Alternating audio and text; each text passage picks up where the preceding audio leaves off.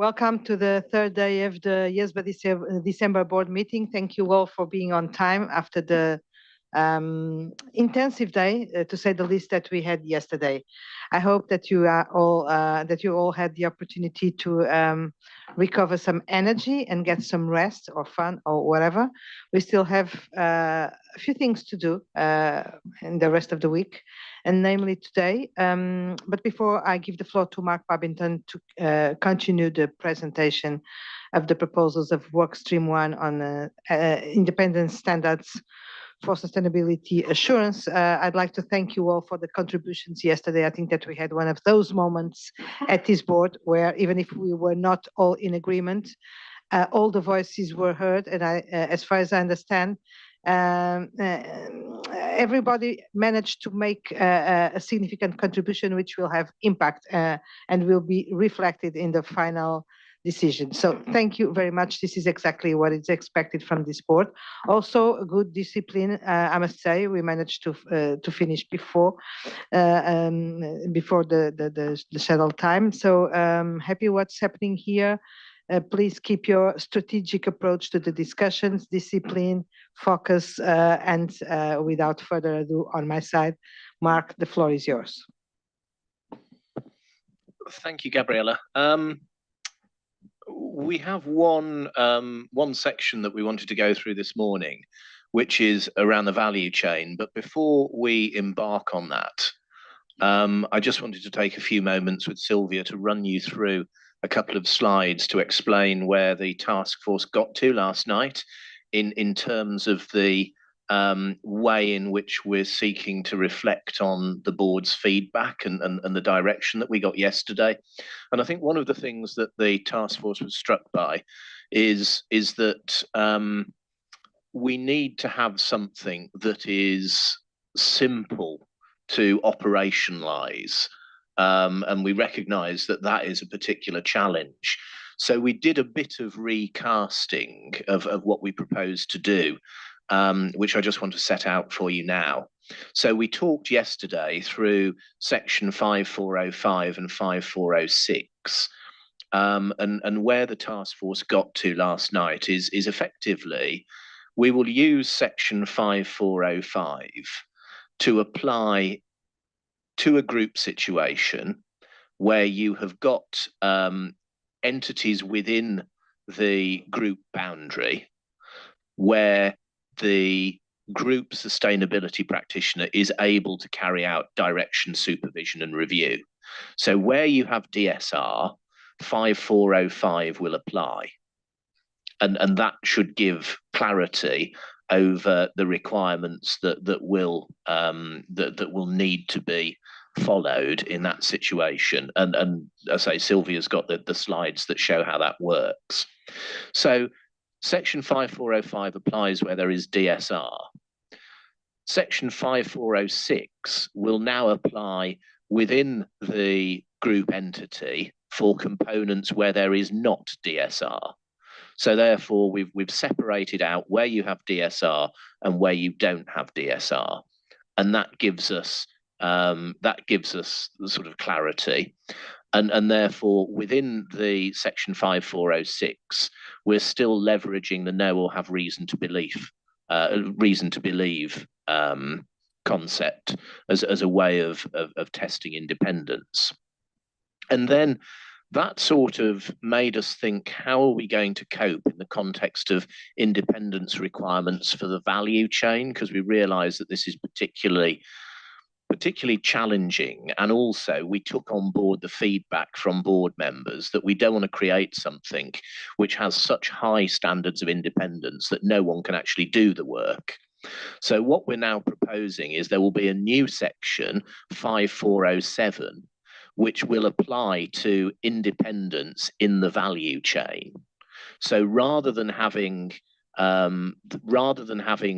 as was previously proposed, 5405 or 5406 applying dependent on your circumstances, we now have one section, a new section 5407, which will apply to asking a question about the independence of someone providing information from the value chain on which you rely as the group sustainability leader. It doesn't matter whether it's subject to DSR or not, because it's only effectively one question to say, in order to place reliance on this work, is that individual or is that firm independent in accordance with Part 5 of the code? And then effectively what we've also done is leveraged what we sort of saw as a backstop provision in section 5700 as currently drafted, which is, are there any other circumstances that you know or have reason to believe of that you should also bring to the attention of that group sustainability practitioner? So what the task force believes that does is create a much simpler route to navigate, because effectively it says, if you're placing reliance on the work of a component auditor, do you have DSR or do you not have DSR? And that structures you either down 5405 or 5406. And then recognizing that the value chain is almost a different question, a different ask, because what you're asking is for the provision of information to support reporting by the entity from the value chain. There is a single, simpler requirement that applies regardless of the relationship with who's providing that information in respect to the value chain.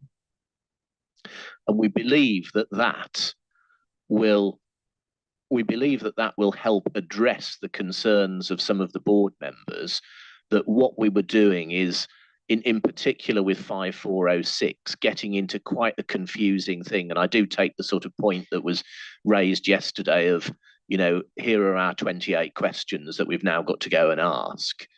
You've got that in a more standard construct where you are placing reliance on the work of a component assurance provider. But in respect to the value chain, you now have a much simpler construct.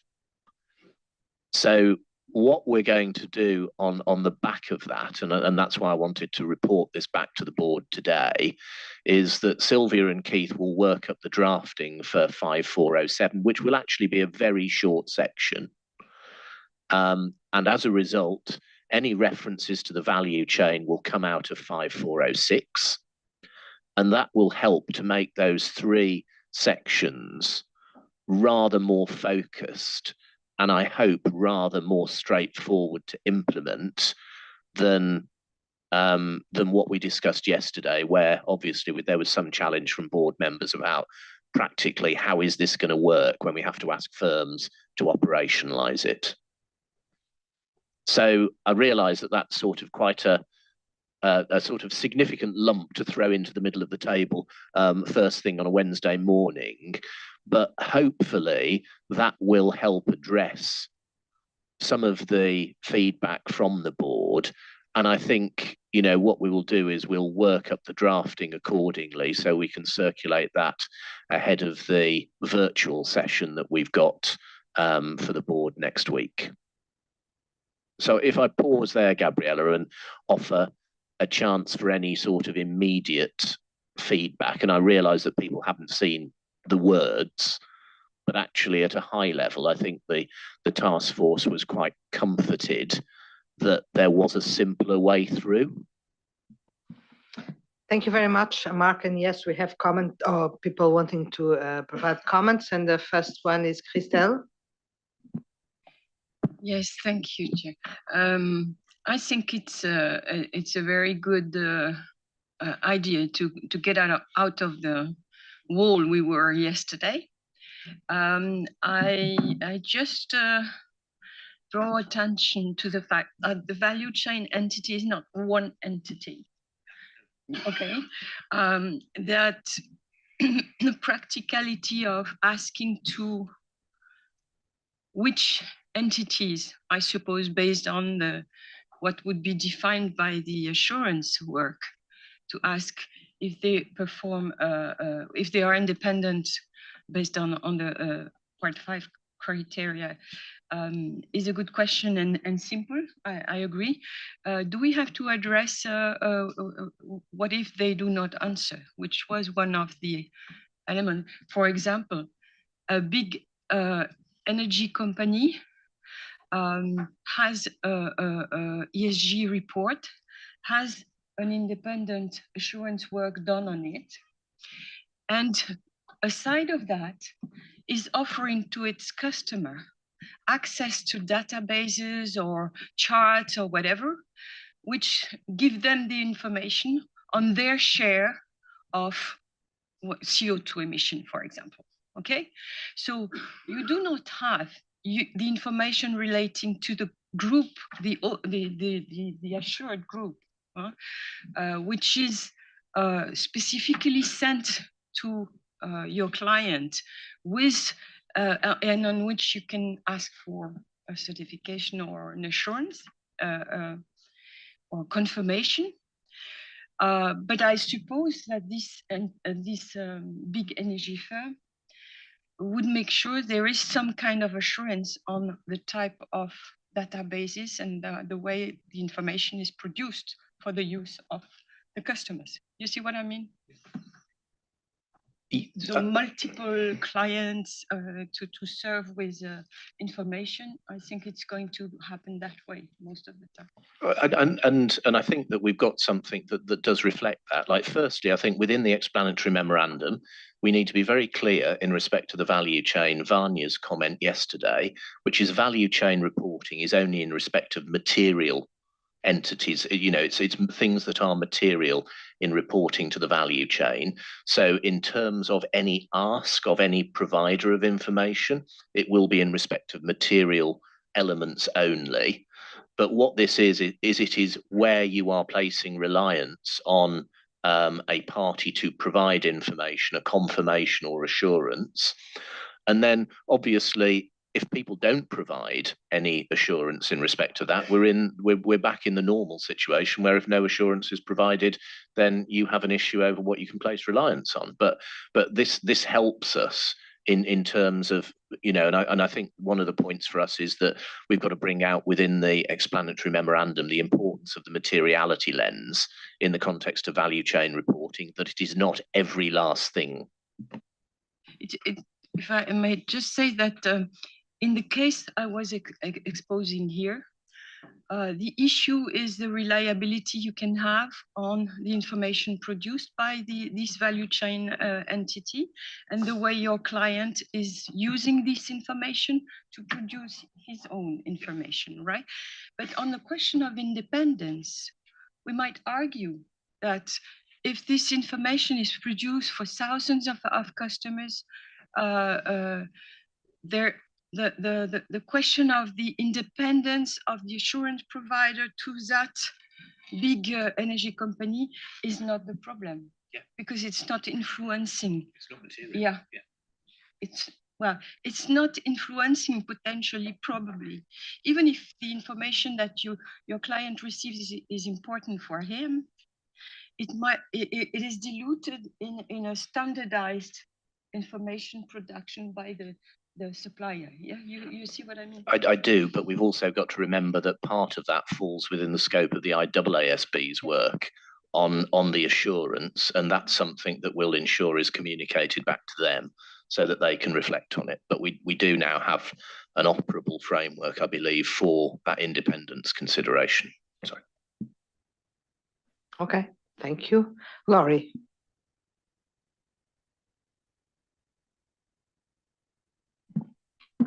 Look, having not read the text, I'll reserve comment for the specifics, but one, thank you very much for taking away the comments yesterday, which I think were very heartfelt. And I think that I'm most appreciative of thinking about this in a practical way that is actually implementable, because sometimes the great is the enemy of the good. And it felt yesterday during the conversation, that's what we were circling around, something that might have been, you know, very difficult. So looking forward to seeing the language, but thank you for taking that on and making an attempt to simplify it while still keeping the essence of what you're trying to accomplish. Thank you, Laurie. and Mark and task force. Luigi, please. And thank you, Mar, for anticipating this outcome.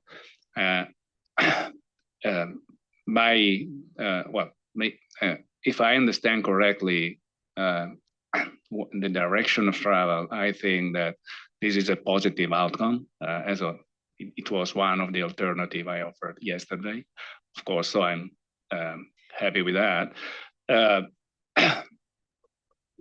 I'm still a bit, probably it's me, so sorry for that, because I understood before this amendment that the two sections were already on DSR without DSR, the second having both the organizational entity, boundary entity, and the value chain. You said that even this approach DSR, not DSR, changed, but so I will need to read the text how it was changed, because I think it was already in this way. But let's say that's fine. We will read the text afterwards. The fact to have differentiated the approach is positive. I agree with that. I think that still, while drafting this alternative, you need to consider some matters. I'm probably repeating what I said yesterday, and sorry for that.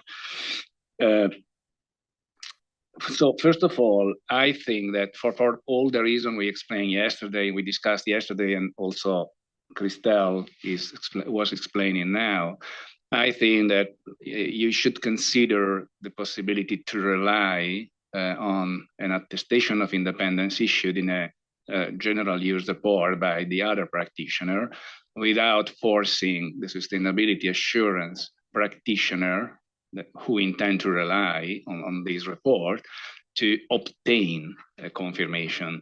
Because these would basically, in most of the cases, bring us exactly at the same point as we discussed yesterday. So this should be one of the options in order to allow the sustainability assurance provider really to make reliance on this report elsewhere. Otherwise, I think in most of the situation, we will have the same issue. Second, just repeating what Christelle was saying, in most of the cases, the relationships between the other practitioner and the sustainability assurance client are not relevant because, let's say, basically they would perform this work not considering a specific user, but just considering their assured entity. So I don't think that in the new section, these will be included because otherwise we will come back exactly at the situation previous this proposal. So the proposal will not innovate the matter as intended. So I urge the task force to consider these and not to require the other practitioner to consider the sustainability assurance client. And therefore, if you go on this line, I think that a number of critical areas that I discussed yesterday would be probably resolved. As I mentioned yesterday, with respect to this approach, I had a number of issues, most of which are in order to make this section operable, effectively operable. But I also was of the view that there were means to solve this matter. And I think this is the right directions, but you also need to consider the details if you would like really to allow a sustainability assurance practitioner to be in a position to make reliance on the work of another practitioner. Elsewhere, if we do not consider this point, at the end, we will be as we was at the beginning of this process. No, thanks, Luigi. And you know, we did also sort of touch on in our discussions, including a question or including something within the consultation along those lines. I think we're all mindful of the fact that when we go out to consult, we want something that gives us the ability to flex. And it might be that, as you say, you end up with something that is very much more like your attestation, but we don't want to start with something that then we can't change without going through any sort of re-exposure. So we will need to frame our questions and do that in a way that maximizes our flexibility. And I realize it's quite hard to have the discussion when we haven't given you the words yet. But all the words aren't yet on the page. But you know, they will, in respect of section 5407, provide a much cleaner way without having to consider all of the moving parts that were previously there within what was discussed yesterday within 5406. So, you know, we'll work on those, and maybe one of the things that we'll think about, Ken, is whether or not we can share at an early stage 5405, 5406, 5407 with board members, so that they have a little more time to look at the wording of that when we're happy with where we've got to. Thank you, Mark. Angie, please. Thank you, Chair. And I appreciate the task force, and thank you for that. And indeed, I won't talk about language I haven't seen. So I just talk conceptually as you invited me to, as you invited us all to do, Mark. Just a couple of thoughts. I'm not sure they're necessarily connected, but just as that deal with this topic, is the first one that is extremely challenging for us all is the value chain and the report. The assurance provider is going to provide assurance on a report of management, and management is going to get their information from a variety of sources, including their own books and records, as well as the intersection they have with the companies they do business with, that they have a nexus with in the value chain. And those value chain members are going to be, the value chain participants are going to provide that information to the reporting entity, this reporting entity, just like a customer provides information about their creditworthiness to a company about whether or not their receivable is collectible or not. And the members of management need to determine how they can consider the information provided by those outsiders in producing their financial statements. And this will have to be the same way in producing their sustainability report. So what I'm getting at is that the value chain information is something that's first going to stop for a visit with the members of management of the reporting entity. It's going to be subject to their controls, and those charged with governance are going to have to deal with it. They're going to have to deal with it. How do we rely on it? Is this the correct information? Is this what we need to conform to our reporting framework, just like they do for financial statements? So without getting too much into what I think the assurance framework will be, because a lot of this is assurance frameworky sort of stuff, is that those people offering assurance are going to have to determine how they study and evaluate those control systems, what sort of sufficient appropriate audit evidence they look at. And if they look at what I think we're referring to as value chain information, maybe they confirm it directly with the value chain. That's a decision they make as assurance providers, just like it's a decision assurance provider makes to confirm information directly with customers of a financial statement company. But it's going to, my point is, it's going to first go to the reporting entity, and the reporting entity is going to have a sensible reason, should have a sensible reason for good governance reporting as to why they're putting it in their assurance report. So I sometimes hear these discussions about value chain information and the assurance provider as if it's information that's finding its way on this report via the assurance provider. I don't think it is. I think it's going to have to go to the reporting entity first. And a lot of that will have to be sorted out when the reporting framework is sorted out, and it's going to have to be sorted out by the assurance framework. So again, I haven't seen the words, but I heard the words of that value chain assurance providers might be providing information on which this reporting our sustainability assurance practitioner will rely. The notion of forgive me, but I do believe the notion of whether or not the firm signing that assurance report on the sustainability relies on something is an assurance concept, not one that's an ethical construct. I mean, I'm not even sure in ISA 600 or in the revised 600, the whole notion of relying that as a word. Now, again, I haven't seen the word, and so that's the only word I heard. So I have to kind of respond to that. I think they use the information, and I don't think they rely on the information. I'm not sure that's even a concept. And so I'm also trying to sort through just the notion of something that could be. By the way, I'm with Luigi that I think bifurcating or trifurcating these things is better. So that's good, but I'm trying to get my head around the concept that something could, on one hand, be a component, and on the other hand, we don't have direct supervision and review of it.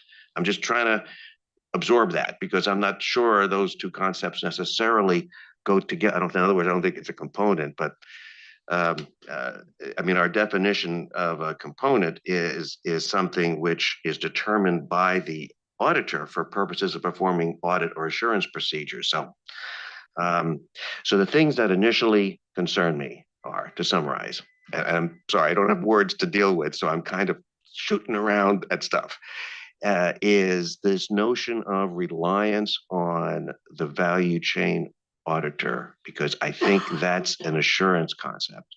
And I'm just being cautious about that. And also the notion of that it's not going to be a naked reliance or reliance. It's going to have to be something that's going to come from the reporting entity themselves. But again, you asked for my initial reaction, so I'm giving you my initial reactions. But I'm looking forward to seeing the words and working it all through. So thank you. Thank you, Andy. And absolutely agree with you that we are right on the line between what is an assurance engagement within the scope of the IESB's project and our rather different obligation, which is where a practitioner wants to place or wants to use the work of another party. What do they need to do in terms of satisfying themselves of independence? And it may be rather different when that materiality lens in the concept of some of the value chain reporting examples is provided. But hopefully, and as I say, we will sort of obviously look to provide the wording. Then we'll be able to make sure that we've got something that does address some of the concerns that were raised yesterday. So if we can deal with a couple more questions, Gabriella, and then I want to move on because I want to cover 5700. We also want to cover a couple of items in the glossary, and I also want to just cover conforming amendments. Okay, so let's try to take 2 or 3 questions at the same time, and then you'll respond. Okay, Vanya, please. Thank you, and thank you for the task force. I think that the solution that you found is very, very good, because when we try to have many different things at the same topic, we have to accommodate the wording in order to serve everything. So to segregate and form the session 5407, I think would be a solution, because you'll be able to get the wording addressing exactly the main topic here. According to Luigi's comments, my perception so far regarding the reporting of the value chain, I had the opportunity of being judged in some entrepreneur awards back in Brazil last week. And these young generation that are very technological, advanced, they are developing some kind of tools that go to the supplier and extract the information, and it enters directly in the system of the company that is reporting. Then you are right, and the information will be given to the reporting entity. And the trouble for the auditors will be to provide, to test this system and see that it is reliable. So we are discussing things that the world is still finding solution for them.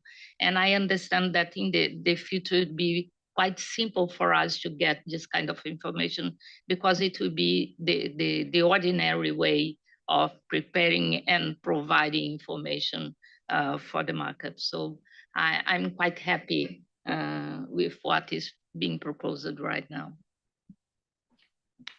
Thank you, Vanya. Of course, it also poses lots of challenges and questions to the preparers themselves. It's not only for the auditor, but for the preparer to address that information in a proper way. Anyway, Rich. Thank you, Mark. I will just, obviously we want to see the text, but I think adding on to things that have been said, it sounds like what you're describing is going to make it easier for a reader to understand this, and I think that's helpful. Just a point of clarification on 5407, as the slide shows it up there. Are you the value chain, the sustainability assurance provider for the value chain will either confirm or somehow indicate that they did follow part 5 as it related to the value chain entity still? So in a sense, the one question is the provider of the information independent in accordance with part 5? Yeah, of the value chain entity, right? Are you also, though, asking the value chain, the sustainability assurance provider? I wasn't clear, and I may have just misunderstood what you said. The provider of the sustainability assurance provider for the value chain entity, are they also going to have to assert known or reason to believe as it relates to the group? No, they're not. Okay, thank you. Thank you, Rich and Mark. And finally, Vanya, before Ken. Thank you. So I just wanted to say, I really like where you've landed with this. I just wanted to ask if you have considered the possibility of making the requirement one for a negative confirmation, whereby the other practitioner would only have to respond in case they have reason to believe that there is, they are not independent. Maybe that would make it more workable, unless that particular value chain entity is assessed to be very material. Just something. Indeed, a fair question. I suppose it again comes back to Vanya's point of yesterday, which is we're only expecting value chain entities to report in where they are material. So, you know, in a sense, this is very much something that applies to the most significant top slices of that value chain. And you know, as I say, you know, I'm always open to what comes out of the other side of a consultation, but in a sense, we need to consult on a high watermark with the opportunity to lower, because we can't consult on a low watermark and then raise. So you know, it's something we can bear in mind, and it's something we can frame in the context of the questions that we ask. But I think, you know, if we sort of think about it from the perspective of materiality, it probably is a reasonable place to start, but we can ask questions to see whether or not, firstly, is it going to be operable? And secondly, is it an appropriate level to set? So, you know, it's a useful prompt for us. Yeah. Thank you very much, Mark. And I think that we are, sorry, Paul. Thank you. If anything, it's just maybe to build on Rania's question. We have had this running flag on what if they don't respond? Doesn't that address this concern about the materiality assessment may not be made and they may not respond? So can we just say respond if it's a negative assurance, rather than if it's a I'm not independent, rather than to confirm I'm independent? It seems to fix a lot of problems, just to understand. It potentially does, but in a sense, those are IASB's problems to fix. Because if for instance, in the example you asked, Paul, If someone was to give a negative response or not respond, then that would be a matter for the IASB about whether or not they then thought it was appropriate to use that work in the assurance engagement. So it is our job to provide a framework to make that assessment. It is the IASB's job to decide whether or not that is an acceptable level of assurance, or, you know, in Andy's term, you know, sort of someone providing the engagement leader with sufficient appropriate audit evidence in order to be able to use it. But it is something that we continue to pick up with the IASB, because we can't afford for there to be a gap between our two approaches. Right. Thank you very much, Paul and Mark. And finally, Ken. Thank you, Gabriele. I just wanted to maybe go back to Luigi's earlier comment about considering, or at least exploring, the possibility of relying on an assertion, and I'd probably use the word assertion instead of attestation, an assertion of independence from the assurance practitioner who's carried out the work at the value chain entity. And I just want to clarify, Luigi, if you had in mind that this would be either the assertion of independence or what Workstream 1 is proposing, which is a positive confirmation of independence, because the former presumes or presupposes that the assurance practitioner, the value chain entity, would have performed the assurance work, first of all, in accordance with Part 5, and secondly, that the assurance work actually meets precisely the needs or the purposes of the sustainability assurance practitioner who's actually doing the overall reporting. So, in other words, the stars need to align to be able to place reliance on an assertion of independence, and maybe that's an option Workstream 1 can consider. But is it either or should we consider the reliance on assertion as an option if indeed, as I said, the stars are aligned, the work that's been done is in accordance with Part 5, in compliance with the independence requirements in Part 5, and essentially the reporting practitioner can go ahead and place reliance? The starting point of my concern is the fact that we do not have a one-to-one relationship usually in this respect. We have value chain entities that are assured in order to provide reliable information to a number of users. And therefore, my concern is that if the other practitioner receive an awful number of requests to confirm independence, he will never respond. If I was the practitioner, I would never respond to thousands of sustainability assurance practitioners that ask me to confirm something. It is not feasible. This is a scenario. There are many other scenarios.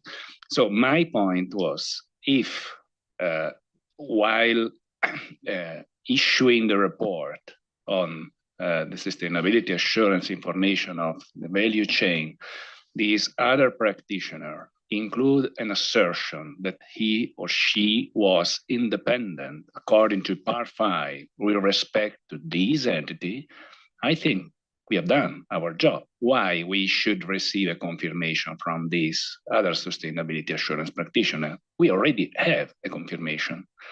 So I think that this should be factored into the new section as an option. Of course, if there are no assertion at all, or if the assertion is not, let's say, the minimum we require, well, we can inquire. And at that point, if we do not receive a confirmation, well, we would need to do something else probably. But simply excluding this possibility, like, for example, just to give a parallel, like in the soccer part, just excluding this possibility, this means that our bar is so high that in most cases, even the new section will not be operable.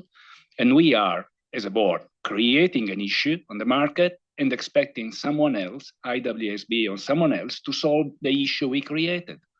So my point really is, what is our purpose? Our purpose is to set high standard, I agree, but also have these standard operable on the market. And I think this is a fair alternative because we are basically requiring the same thing. So if they assert that in a report, why not accepting? We are requiring the same thing. This is my view. Like, I think, and really just as and we'll continue to discuss this because we've got another meeting tonight. So we'll pick this up further. But a good example, I suppose, in the way we're trying to look at this, Luigi, is you could have someone reporting, and actually one of the things they want to know is what do they feed in from the value chain from their energy provider. And actually, you could actually tell them what they've got to include within their reporting, because they might actually say, on the bottom of your electricity bill, this actually equates to X amount of carbon or whatever. And that would be a sort of almost like a factual calculation that you would pick up and that you may not require anything from. However, you may be a supermarket or a retail business, and you contract out all of your logistics, all of your haulage to a provider. And actually, the emissions that come from that service are so significant in the context of what you're reporting, you might want it to be subject to a bit more rigor than just an assertion. But it is something we'll look at further. And we have another opportunity to discuss that. So, I think what we're trying to say at this point is that we are committed to coming up with a proposal that is ultimately a workable one. I'm not entirely thrilled that the reporting and assurance frameworks don't make our job any easier. And I'm really keen that we don't. We're really keen that we don't overreach into trying to compensate for the problems in a reporting framework and an assurance framework that are difficult in certain respects. But we will continue to look at this in our meeting. But we do need to move on.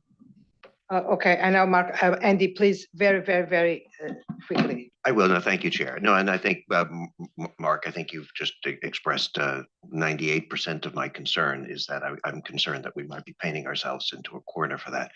But I just wanted to support, I think, Luigi's position about that. Depending upon the circumstances, I think it would be a fine public interest area for the practitioner to use a massive amount of their professional judgment in terms of deciding what they do. But I'm now in terms of relying on a report versus getting a direct confirmation. But now I'm just discussing as a practitioner, and I'm cutting through assurance standards and ethics standards all at the same time, because I think that's the purview. But the evidence upon which the assurance provider will rely will use for their sufficient appropriate evidence might include something from another. I don't mean to point at you. Might include something from another practitioner, and if it does, and if it's acceptable in the insurance framework, then I think the independence ethical area, which you have to deal with, I think there is an avenue in this world for relying. In that terms, I'm relying on the independence representation from a properly written report that it has to be from a reputable firm making an assertion they're following our standards with a time frame that's reasonable in the circumstances. So professional judgment. Okay, Andy, thank you very much. And thank you, Mark. Sorry? Oh, sorry, Paul. Very quickly, please. Absolutely. If anything, it's just to plead, Mark, that as the team are working through that detail, can we, as much as possible, give a bit of perspective for a non-accountant? So it's not about whose responsibility is what, but what's the real outcome? What are we trying to communicate? Just that's the prayer. Thanks. Thanks, Paul. Okay. I'll do my best. Okay. Thank you very much. Yeah, I think we can now move forward. Thank you for your contributions, and I'd like to thank you, the task force, for the work done in integrating in your proposal for this morning the discussion of yesterday, and the fact that we had a show of hands with a clear direction does not mean that the hands that did not show were not understood and heard, as we can see from some changes that were already included. So thank you for that. And Mark, back to you. Okay, thank you. What I'm going to ask now is Sylvia's going to take you very quickly through section 5700, which was about the value chain. But we are going to do this very much at a principles-based level because section 5700 may need to change as a result of us changing to 5407 last night. So I'm going to ask Sylvia to cover it at a high level to explain what it is we're trying to cover off here. It may be that in the wider discussion we have to moderate this, and then we'll also work through the things in the glossary and the conforming amendments. So if I hand over to Sylvia. Thank you, Mark. So yes, we are back to agenda item 5A. We finished at section 600 yesterday. So the next section is 5700. And this is addressing the interest, relationship, and services with the value chain entity. So this is a different topic that Mark has just presented regarding the relying on an assurance work. This is the addressing the relationship of the firm with the value chain entity regarding those value chain entities whose sustainability information is involved in the sustainability information on which the firm expresses in opinion. So that's also important to know that we are not talking about all the value chain entities, only those value chain entities whose information is involved in the sustainability information. Therefore, there could be a threat, possibly to self-interest threats or self-review threats, if there is a relationship or provision of services from the firm side to the value chain entity. One of the first step, or one of the first thing that we discussed, I think at the September meeting as well, the definition of the value chain entity. And at the end of the September meeting, we had, during the turnaround session, we had a discussion on workstream 1 proposals that we believe that the value chain entity and the concept of the value chain entity is something that is defined, determined, or other way specified in the applicable reporting framework. So if the reporting framework do not address the value chain entity, obviously this issue wouldn't come up regarding the assurance standards and regarding the independence standards. So the definition that you can see in the glossary is really based on this concept of workstream 1. And also what we provided is an example to this value chain entity, explaining that value chain might include the customers of suppliers to the client that are material for the sustainability reporting purposes. Again, it's not the part of the definition, it's only meant to be a helpful example to describe what we are talking about here as a value chain entity. The other thing that we clarified in the definition that the value chain does not include components. So really what we have already mentioned in relation to the component definition, that component does not include value chain entities. So in section 700, this is a new section. That doesn't mean that the proposals are all brand new. Previously, they were placed in 510, 511. However, based on the comments we have heard from the board, given that the value chain entity is not part of the sustainability assurance client, we believe that it's clearer, probably more comprehensive, to place the provisions in a separate section. And in this section, we explain the rationale for this section is precisely that we believe that some relationship and circumstances with the value chain entity whose information involved in the sustainability information could indeed create threats to independence. And in the other part of the section, we provide some examples to these specific relationship or circumstances where we believe that if the firm or the sustainability assurance member knows or has a reason to believe that there is, for example, a financial interest, business relationship with the value chain entity, could create a threat. In the section below, we are describing these potential threats. We are providing factors to evaluate the level of the threats and also examples to actions that could eliminate these threats or could be safeguards to address the level of the threats. So these specific circumstances we are mentioning are the financial interest, loans on guarantees, business relationship, the provision of non-assurance services. However, this list is not exhaustive, so it doesn't mean that other services or relationship couldn't create a threat. And the end of the section, there is a capture all provision that explains that if the firm or the sustainability assurance team members knows or has reason to believe that there is any other relationship that could create a threat, they need to use the conceptual framework to evaluate and address the level of the threats. So this is just a quick summary of the structure of the 700 section. And I would pause here to collect comments. Thank you very much, Sylvia. Are there any comments? Andy, please. Thank you. So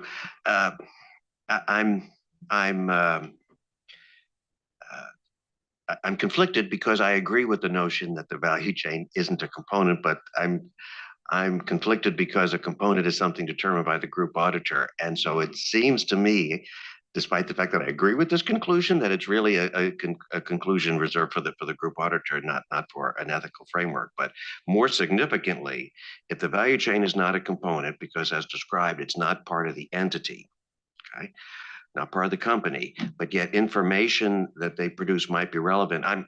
I'm not yet convinced that there's an operable knows or reasons to believe with the information on the value chain that finds its way to the reporting framework. And I'm trying to, but I just want to share with you, I'm not convinced that something that's not part of the entity can be subject to that independence aspect for the reporting practitioner. Thank you, Andy. Mark, can we take one more or two? So thank you. Luigi. Yeah, thank you. This section, well, I have a number of concerns with this section. First of all, so far, we don't know yet how to perform assurance work on this type of information, on information coming from value chain entities. This is the real big issue. On one side, one could say that the sustainability assurance practitioner need to perform assurance procedure on the internal system of quality control of the preparer, who is responsible to identify information to be included in the sustainability assurance client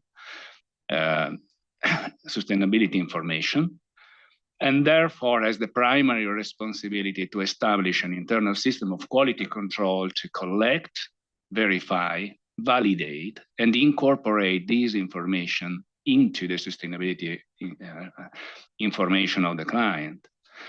And therefore, at the one extreme, the assurance procedure should rest within the reporting boundary and should be delivered and perform on this internal system of quality control. On the other extreme, others could argue that the assurance procedure should insist on the information. So the sustainability assurance practitioner has two alternatives: make reliance or use the work of another practitioner on one side, and on the other side, to go to the value chain entity, obtain information, access the information, access the system, and perform whatever he needs to perform in order to gain the level of knowledge and assurance to be able to perform his work. I don't know whether we would be in the first scenario or in the second scenario or in the mid of these with many variations. And I don't know how I can set an independence framework without knowing how to run an assurance procedure. Because in the first scenario, I am less worried about self-review risk on information provided by the value chain entity. On the second scenario, I would be more worried about that, because of course there is a direct impact that I do not have in the first one. But so far, no one was able to explain to me how to run this assurance procedure. So I wonder why we should go first without knowing how to run this process. I think that there is an imbalance here. We are defining the independence rules without really knowing the assurance performance work that we need to do, which is not the right thing I think a board should do. Then we have a number of detailed other matters. First of all, the process of applying the known or reason to believe approach, which is wrong, it is not right. The known or reason to believe, as it was used in the code, state that the way in which it works, when a firm or a sustainability assurance practitioner knows or has reason to believe that a relationship of interest held by a firm or assurance team is relevant for the firm independence with respect to the client, then the firm shall include the relationship and interest when identifying, evaluating, and addressing threat. Here, in this section, we say there might be a threat if the sustainability assurance practitioner knows or has reason to believe that a relationship exists. So here the point is that if it exists, there might be a risk, not if we know or have reason to believe that a relationship might create a risk, then we need to evaluate it. It is not the same thing. It is like a reversal approach. I don't think it is consistent with the approach we had in all the rest of the code. So this is, of course, this is one thing that could be fixed. The other concern, I think, it is not possible to fix until when we really know what a practitioner needs to do in order to assure this procedure. I will stop here. I have other comments. If we have time, I will provide them elsewhere. Otherwise, I will send to the board, to the task force. Okay, thank you very much, Luigi. Mark, I think I'm gonna give you the floor to respond, or do you want to? Yeah, well, we are where we are, aren't we?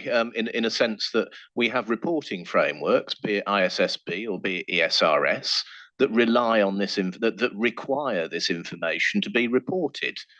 And we know, for instance, under CSRD and ESRS, that it is required to be assured. We don't know how it's going to be assured yet, because the assurance standards are yet to be developed that will require that. But we know, again, from ESRS, that they will require the provider of that assurance, be it in respect of the core sustainability information or the wider information in the value chain, to be independent. So,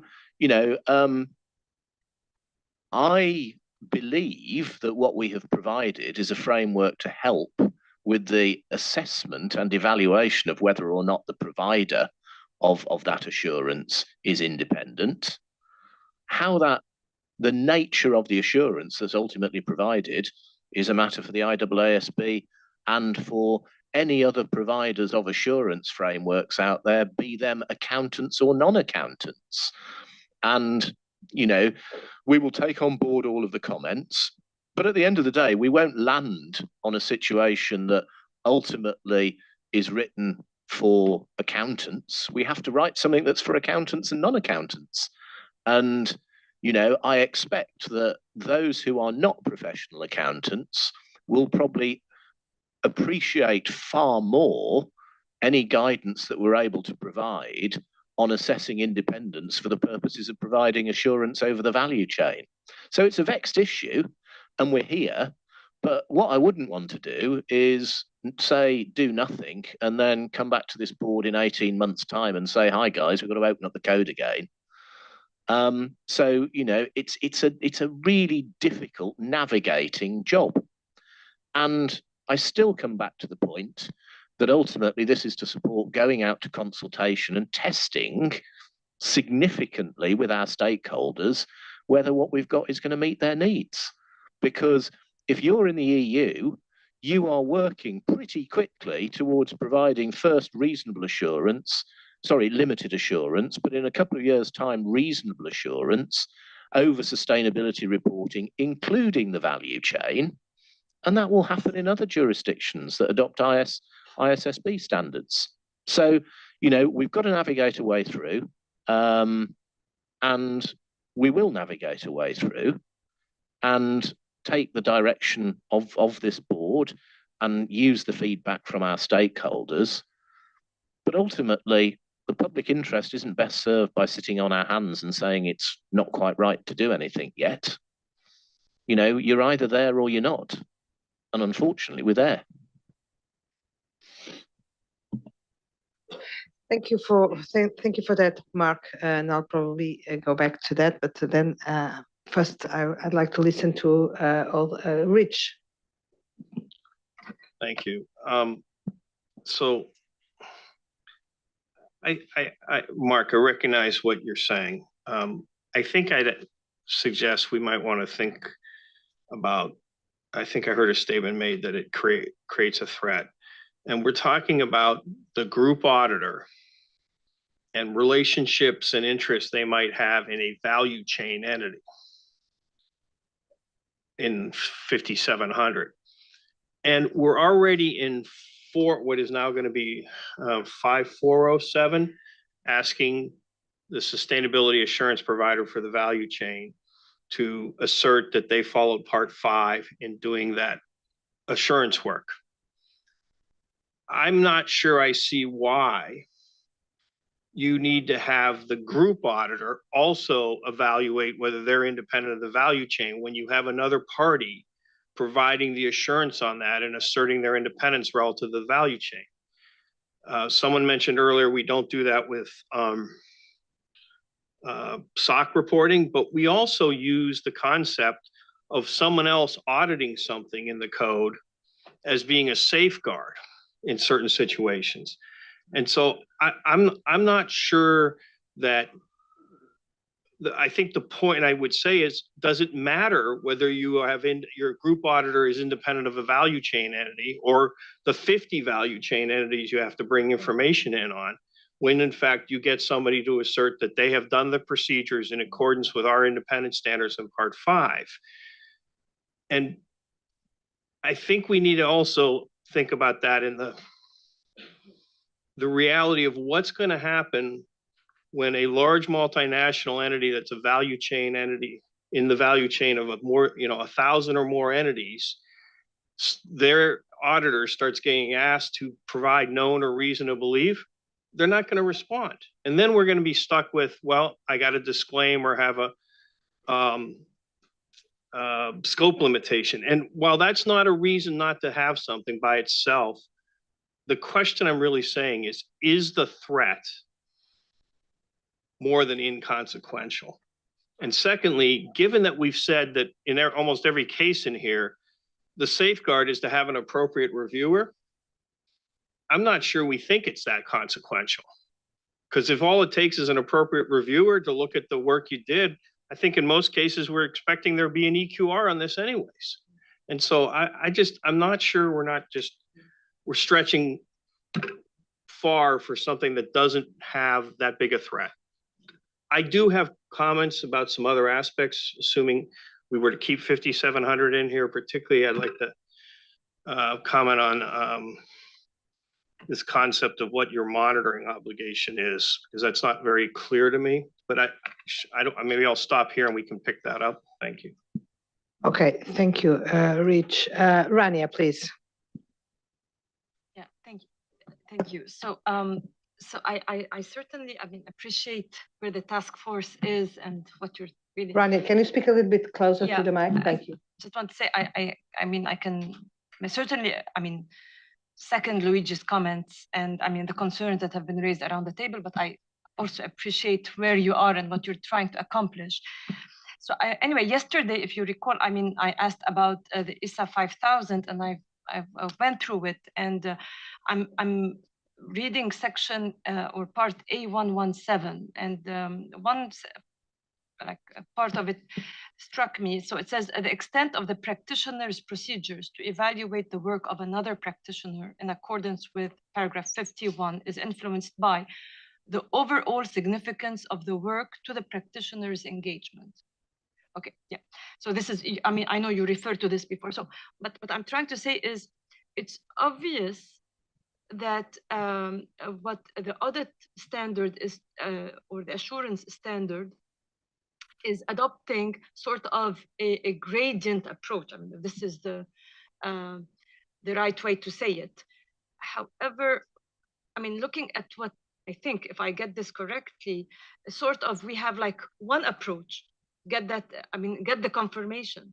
So it seems to me that our approach does not exactly parallel the IEESB's approach. So perhaps you may want to bring in that sort of, pull in from their standard or their explanatory material, that sort of, graduations, like, and therefore it will be up to the auditor or the assurance practitioner to decide where, I mean, giving options rather than setting one requirement. That's what I wanted to say. And it's not just material or not, because I know that you mentioned the issue of materiality. I understand that.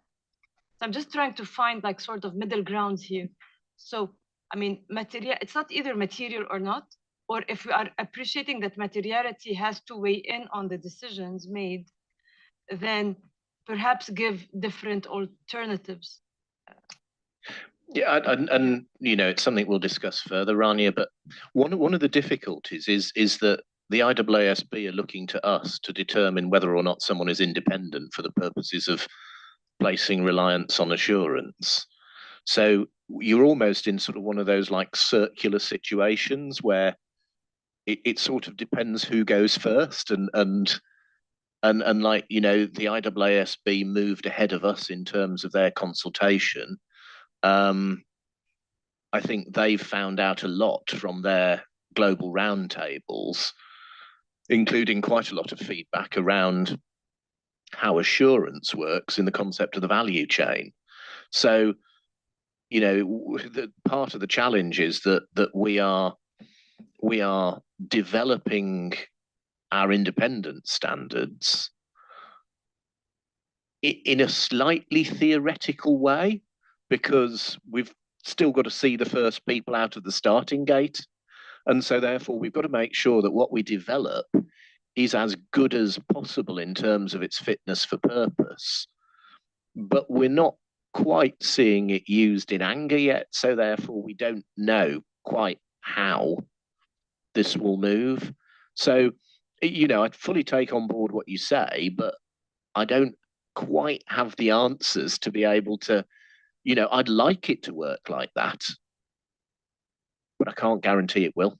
Yeah, I know, but I think a safer approach, I definitely appreciate what you're saying, Mark, but I think a safer approach to guarantee, if anything can be guaranteed, the operability of the standard is to give different options. I think a black or white approach, as a general takeaway from what's being said around the table, I think just a black or white approach, or just one option, one way forward,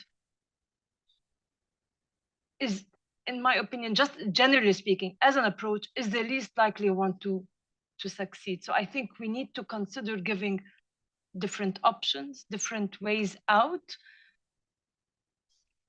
Just my food for thought. And we'll pick up on that when we've got our meeting this evening. So it's all further food for thought. I think that we still have a few people, and namely Begonia from PIOB and Ken, that I want to listen to, and Andy again.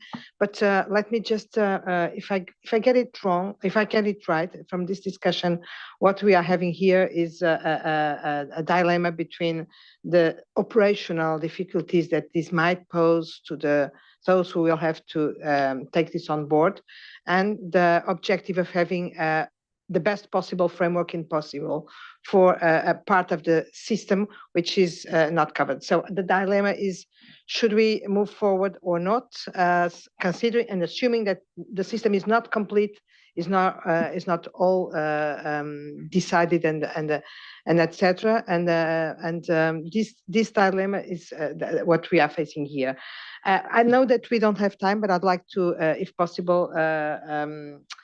provoke the board members to be a little bit more active, because we, so to speak, have heard more about one side of the, which is absolutely legitimate. But I think that we are here balancing between two approaches and perspectives, which I might want to listen a little bit further. But anyway, I'm gonna give the floor to those who already had asked for it. Ken and Begonia. Begonia, do you want to come in? Okay. Thank you, Gabriela. Well, trying to respond to your question, which is about should you move forward or not? I think that from the public interest perspective, this should be done. I mean, it's not because the IESB has not clear standards on this value chain guidance. I am not sure about that, but I thought it was covered in ISA 5000. But if it is not, doesn't matter. But this is not a reason not to go forward in this board. That's the PIOSB view. I think I haven't consulted with them, but I'm sure they agree with that idea. I think this is important from the to provide guidance on the independence for PAs, and in particularly for non-PAs, even more than for PAs. They are less accustomed to that.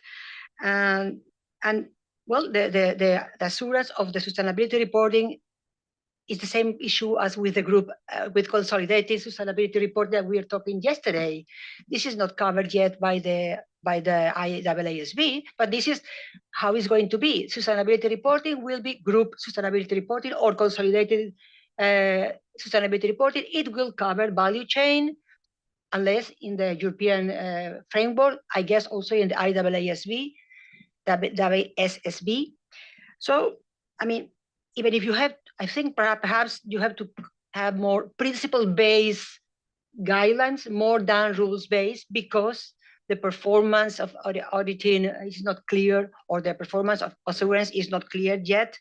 But ignoring that wouldn't be a good solution, I think. So following Mark's idea, I agree with the task force that this should be done by the board. Thank you.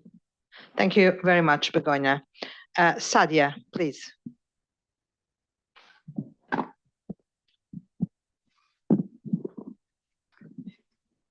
So I appreciate the conversation and the efforts to move this part of the code forward. However, when we started off, we always knew this project was going to be very large, and we often called it the elephant. And I wonder at this time if this is the priority of including this in the project and whether it's doable. I've mentioned this before, but this section of the code, and I'm looking forward to the revision, actually only has application material, which means that it could be guidance and not actually in the code. So that may be one option of actually scoping it out of the code and having it as non-authoritative material for the interim alongside the ED, and see how that goes in time when we know more. I'm a bit hesitant. I agree we need something because people will be doing this, but setting standards in a hypothetical environment is new to me. and I really miss the research and the information that will back it with time. Thanks. Thank you very much, Sadia. Ken. Thank you, Gabriela. I must say that I'm a little bit concerned about the one or two comments I've heard about IESBA essentially almost kind of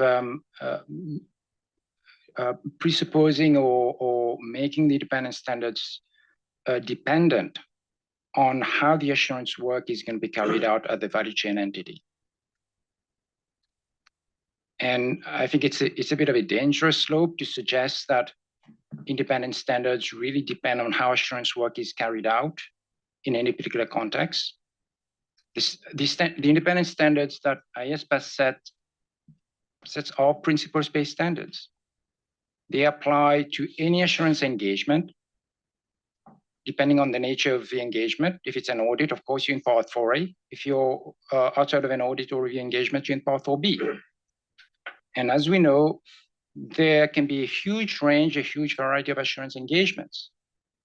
Many of those are one-off engagements. Many others are single on, or could be on single financial statement or particular line items.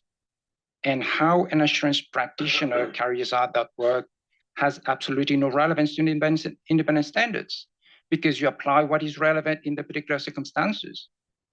If the assurance practitioner has no financial interest, for example, in the entity, well, you don't have to follow section 510, for example, in the context of an audit.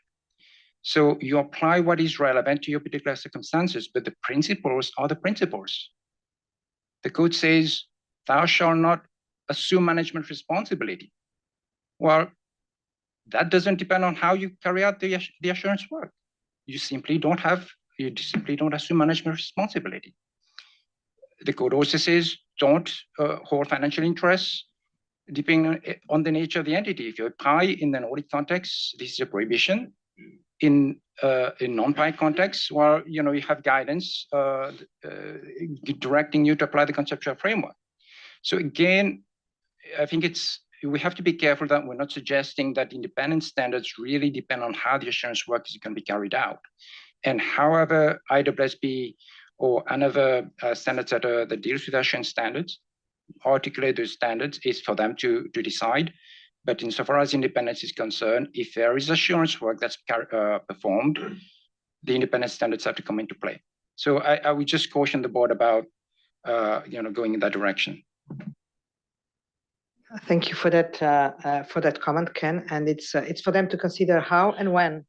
And the question is, can we wait for one day for that to be ready?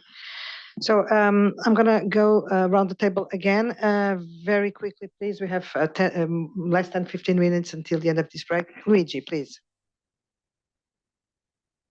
Thank you very much for this opportunity. Yeah, I would have number of explanation for you, Ken, but probably we can discuss this later, because let's say it is more important to deal with this matter in order to explain why the two things are not unrelated, are really overlapping, and one is influencing the other. But let's say let's go with some innovative proposal for the task force to consider. But unfortunately, we are in an innovative situation where we are setting independence rules without knowing what we are really trying to regulate, because we don't know how the assurance work will be done. So in terms of being clever, smart, and innovative, I wonder whether you could consider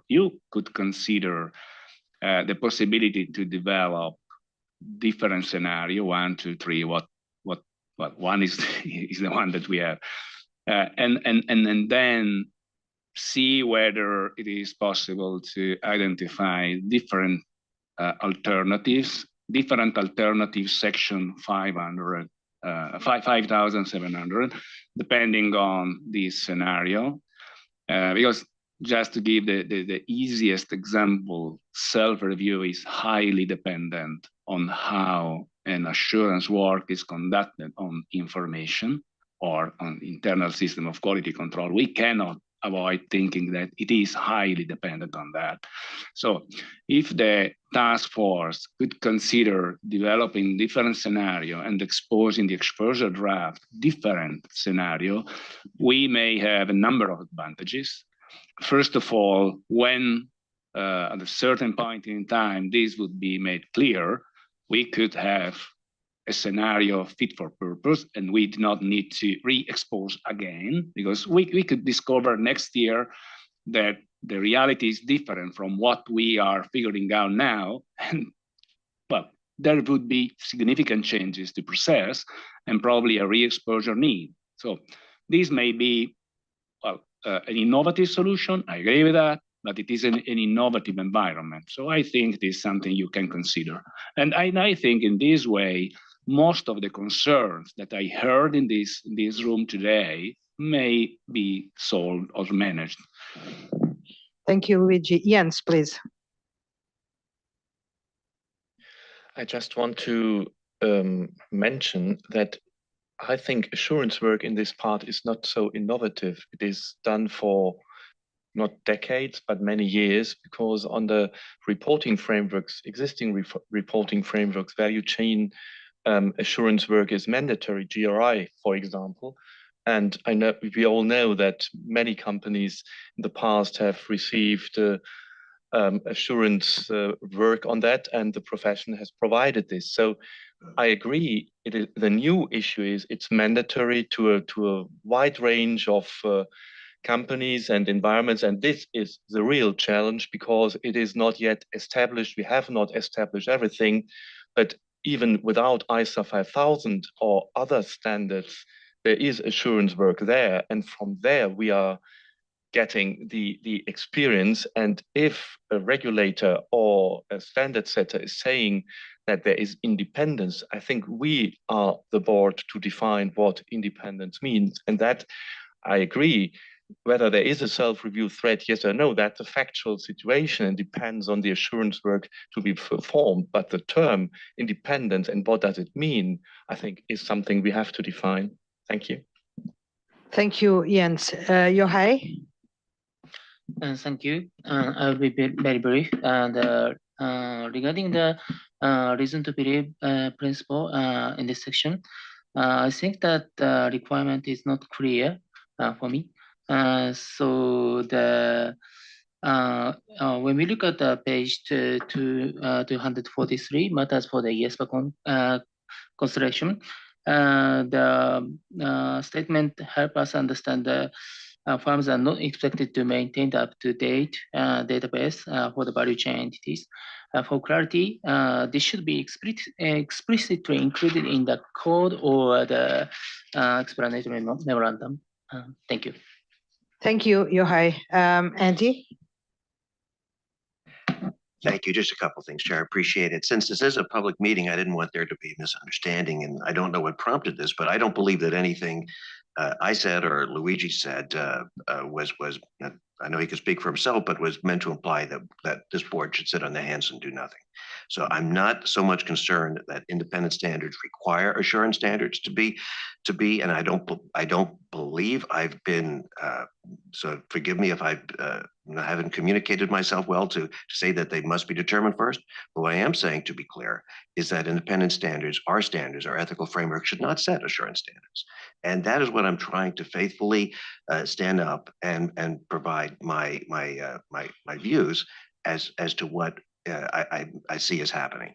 So certainly the ethical constructs of what the fundamental principles are and what is independent of the entity is our purview, and assurance standards are their view. But I'm raising the concerns, fellow members and public, that we shouldn't sit on our hands and do nothing, because I've never said that, and I'm not espousing that, but we also should not set assurance standards here. Okay, thank you for the clarification. Andy, Rich, please. Yeah, I'm on a different point than what was just mentioned, which is I want to be clear. I don't think we should do something just because it's not practical, or not do something over practicality. What I'm asking about is a consideration of what threats exist when you're talking about the group auditor relative to the value chain. And if you're going to get information from the value chain sustainability assurance provider in their opinion and whatever's attached in terms of the information. You don't have DSR, so you're not going to be able to go in and dig in those work papers or ask them about that. You're going to be in reliance on that, and you're only going to have to be able to use what's provided, at which point what the group auditor's relationship with the value chain doesn't seem to have any way that it would impede on your objectivity or impartiality rather relative to issuing the group audit. That's my real question. Is there actually a threat that's more than inconsequential? Thank you. Thank you, Rich. Begonia, do you still want to make any comment? Okay, thank you very much. Mark, I think that we have exhausted the, sorry? Exhausted, yes. Laurie, oh, sorry, I Laurie. didn't see you. That's okay. I've just been patiently waiting. I thought you didn't want me to. So briefly, I just want to second Rich's point, and I was going to second it after he made it some time ago. Please just consider that point, because I do think, to Jens' point, that is the novel piece here, is that we're going to be faced with a lot of volume in this scenario. And so I think we just need to think about what is that real threat if we know that downstream in all these suppliers, there have been assurance work done and independence declared, assuming it was done appropriately and it's in the proper format, et cetera. Okay, now this floats upstream. There's no DSR, the group auditor. I'm trying to understand the problem we're trying to solve in that particular scenario, right? So yes, we should have independence on those audits, sustainability audits down there. But is there a real issue here? The second is, and Rich, you just mentioned this lately, is this comment about no monitoring is required. I think a lot of firms do have monitoring involved. I suppose they'll be able to pick up some of this. It gets there's a bit of a mismatch, and I just don't know what that implies for this. It sort of creates a unlevel playing field of things going on, which I'm not sure we've thought through. Okay, but thank you. I do think something needs to be going on here, and clarity around it would be great. It would be, yes. No, I agree, and I think that's, I think it's a helpful prompt. Where we should be is, being driven by threats and safeguards and actually looping it back all the time into the fundamental principles and the conceptual framework. So I think, we'll look at that and see, can we make that more explicit? I agree with you, Laurie, that level playing field would be lovely. At the moment, we're standing on quite a precipitous gradient in a wind shear. But it's quite a difficult one to work through. I think one of the things that perhaps is at the back of my mind, which is a concern, is that ultimately the sustainability assurance practitioner who signs the report or the opinion or the conclusion on the sustainability assurance engagement has full responsibility for that entire engagement, including what is reported in from the from the value chain. And that's what sort of makes me a bit nervous, because if I were to take it back to first principles, it's a slightly unusual state of affairs that you're being asked to sign a conclusion or a report over something that is not really within your control or direction or anything else. And that's why this is, I think, so challenging. But go on, I know you want to come back on that. Well, I think I want to tie what Rich said to what Jens said, because Jens, you said something that is a very small, very powerful sentence. It is novel, and that is the bit that's novel. And I think we need to define, what does independence mean in that situation? What is the relevant thing we want to try to accomplish? Because that is what's actually unusual for me. When I read this, I'm like, yeah, okay, I get it. Sustainability, assurance, you're outside the group, you're down the value chain, this stuff is going on. So that is different, and the volume is different, and what are we trying to accomplish, and then how do we get there? So I think that's what you were trying to say, Jens. I don't want to paraphrase for you, but. Thank you, Laurie. Hector, please. Very briefly, and thank you.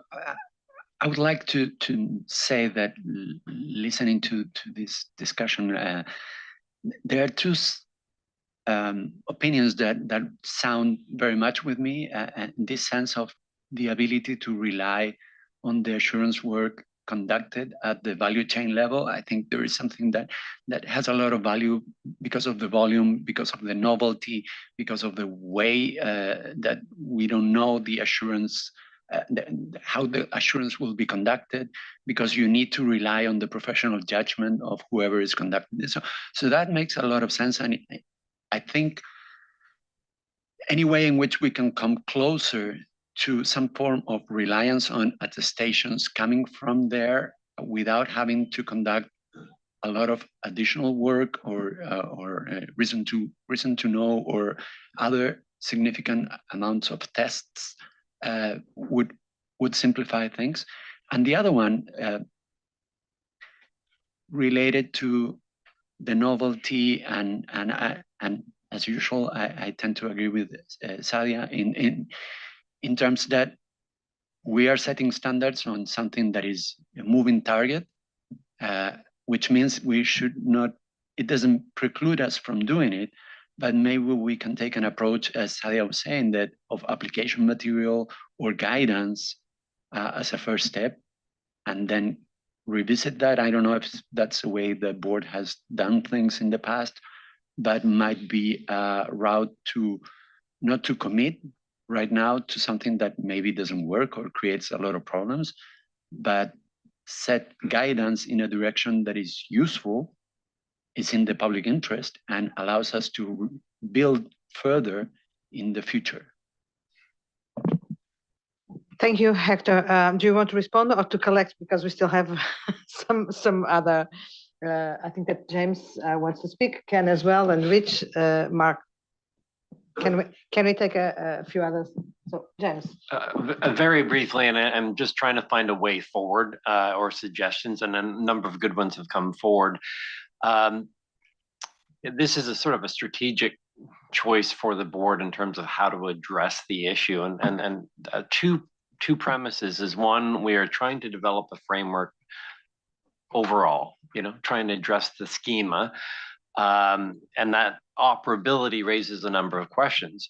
The other way of approaching this is if we can bottom out at the moment a general statement of the applicability of the principles and the framework that we have, but can we approach it with surgical precision on a known scenario where we can all agree that that creates a risk, that there is something that needs to be addressed specifically. So instead of saying, take a look and see what you do and how to apply it, can we address a scenario where we can understand that there is a problem, there's an action that has to be taken, and focus on that element? So a bit of a surgical provision versus boiling the ocean and developing a topic framework.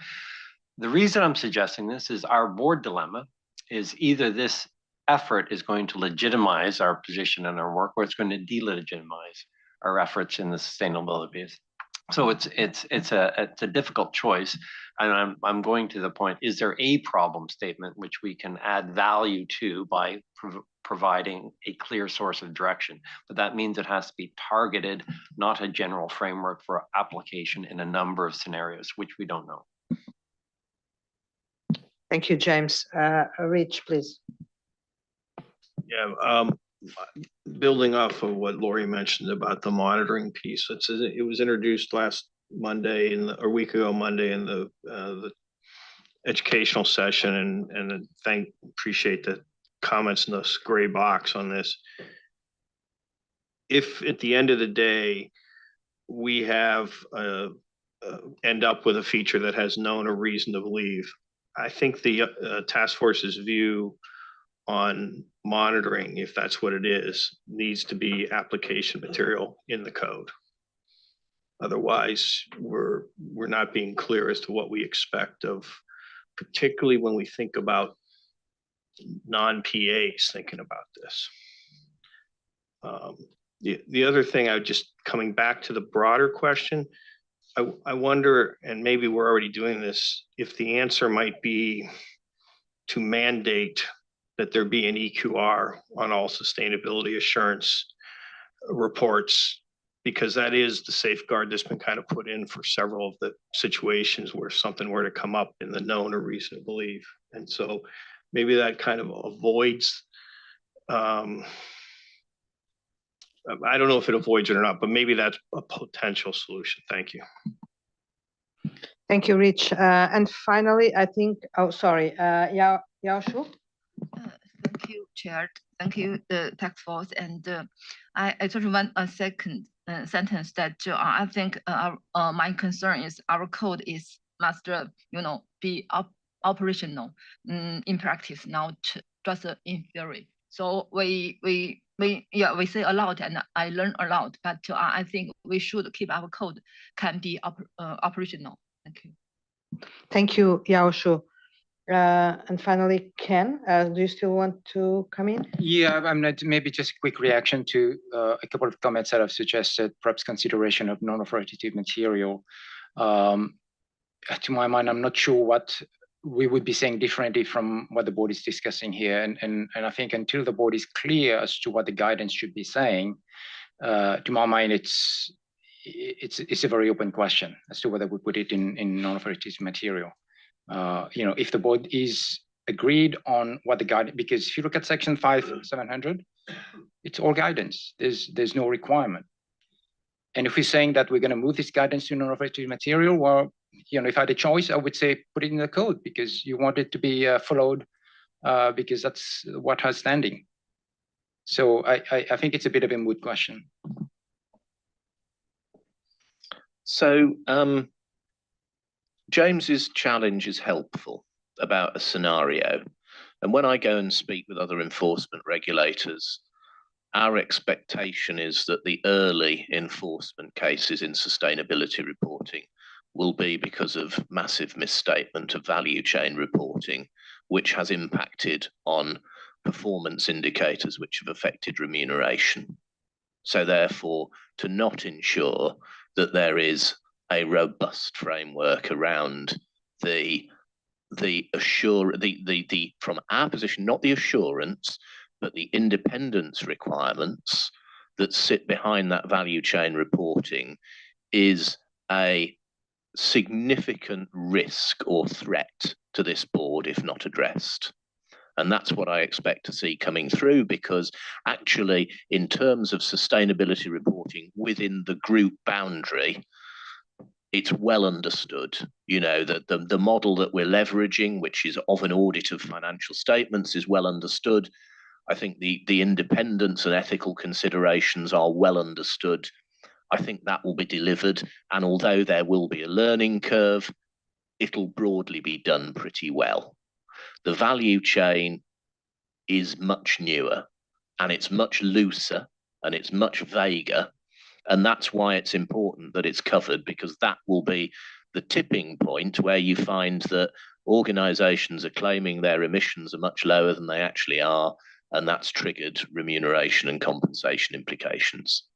I absolutely agree with Rich's point on EQRs. It would be really helpful, and it's something we'll take up with the IESBA because that's within their gift. But I would be very strongly supportive of that. And we will leverage the principles of the code in obviously delivering what we need to deliver. But I still come back to the point that the test of everything is when we go out to consultation. And, we had huge interest when we did the global roundtables before we put pen to paper. I expect we'll get even more interest when we put out an exposure draft, because people will read it and look at it and they will think, how does this work for me? And I think that will be a principal consideration. I realise that obviously we've covered a lot, and again, it's been hugely helpful in terms of direction from the board and comments from board members. Given where we are in terms of time, Gabriella, we were proposing briefly to flag conforming amendments, but they are literally small conforming amendments. So I would suggest if we read them and people come back to us if there's any comment in respect of that.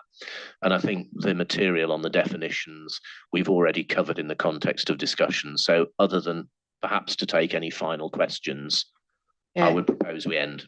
Yeah, sorry, but let me allow Felicia, who had not the opportunity to speak, to come in, and then.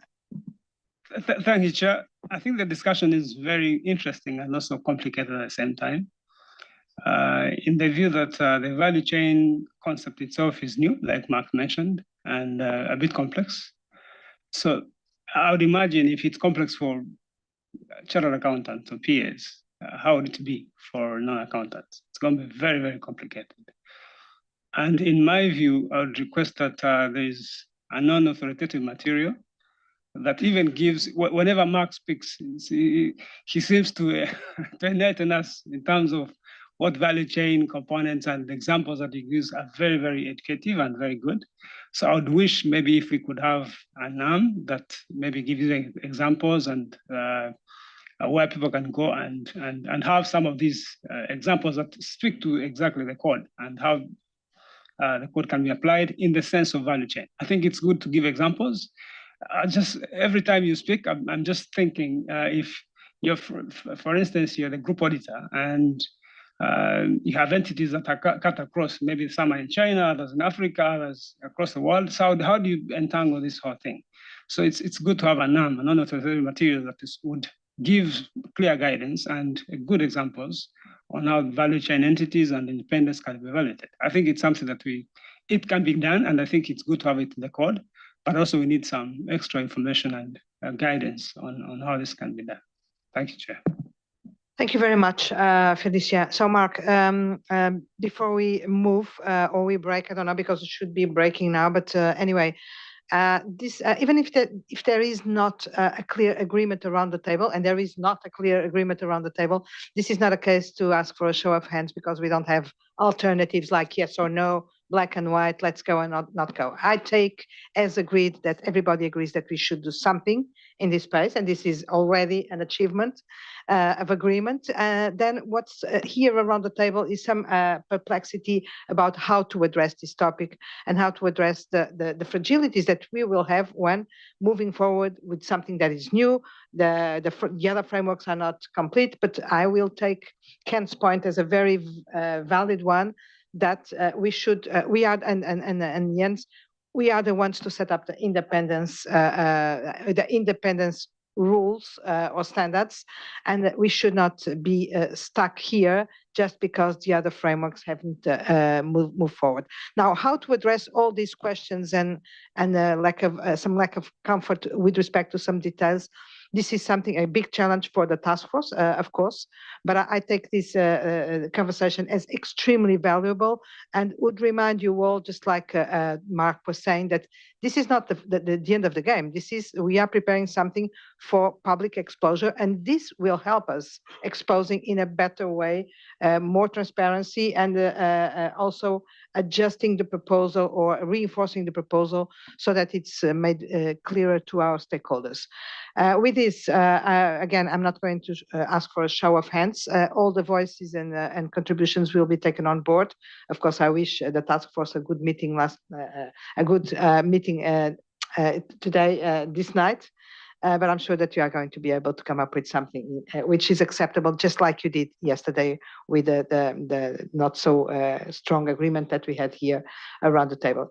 And Mark, I think that even if you wanted to go move to the next topic before break, I don't know how much you imagine that this can take, but we should probably take a break. I don't know. Yeah, maybe if we take a break now, Gabriella, and if possible, if we could have 15 minutes after the break to just run through the conforming amendments and the definitions. That's fair. Okay, that's fair. So we will break now and we will come back in, well, today I'm going to take a few minutes out. No, at 11, okay, at 11. Which means at the hour for those who may be observing us from other time zones. Thank you very much.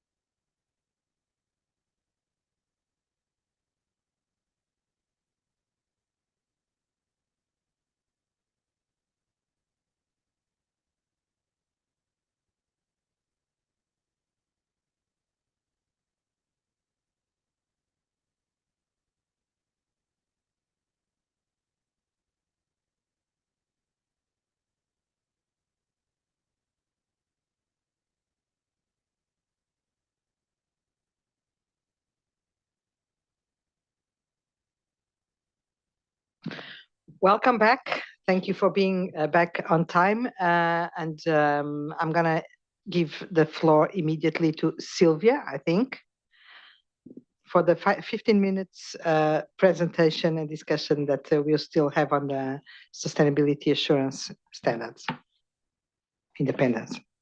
Yes, thank you, Gabriela. So we went through agenda item 5A, and just in 15 minutes quickly, we wanted to get the word views and comments on the other two agenda material, namely 5B, which is the glossary, and this is a shared document with Workstream 2, so it includes ethics and independence-related definitions. And I think during the previous presentation, I have covered a couple of changes, the key changes, the change we made to another practitioner, to the definition of component and the definition of the value chain. So I think I wouldn't go through each and every changes. These were the most significant one. And I think I would just ask if board members have any comments regarding the independence related definitions that we haven't discussed yet as part of the discussion on the independence standards. Thank you, Sylvia. Are there any comments? No comments? Great, then quickly I would change to the next document, which is agenda item 5C. This is the consequential and conforming amendments. It is a shared document again with Workstream 2, and Workstream 1 developed the changes to part 4A and part 4B. So regarding the changes to part 4A, we introduced changes to section 400. In provisions 400.2, it's an alignment or the conforming amendments, the changes we had in 5400.3C, I believe, really explaining that if in the context of an audit, we are making reference to an audit opinion. In the context of a value, in the context of review engagement, that also covers the conclusions. So really, we are not proposing anything new to part 4A, so the audit standards, simply because we address that issue in the context of sustainability assurance engagement with regard to the reasonable and limited assurance engagement. We felt that maybe we should address the same issue in the context of the audit and review engagements, given that in part 4A, the reference to audit engagement also covers review engagement.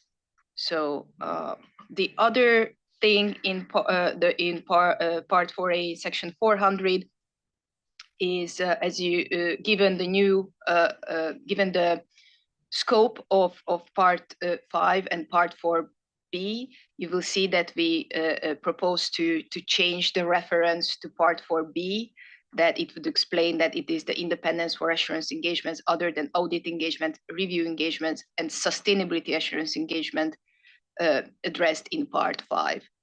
So we made these changes throughout part 4A and part 4B.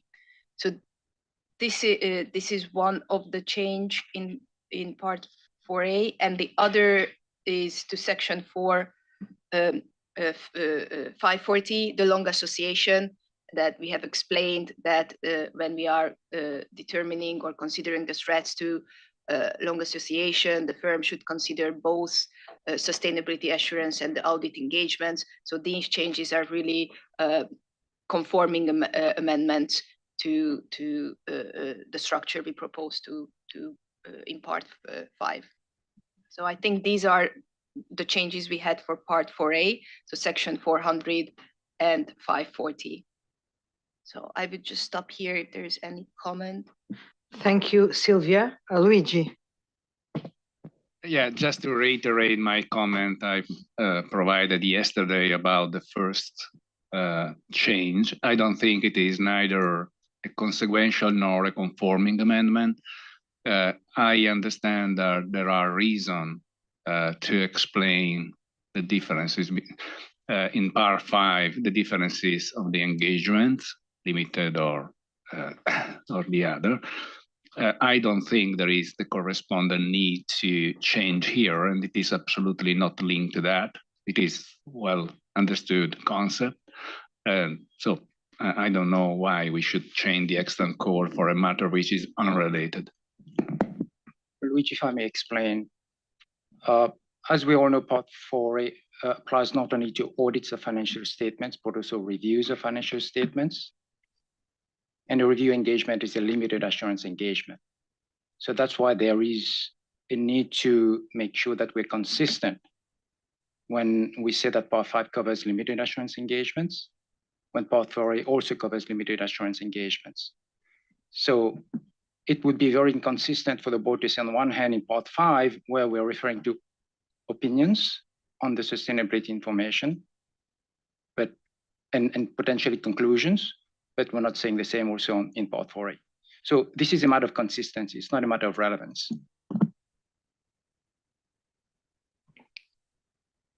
No, just to clarify, it is a matter that I can live with. I do not find a good reason to change, but if the board would like to change, I would, of course, be in agreement, but it doesn't seem to me nor consequential nor in conformity. Thank you, Sadia. My comment is on long association. We're calling it conforming and consequential amendments, but we actually have a new requirement in there. I agree that it should stay, it's necessary, but I do think we need to call it out in the EM that it's not just conforming or consequential, it's actually a new requirement we're proposing. In long association, we have this definition of key sustainability assurance leader. And I would prefer if we use that terminology throughout and not differentiate between the different roles in the sustainability engagement, because I think it does get a bit confusing when you're reading engagement leader and sustainability engagement leader, engagement partner versus sustainability engagement, so that the levels of different roles does get confusing. I like the way that the approach we've taken of just having one definition. Any suggestions about simplification, always welcome. Thank you, Mark. Luigi, do you still want to make any comment? Okay, thank you. Begonia. Thank you, Gabriela. My comment is about the glossary, sorry, but I am not sure if the definition of another practitioner, because I mentioned that yesterday, and I'm not sure if you have changed it or not. But if I can tell you later, if it's not.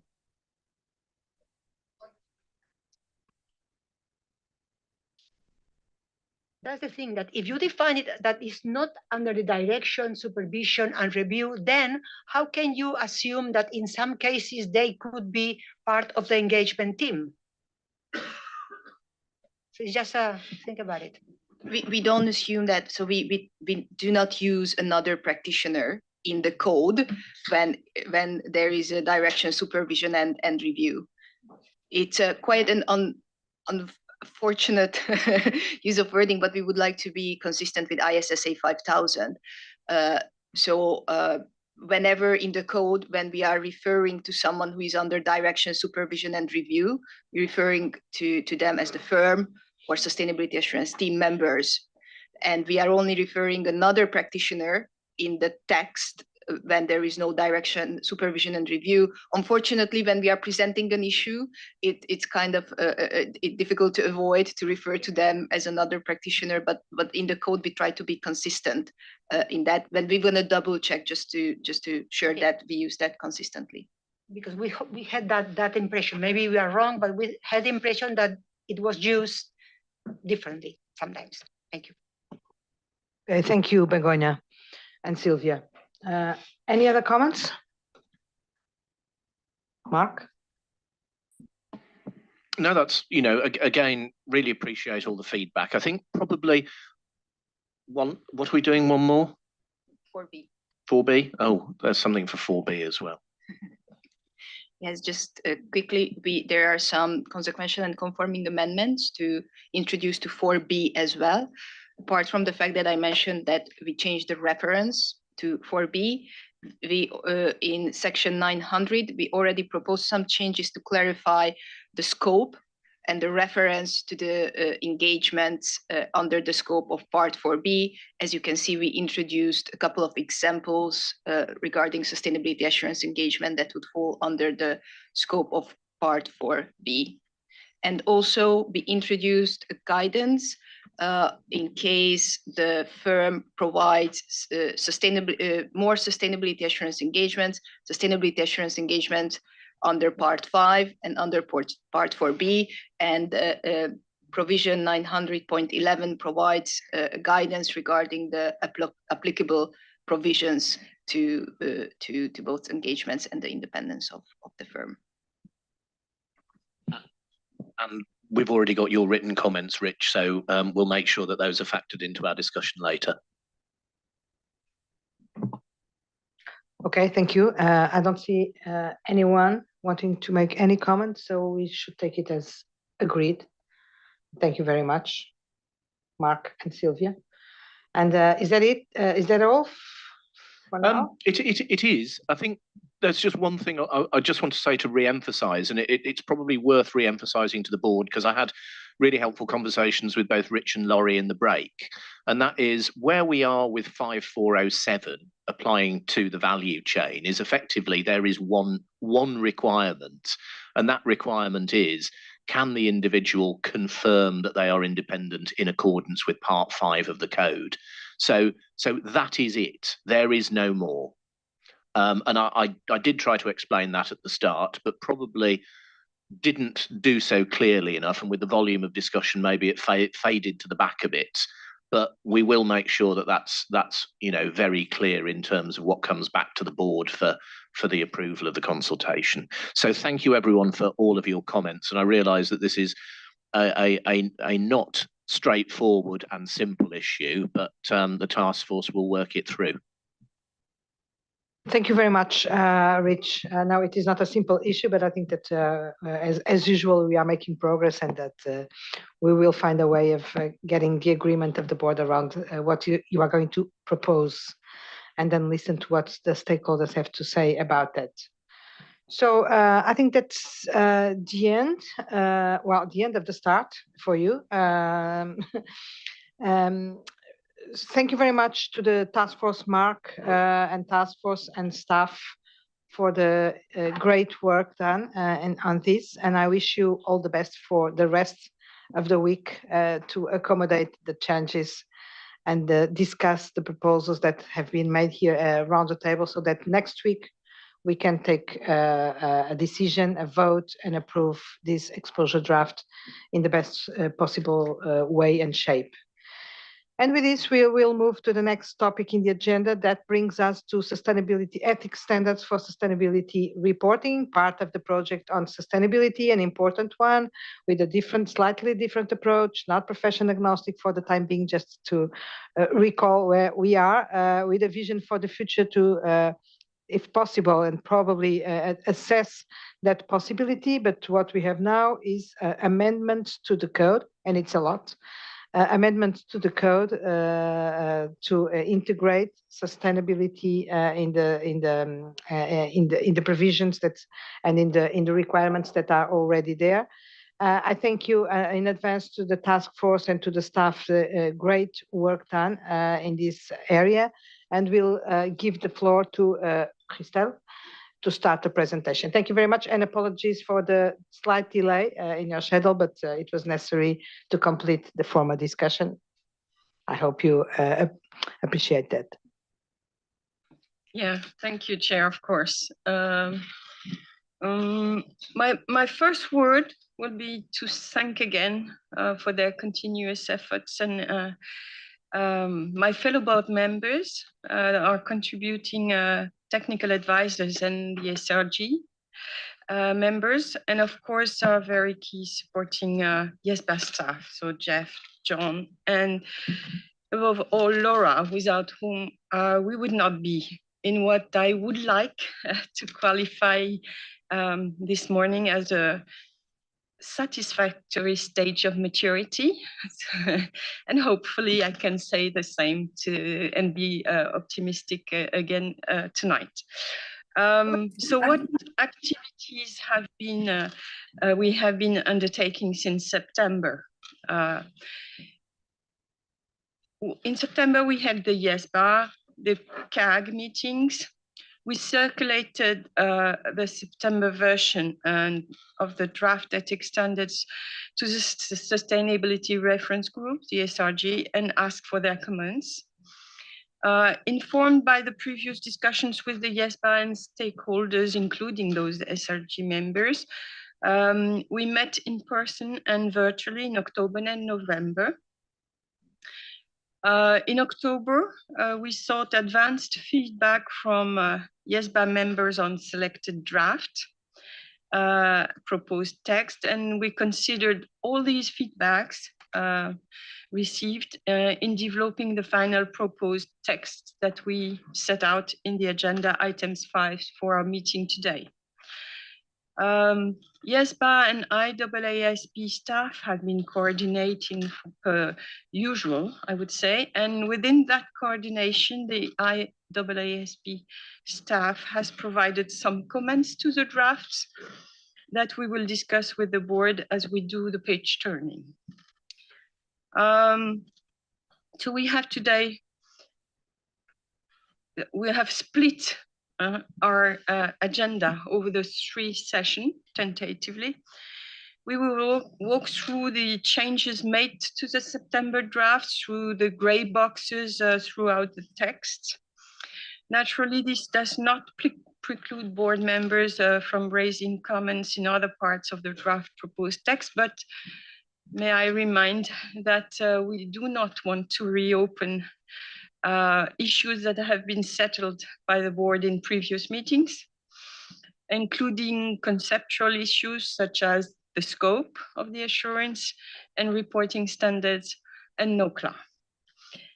The first session this morning, Laura will lead you through part 5 and the definitions, so the agenda items 5A and 5B, from the ethics perspective only. 2 context elements, the equivalent section on tax services, this 5,380 will be discussed in this first session from a sustainability assurance perspective only, and any changes that the board approves to the final text will be mirrored for the purpose of the sustainability ED. Okay. Second element of context, the equivalent section on experts, which is 5,390, has already been discussed yesterday by the board with the expert task force. It will be included in the sustainability ED in addition to the expert ED for completeness, but respondents will be asked to provide comments within the context of the expert ED. Okay, but there will be a complete set of text. During the second session, John will drive you through consequential and confirming amendments and through the changes to the extent code that we propose to include sustainability reporting considerations. And this will be based on the agenda items 5C and 5D. And finally, at the end of our afternoon, I would like to share with you our proposed list of topics and questions to be included in the explanatory memorandum and to receive your feedback. So now I give the floor to Laura for our first session.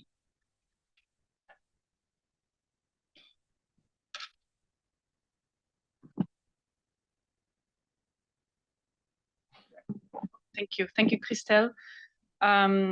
So like Christelle said, we were going to start with 5A, agenda item 5A. This is the the draft ethics standards for sustainability assurance. The yellow highlighted texts reflect changes from the September versions.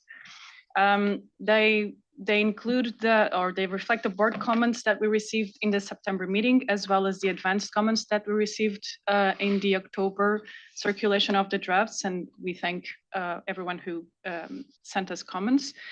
All changes are explained in those gray boxes throughout the text. You may find as we go some additional green highlights, which reflect some especially editorial changes resulting from our cold reads and other comments that we received after posting, including from the IESB staff. We will follow the same procedure as workstream 1, so we will go section by section. We will stop at the most significant changes, and then we will ask board members for comments in those section by section. And we would appreciate if any editorial comments could be provided in written so that we can focus on the substantive matters. So in 5A, the first significant change is the title of part 5.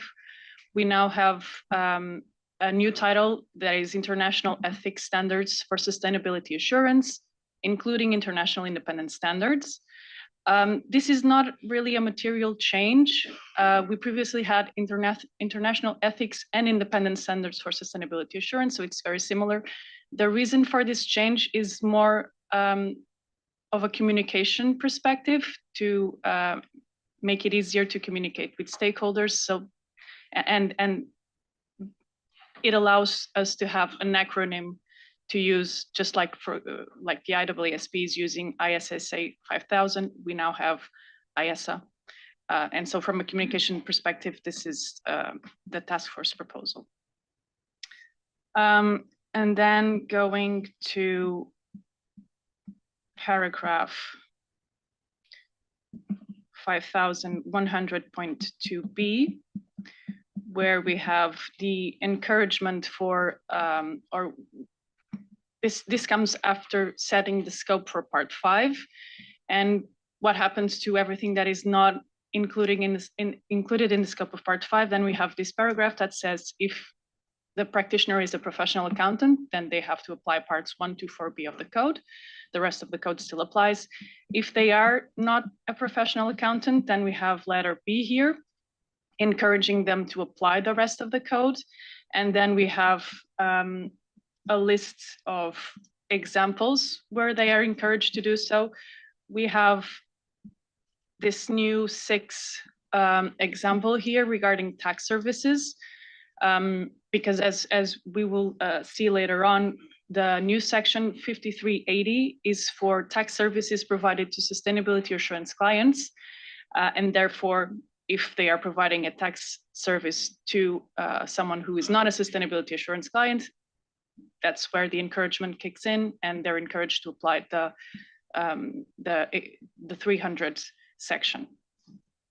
I would also like to note this example that we had here previously, the number 5 regarding second opinions, because we will talk about it again when we get to section 5320 and the new paragraph that is included there. So the board previously agreed that further to workstream 2's proposal that the provision of a second opinion is something that is outside the scope of part 5, because part 5 assumes the existence of a client, and a second opinion is something that is provided to someone who is not yet a client. And so being outside of the scope, we would not have an equivalent section in part 5 as we do in part 3, and we would only consider this in the encouragement. But we received the previous comment that we'll address later on. And then we have, so at the end of the introduction, we have here a few paragraphs, 5100.4a, b, c, and d. These are not new paragraphs. They were previously drafted and proposed by workstream 1. They relate to the sustainability information that is subject to assurance. And further to Workstream 1's proposal, they were included here in the introduction of part 5, because this is something that is common to both ethics and independent standards. And so it's mostly the location of these paragraphs rather than the drafting. And so this leads me to the end of section 5.100. I would like to pause here to see if there are any comments. Thank you, Laura. Are there any comments? Galen, please.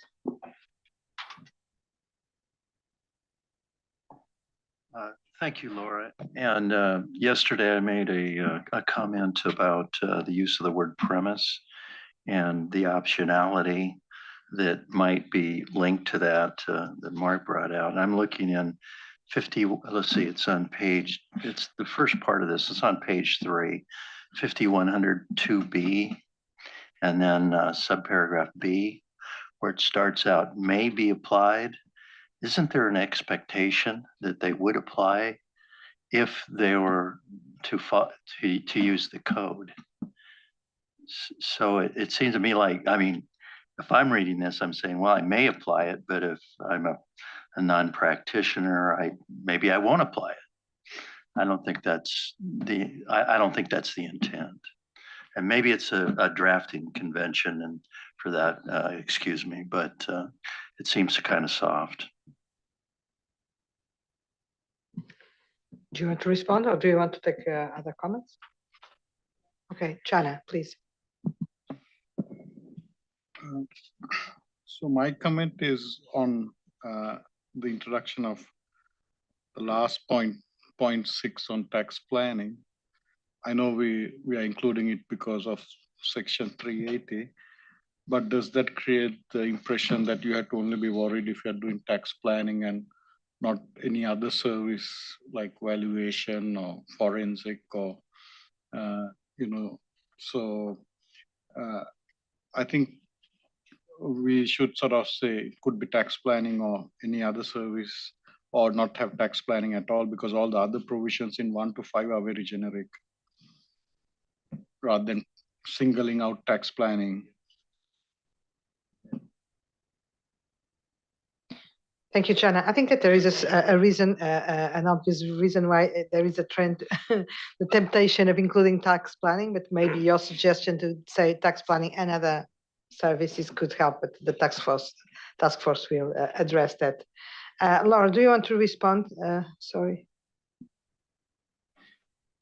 Thank you. So regarding Galen's comments on the drafting here in letter B. So this is a paragraph that deals with, if we look at the lead-in sentence, this is for practitioners that might perform professional activities and have professional and business relationships that are not covered by part 5. And so this is everything that is outside of the scope of part 5. And in that scenario, we have, I mean, it's outside the project to compel them to apply the whole code and the rest of the code. Hence the use of the may be applied, because this is truly an encouragement, not a requirement.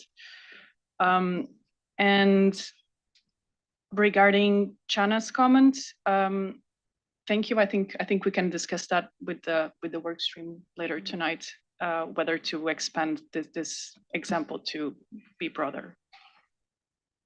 Thank you, Laura. I know that Luigi was first, but I think that you want to react to this. So it is a reaction indeed, Gabriel. I don't know if you could scroll back up to bullet B, Laura. And if really the intent is to convey an encouragement, why wouldn't workstream to precisely use the word encourage in some form instead of just suggesting those parts may apply?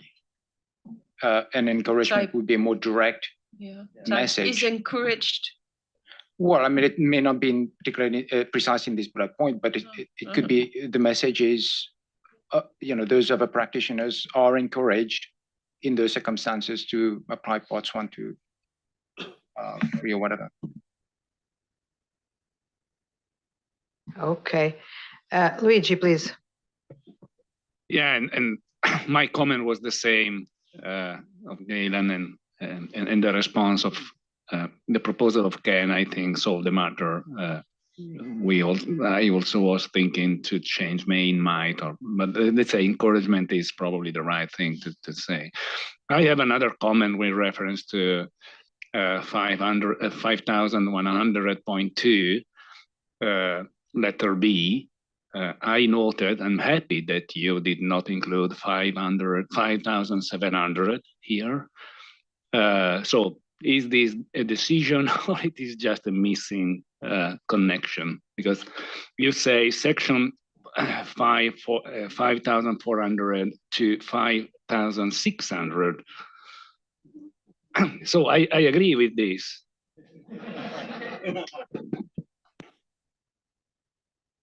It was a mistake. It will include all the independents. There are other places that you probably need to consider. Yes. Thank you. Thank you for your honesty, Luigi. Speaking against yourself. So, Begonia. Thank you. We are a bit concerned about this, the part 5, which is not covered in all independence requirements. And because of that, we are still consider that it is not clear in which case it is explained, but we are not happy with this decision that you made about having all the ethics in part 5, ethics standards are in part 5, but the independence requirements standards are not in part 5. Some of them are in part 4B. And we think this creates a sort of confusion that should be more clear when you prepare the final ED and state clear why you have done that, why is not everything included in part 5, because it would have been much more understood by the general public. So we think that in the public interest, it would have been better to have everything together in part 5 instead of having this distribution of the independent requirements for the assurers in 2 different standards. So we would have preferred to have it differently. Thank you.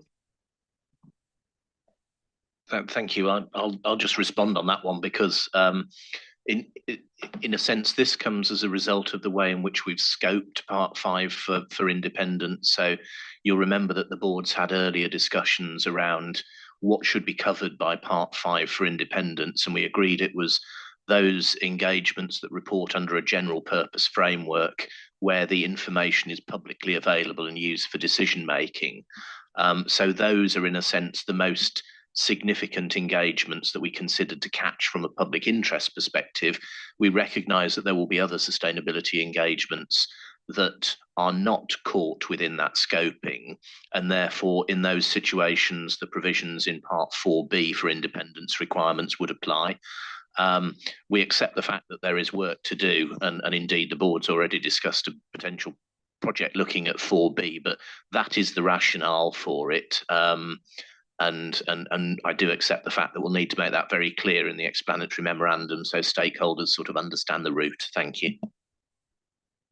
And sorry, if I may adding to what Mark just said, it's also something that we will ask respondents input on. So we will. Yeah. Okay, thank you very much, Laura and Mark. Chana? Just to add to what Mark and Laura said, I mean, 4B is already been used for sustainability assurance using the 3000 series for assurance. So I think people are not confused about the use of 4B for independence. They're using it now. They're using it in Australia now, 4B for sustainability assurance. Thank you for those clarifications. Begonia, I don't know if this responds to your question because I'm not sure. Does this respond? See in the invitation to comments a clear explanation why for not all independence is in part 5, and a consultant make it an open consultation about it if stakeholders agree with this or if they are not so convinced that this is a good decision. Something around that. Just making sure that, well, all the independence requirements are in part 5 for those engagements covered by part 5. Nothing is left out. What is left out is a part of the engagements which are not of that relevance, so to speak, in a very informal language. These are subject to a somehow less stringent independence requirements. Okay, thank you very much. Luigi, do you still want to? No, you don't. So Ken. Just to close off this point, we should, and that can be left to the staff. We should make the connection with what is going to be in the strategy and work plan, because that is where the commitment is. The commitment to review part 4B to render it profession agnostic, so to speak. So as long as we can close the loop, I think that should be okay. Okay. So go ahead. Thank you. So going on to section 5110, we don't have really significant changes here. The same for, these were the fundamental principles, the same for the conceptual framework, section 5120.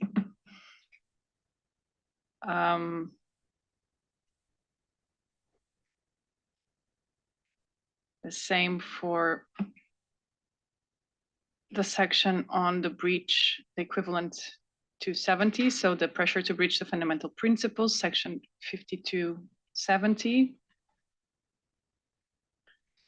Then we go to section 5300, which is applying the conceptual framework. Here we have made essentially some changes to some examples. There are no significant changes here as well.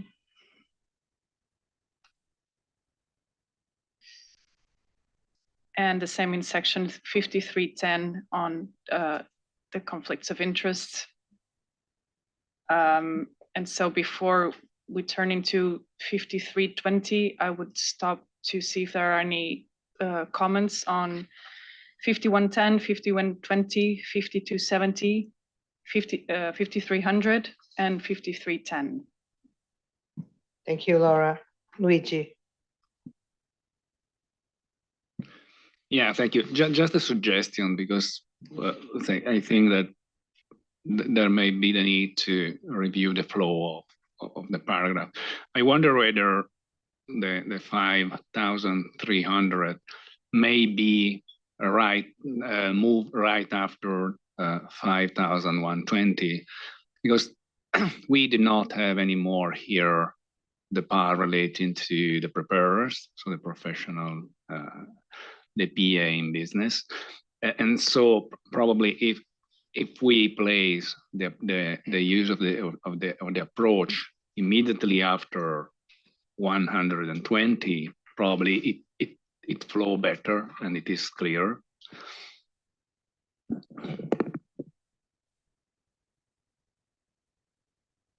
Thank you, Luigi. If I may ask, where would you suggest including 5270? Because 5270 is in the middle of 5120 and 5300, right?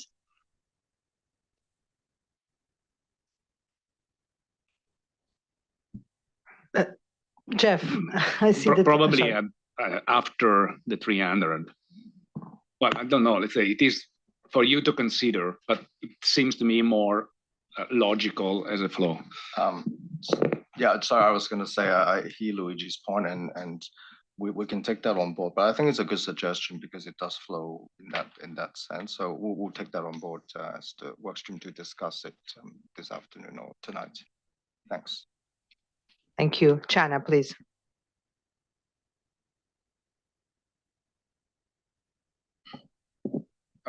I think Luigi's idea is a good one, because I know we are trying to marry up with the 4,000 and other parts of the code, but it seems a bit disjointed just to have one floating section in between.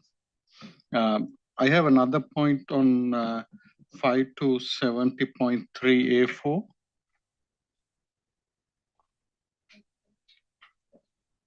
Five to 70.3A4. Keep going down. The deletion of internal and external auditor. I was wondering whether we should keep, if applicable, external auditors in case the engagements are done by two different people, the financial statement audit and the sustainability assurance engagement. So here we are talking about the relationship. This is a section that is a little bit different from the rest of part 5 because it deals with the relationship with the firm, not with the client. And so we're talking about the pressure to breach the fundamental principles and within the relationship with the firm. And so the thinking here is that if there's some pressure to breach the fundamental principles, then the sustainability assurance practitioner, if they escalate the matter within the higher levels of the management of the firm or those charged with governance of the firm, that should be enough. What would be the value added to escalate the matter with the internal or the external auditor of the firm in order to address the pressure to breach the fundamental principle? Because I'm happy with the internal auditor going off, but the external auditor, if there is an external auditor, because the engagements are done by two different people, in some countries the whistleblowing laws allows you to report certain matters to the external auditor. So that's why I am saying, if applicable, comma, external auditor. Okay, good. Thank you, Chana. Felicia. Thank you, Chair. I just wanted to get some clarity on 5320.11A3 on second opinions. Second opinions. Okay, because we will go to there later. Okay, don't forget your question, Felicia. Luigi, do you still want to speak? Yeah, no, okay. Fine, so you can move forward.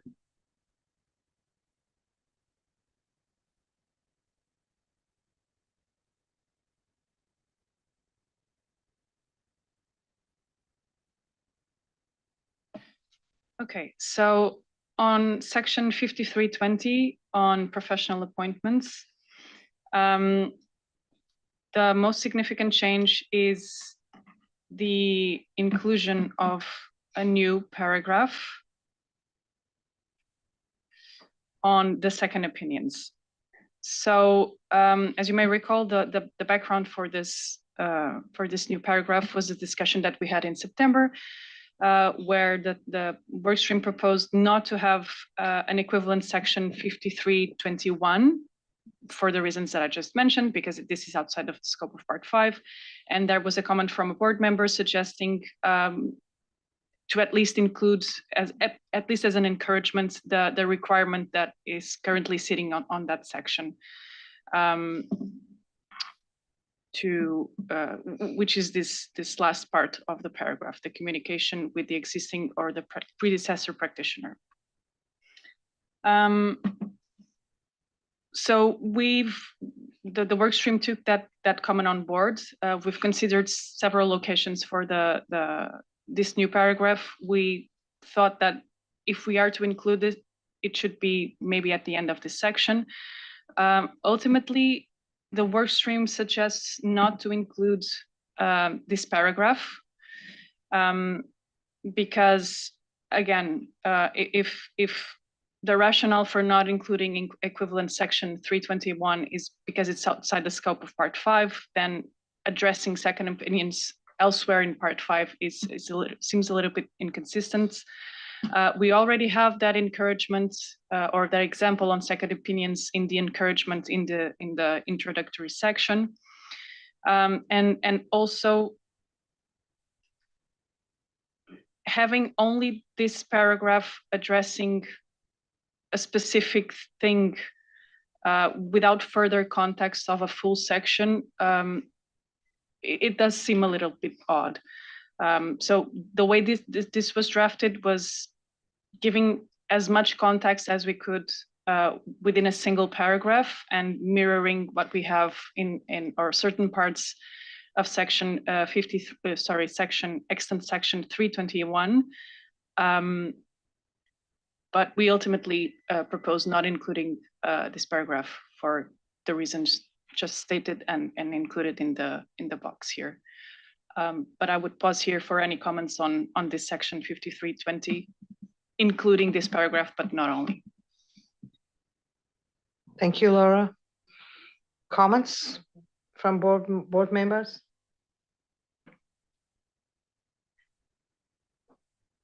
There are no comments. Sorry, Felicia. No. Okay, thank you. Sorry? We need a decision. Do we include this paragraph that we drafted despite our goodwill? Or do we come back to our rationale and just leave the encouragement in the introductory part of part 5? Well, any views from the board members? China? Agree not to include. Mark? I don't see that it particularly adds anything. I think there's sufficient material already earlier in the section. Thank you.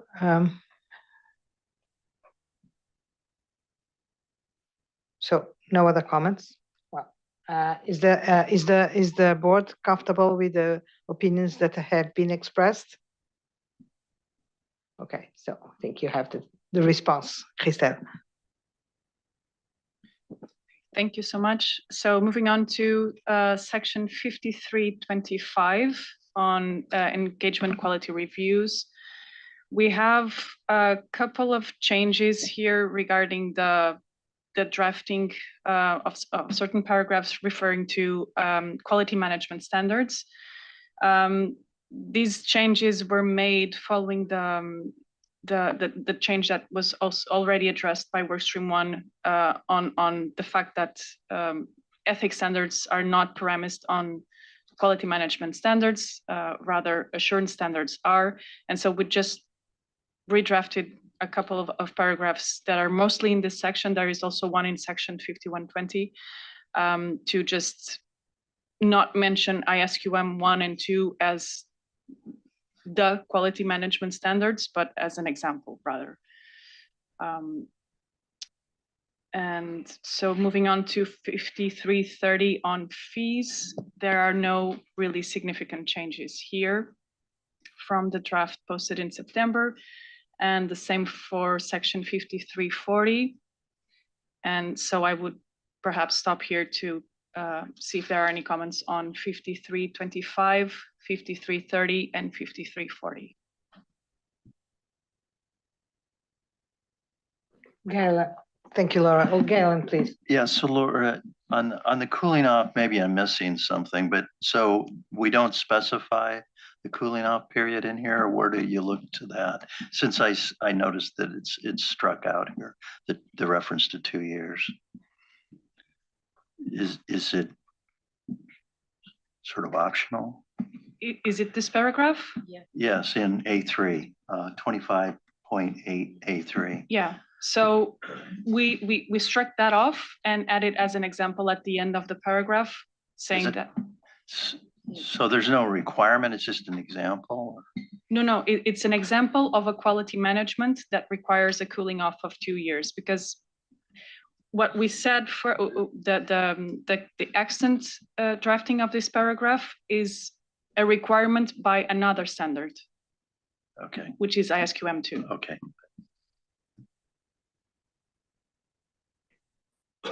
Okay.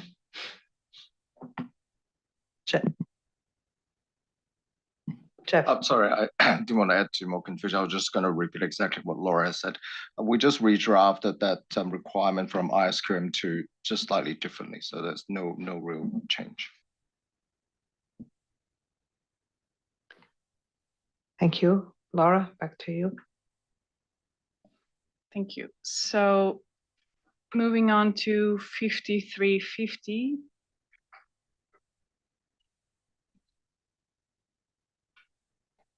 So this is the section on the custody of client assets. This is all highlighted in yellow because it's the first time that we are including it in the full draft.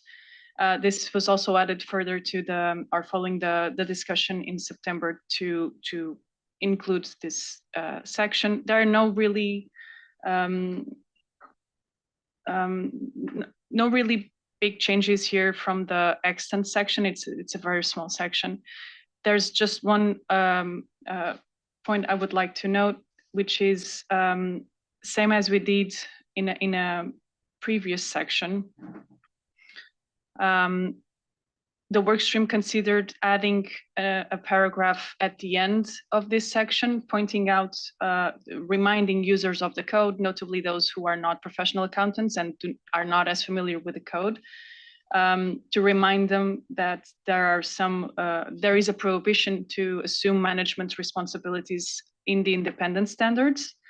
But further to the advanced comments that we received in October, the workstream decided not to, or agreed not to include such proposal. Okay, go ahead, Mark. My question was just in respect of the new section of 5350, and of course, holding of client assets is usually a regulated activity in most jurisdictions, and therefore, do we think this section is actually warranted? Because I'm not actually sure whether a sustainability assurance provider would be a regulated authority to hold client assets or custody assets. Obviously, I see the intention to mirror and have something equivalent, but I just think this is quite remote.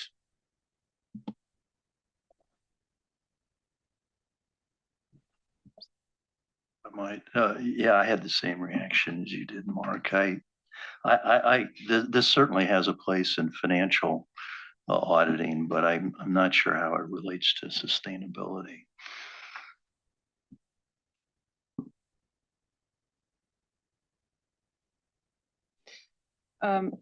So I think the decision here, or the thinking in September when we discussed this issue, was to cover all possibilities. And so in case we have a sustainability assurance practitioner that is holding client assets, and I don't know, for instance, within the context of providing tax services and paying taxes on behalf of the client, or receiving tax refunds on behalf of a client, this might be applicable. I don't know if lawyers can be sustainability assurance practitioners, but they have legal responsibilities or they can hold client assets. And so this would be an instance where this section could be applicable. So I think it was mostly to cover all possibilities, and not leave a void if this is the case. Okay, Luigi, do you want to come in? No, I think that those that would act as sustainability assurance practitioner, we don't know who are so far, and there may be jurisdiction where this type of activity is regulated, but there are also jurisdictions where it is not. So I think that in the spirit of the equivalence, they should still retain in the code. Okay, I see. Well, first, Laura, to your question, if lawyers can engage in sustainability assurance or like do sustainability assurance engagements. As you know, lawyers can do everything. So this is one of the things, as you and I do. So this is my first comment. The second is that unless there is something in this proposal that has a downside, that it impacts something negatively, even if it's a remote possibility for, like Luigi saying, we don't know who these providers are going to be. We know not much about this future reality. So I think that covering, leaving it covered would be wise, unless there are different views around the table about the negatives of having this included. Even if it's remote, but we don't know how remote it's going to be, this possibility. So are we comfortable with leaving it, even understanding that we don't know how many times this is going to happen? Okay, thank you. Thank you. So moving on to section 5360 on NOCLAR. We have extensively discussed this section in previous meetings. There are no significant changes from the September versions or the September version. But before going on to the new section on tax services, I would stop here to see if there are any comments from the board.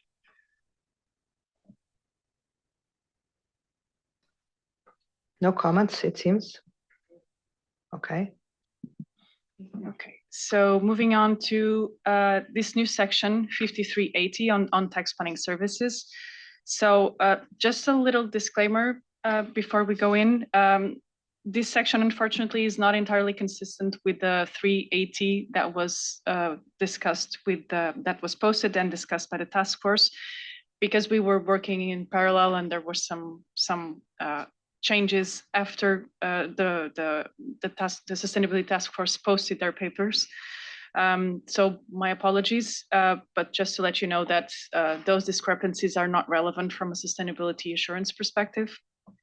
And of course, the ED will reflect accurately the final text that will be approved by the board on the text and will include it. So this is a new section. It's been included for the first time following the discussion that we had in September.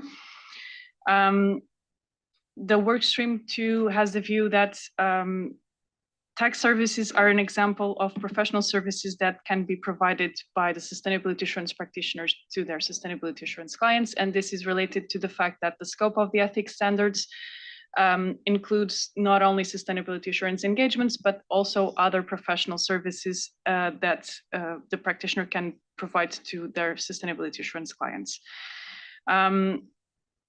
So we also had, so this section applies to the tax services that the practitioner provides to the sustainability assurance client. If the practitioner is providing tax services to other clients, then we have the encouragement in that introductory paragraph and the encouragement to apply the extant code because it's not covered by part 5. Here, the most relevant changes. So we've reviewed this section only to make it fit for sustainability assurance purposes, and that's why we have replaced the references to PAs with SAPs. And other changes, the relevant change that we made other than that is removing references to individuals. And for example, in this paragraph, we've removed the reference to individual, to retirement or estate planning goals.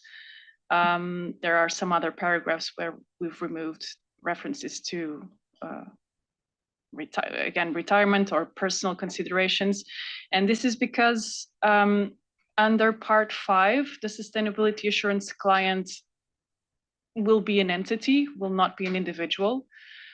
Whereas in part 3, the client can be either an individual or an entity. So this is the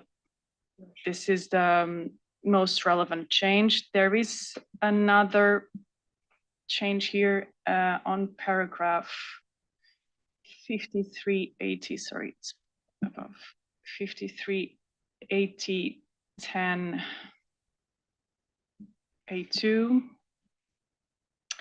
So we've proposed not including this paragraph, so it's intentionally left blank here, because this is basically a cross-reference to section 321 on second opinions. And given the board's support not to include that paragraph on second opinions above, we are proposing not to have this paragraph as well. And I would stop here for any comments on this section. Thank you, Laura. Are there any comments? Chana, please.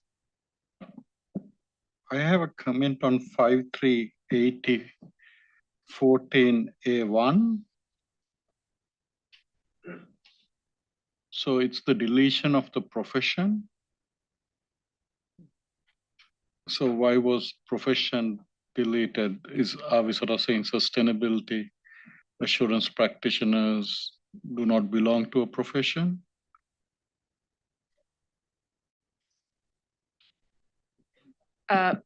Yes. So this is connected with the discussions that we've had previously as well. The fact that the code is drafted to a profession. However, this project is for a service, not a profession.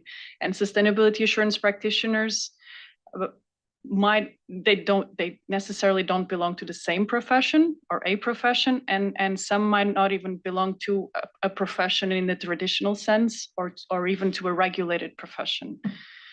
And so those references were also we also reworded. This is especially on the fundamental principle of professional competence, where we have some references to the profession. Those paragraphs were redrafted, and just for consistency purposes, we also propose to delete this reference here. Yeah, I mean, I think it's sort of, the original sentence is about, the wider impact outside of the client. And I mean, in time, sustainability practitioners will become a profession. So I think some wording there is needed rather than deleting it to, the broader impact is bigger than just the client and us. Sustainability, us meaning the sustainability assurance practitioner and the client. Mark? So I think it was really just sort of in support of Chana's comment that perhaps in future we will have a profession.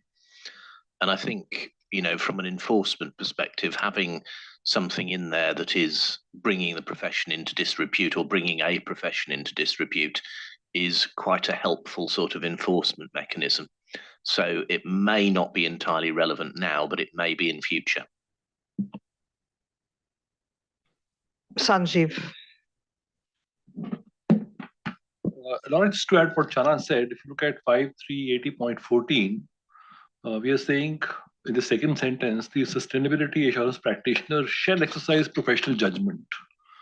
So somewhere I think we are accepting the fact that it will be a profession. So I think the work stream should consider this suggestion again.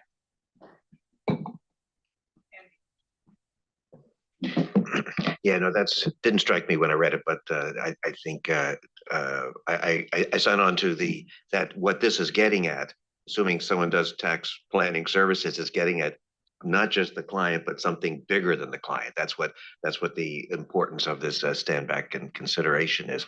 So I don't know if it's relevant profession or something. I don't particularly respond well to that, but I would like the task force to go back and not just limit it to the client. I think that's a wise advice. Thank you, Andy. Is there Sadia? On this point of profession, I just wanted to know whether we used the word profession previously, in fact. So if we haven't used it and we even removed things like distinguishing mark from the fundamental principles, distinguishing mark of the profession, I'm finding it hard to see how we can use profession in here. On this section, I really like that we kept it as aligned with the future tax project because it's going to be new for PAs. So it would be nice to have it aligned but I understand your difficulty in bringing in the word profession or a similar word in there. Thank you, Sadia. Hector. A suggestion in case we don't want to stay away from profession, we the task force might consider drafting something in relation to the role of the assurance service. So it's that role, it's that function which we don't want to have damage by this reputational impact. So maybe we can talk about the service itself, not using service, I understand, but the role performed by the assurance provider. Thank you, Hector. I don't see anyone else. Yeah. Okay. I think that you will take this on board. Anyway, I'd like to just call the attention of the board of the effort that we are making to, even if this is not a profession agnostic project, as we go to try to, as much as possible, speak to the reality of the facts, which is a much wider reality than the profession only. So I understand that something, your preference, and I understand that something should be there about the wider impact beyond the client. But if we can put something which does not keep us stuck into the profession, like along the lines of Hector's suggestion, or even your suggestion, the relevant profession, which brings it a little bit beyond this stricter profession, I think that the task force could consider that, so that we can slowly start moving away from this very, very, very profession-centric approach, perspective, and language, which is not a minor thing. So back to you. Okay, thank you. So, Hector, do you want to speak? Okay. Okay. So this is the end of 5A relating to the ethics standards. So we would go now to agenda item 5B, the glossary, where we would use the same approach. So we will stop in certain definitions without prejudice of board members raising comments on any other work stream to related definitions. And so the first two that I would like to point out is this one here, existing practitioner, and the one that we will have below on the predecessor practitioner. This is mostly a drafting change rather than a substantive change. We further also to the comments that we received in September, we are proposing to use wording that is aligned with the one that we have in the accent code for existing accountant. So using the currently holding, in this case, an appointment to perform a sustainability assurance engagement or carrying out other professional services for sustainability assurance clients. So we are aligning with the accent definitions. And so this was done in the existing practitioner and also in the predecessor,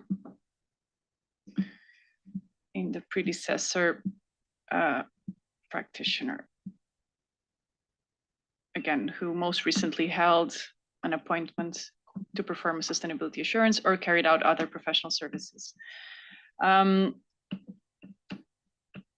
the third definition, the proposed practitioner, this is where we have made some changes or are proposing to make changes after the papers were posted, and exactly for the same reason. So here in the proposed practitioner, the proposal is to aligned with the accent one, with the wording used in the accent definition of proposed accountant, and also making it consistent with the existing practitioner and the predecessor practitioner.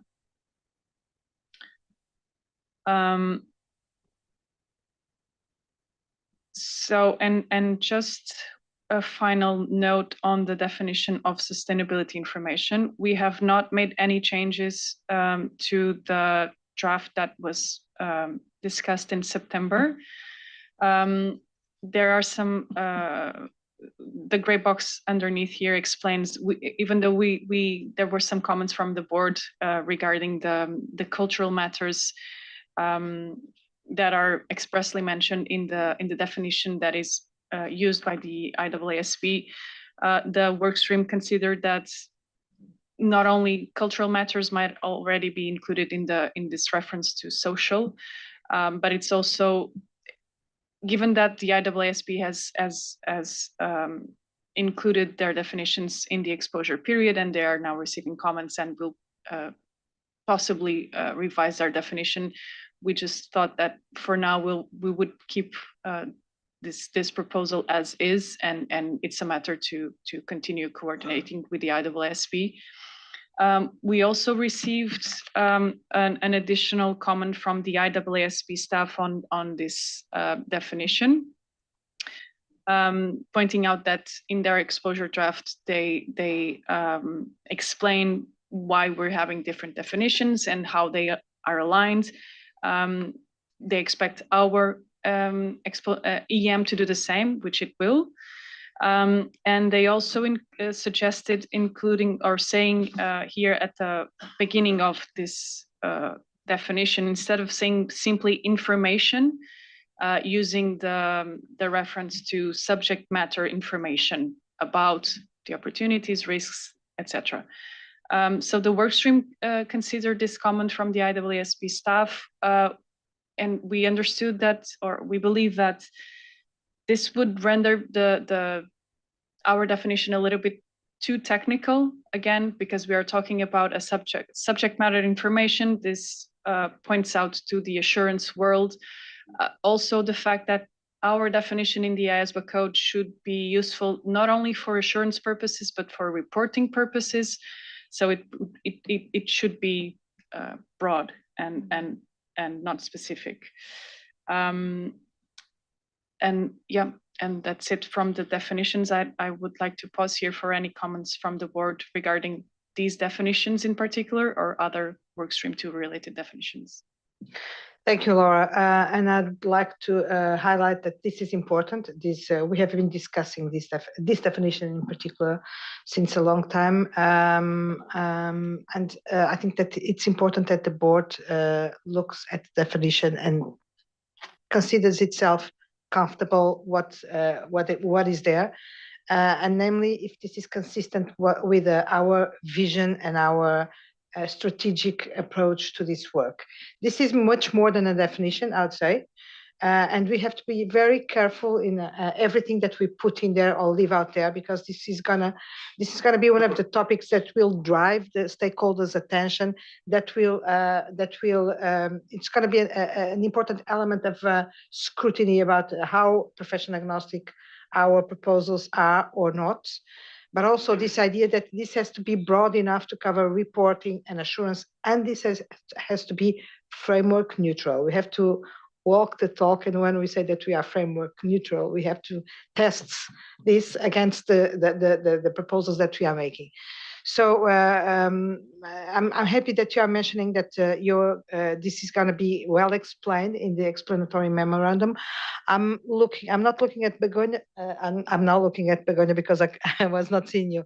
I know that the PIOB is very much focused on having consistent, similar definitions, but I have been explaining to the PIOB, and we will keep doing so, that not everything can be equal, because if we do so, we will pay a significant price for it in terms of the consistency of the standards themselves.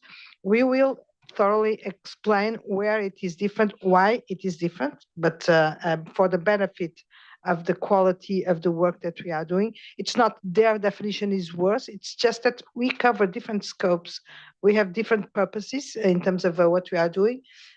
So we understand that it would be easier to have the same definition, but it would not be, according to our discussions, the best solution sometimes in the public interest.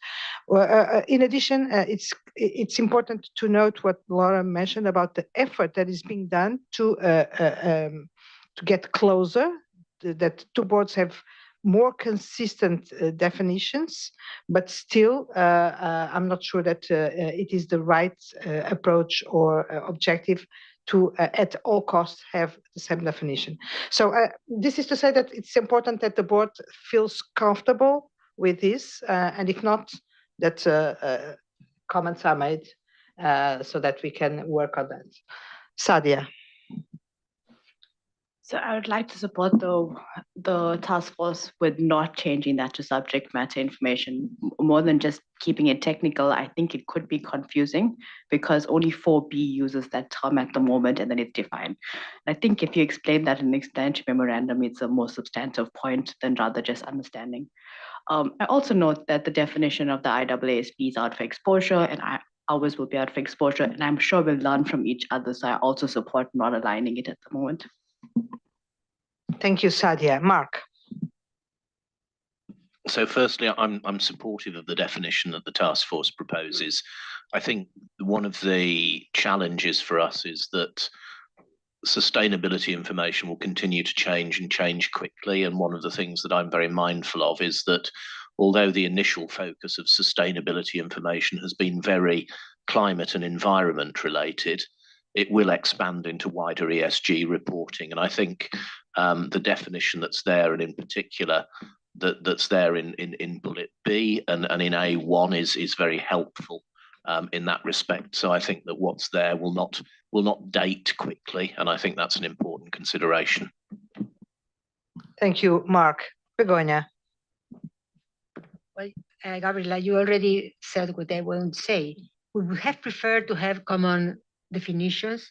We understand that sustainability information is not a clear thing. It has different angles, but we find it at the same time difficult to understand that the IESBA and the IAASB have not been able to agree in a definition that is provided at the same time. It's not that one was prepared X number of years ago, the other is a new definition, therefore they are different, but it's something that is appearing at the same time by two boards that are trying to achieve the same public interest objective, which is having good information, and then it sounds strange. Indeed, if you can explain that in the explanatory memorandum, that's all I can say, but we would have preferred to see same definition. That's the only thing I want to insist. Thank you. Thank you, Begonia, for reinforcing that approach. I hope that until we get to the end of this project, we are still able, when I say we and the IAASB able to make some agreements. But anyway, I'd like to reinforce and leave that for consideration also for the PIOB, that the scope of the definition is not the same. We have reporting and assurance. And if we were going to accept technicalities introduced in our definition, certainly it might not work for reporting. And this, besides other considerations in terms of profession agnostic and these kind of things that we are being required to do. So we'll do our best, but in two senses, in getting as close as possible, but also in explaining as well as possible what this is about and why it is not, why it is different and has to be probably different from the IAASB. The fact that it's being issued at the same time does not make the scope the same. And so we are still dealing with this dilemma of, well, it's at the same time, it's about sustainability, but we are different in terms of what we are trying to address and required to address. So this is, we are taking that comment very seriously and working very much on that, but we will have to see where the limits are in terms of how much we can stretch this definition to meet that desire without compromising the quality and the profession agnostic nature of the definition. So work in progress. Chana? I also support where the task force has landed. I think the issue we have in trying to align with the IAASB is they keep bringing back this subject matter information, which is, I think, accountants find it hard to understand what it is. And some auditors would struggle as well. And we are trying to say that this part 5 is professionally agnostic. So I find this quite easy for a layman to understand. And as Mark says, this is much more evergreen. So on that basis, happy to have a difference with IEESB and support this definition. Thank you. And if you're saying, China, that some auditors would struggle with that concept, imagine the non-auditors, the non-professional accountants. And again, we are trying to be professional agnostic, but framework neutral as well. So this has to fit with any possible framework, which also, I think, concurs to this conclusion. So any other comment? Is everybody comfortable with what we have now here?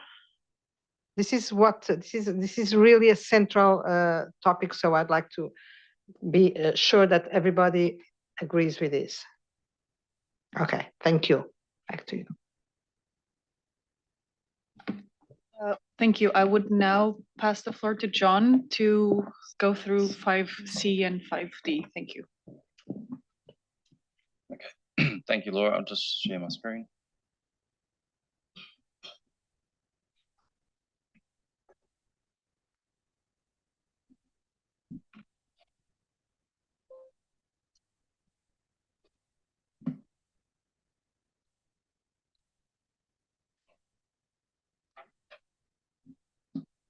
Sorry, maybe I got the wrong.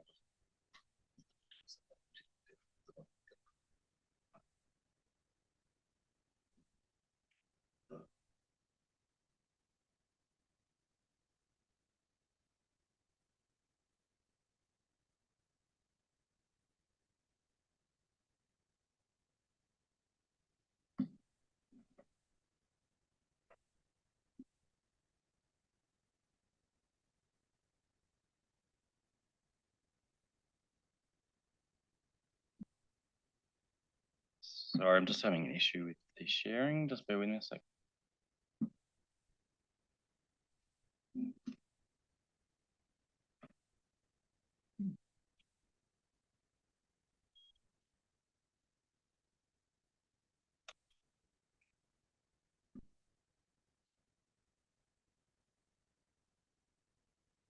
Sorry about that. Okay, I think before lunch we should be able to work through the consequential and conforming amendments. And again, just following the same process as Laura has done. So we will work our way through all of the consequential amendments, and I'll just point out the main changes. Again, the markups from September are marked up as yellow. There are a couple that are marked up as green, which has just happened subsequent to posting. So we'll just work our way through those. So the first one is to 100.8, and those are to pick up the references to the ETGA breaches to the independent standards, but also the equivalent ones in Part 5.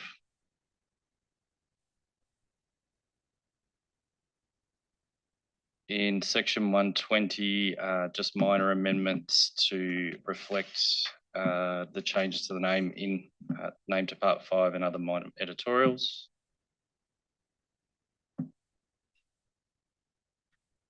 Section 260 is again just to pick up changes to be consistent with those in Part 5 and the reference to the international independent standards in Part 5.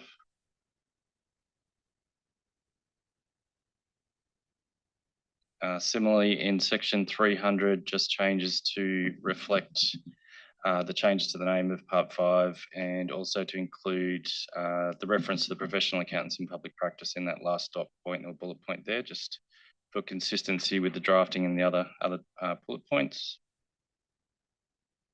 And also in Section 360, it's just changes again for consistency to the cross-referencing to the international independent standards in Part 5.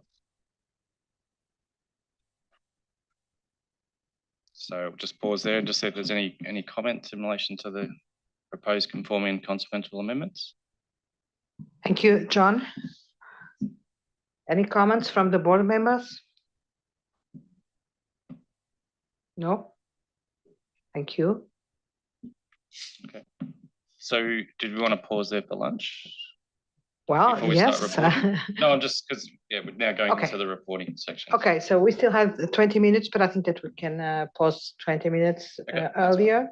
If you prefer to have the session all in a row and start a little bit earlier. I'm not fussed. I was just Sorry?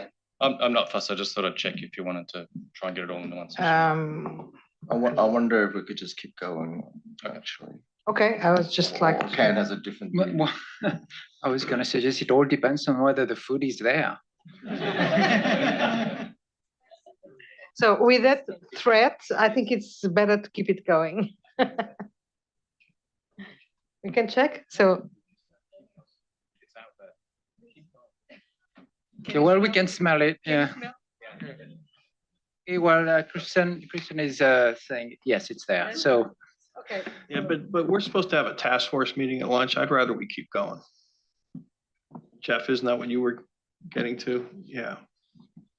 So the more we get the comments, the more we can get accomplished is what I was getting at. Oh, I see.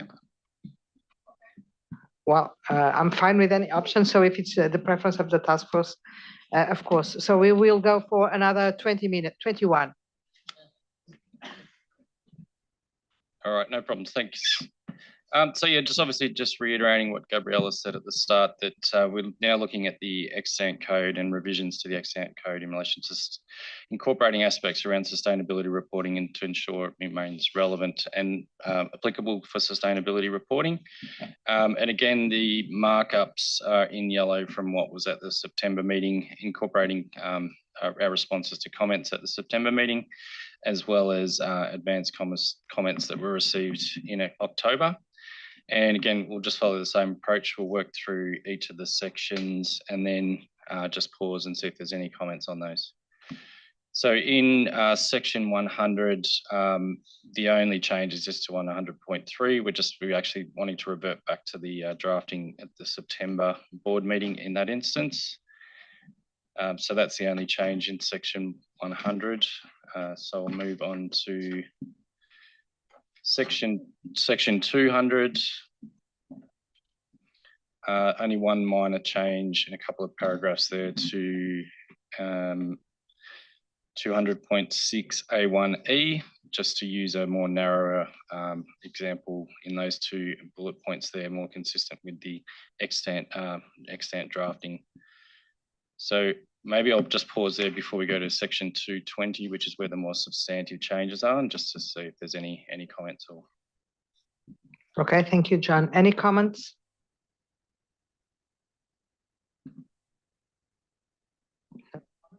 So you can move on to the next section.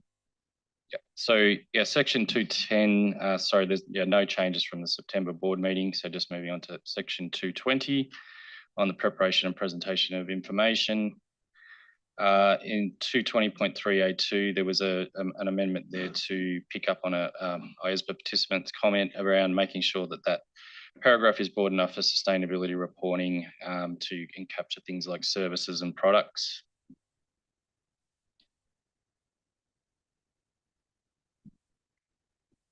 There are just some minor editorial changes to R220.4 to address some comments from board members.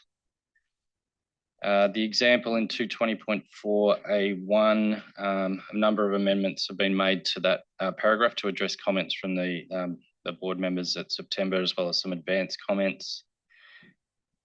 So around that was around addressing some comments around greenwashing and making sure that the example addresses that. Also where there might be the inclusion of false information to seek to mislead others, and some other various adjustments which have been set out in the comment box.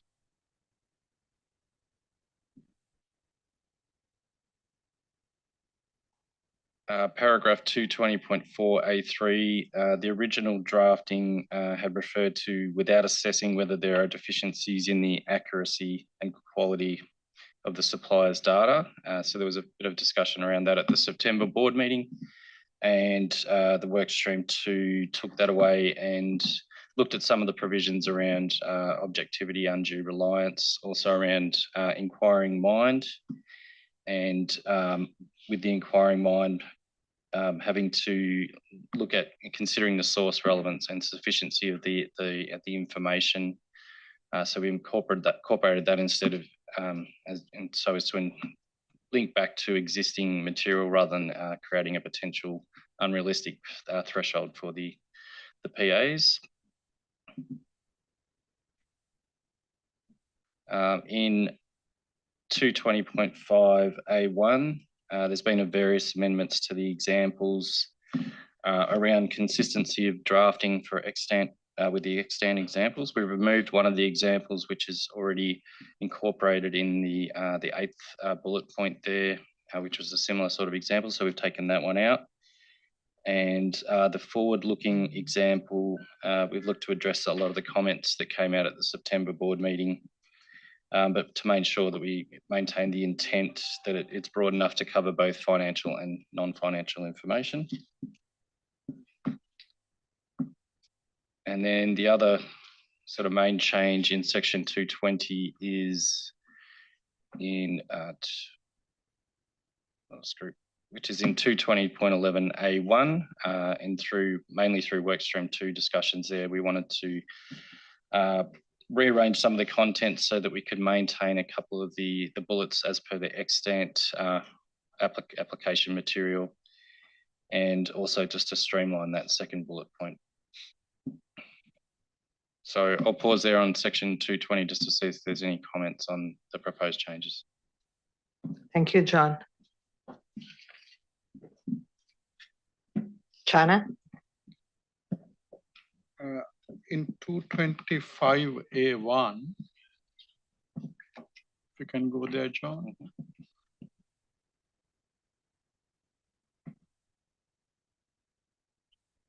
It's just a editorial. If you keep going in the bullet point, which talks about determining the timing of disclosures, achieving a favorable presentation. I don't think you need apparent because it's a better outcome in order to mislead. You could delete apparent for the task force's consideration. I see Crystal laughing. Okay. Yeah, the initial proposition was without apparent, and the board discussion led us to see how and where should apparent come in.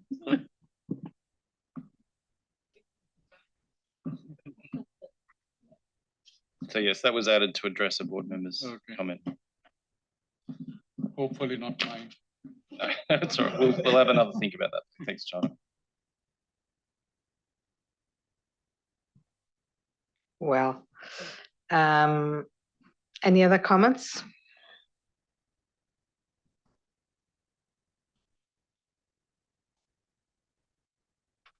Sorry, John, if I just go back on that point, I think when it was raised in September, why it was suggesting apparent or a similar word is that it's not necessarily an actual better outcome, but a perceived better outcome in order to mislead. I think that was the... So probably the word perceived is better than apparent, because I think I was not going to say anything else because the board seemed comfortable, but the word apparent here may create the perception that we just want to have to provide an appearance of something. So I think perceived is much better than apparent, if I may. And then you don't need better. You can say presentation of perceived outcome.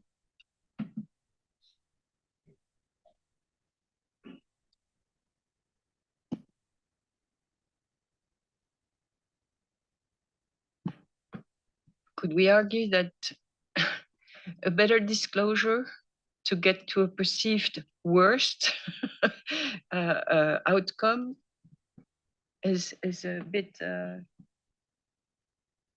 troubling? Yeah. Again, why would an issuer give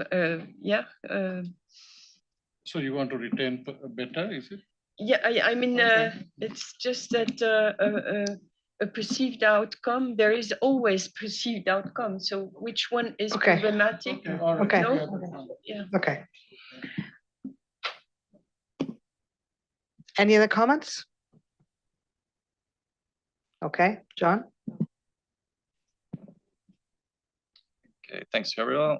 Okay, so section 240, there were no changes from the September meeting.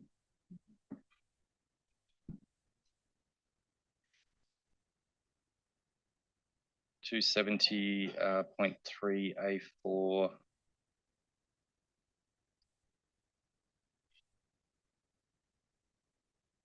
So we removed the reference to the sustainability assurance engagement that's subject to the scope of Part 5 independence requirements because it's internal, but also to be consistent with the reference in 220.9A2.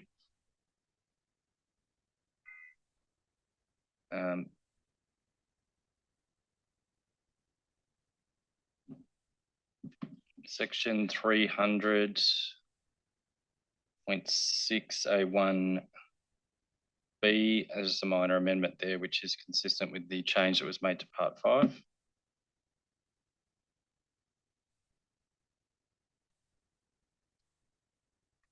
Uh, 300.7A4A, just some minor amendments at the lead into that to refer more back to the preparing and presenting sustainability information, section 220, and just some other editorial changes there.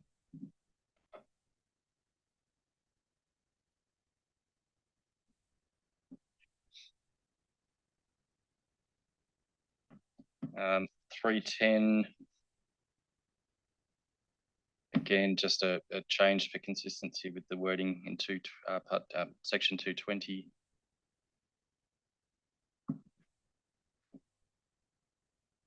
320.3A4. Sorry. 3.4. Again, we've just removed the reference to suppliers and customers due to the definition of value chain, which has been incorporated now. 320.9A1 is just a narrow example, which is consistent with the extant examples there. And I'll just pause there because I can see one comment come up.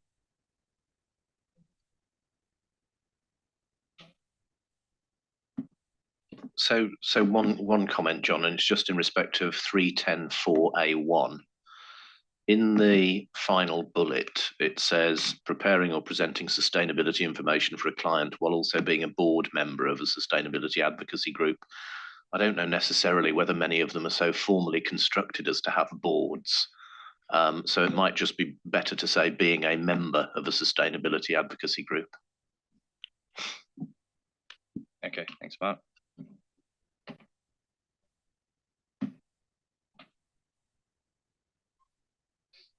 And 330, no changes from September.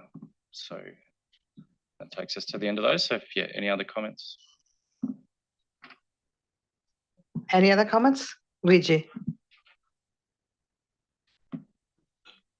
Can you, just with reference to the Mark's comment, just understand if I correctly understand, what would be the final correction?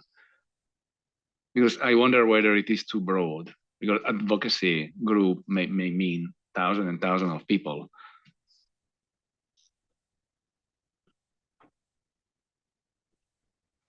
So my rationale, Luigi, was just that saying a board member implies that they have sort of a formal structure, but many of them don't have a formal structure. They're just collections of people. So I propose just deleting the word board, but I do recognise that then makes it a wider consideration.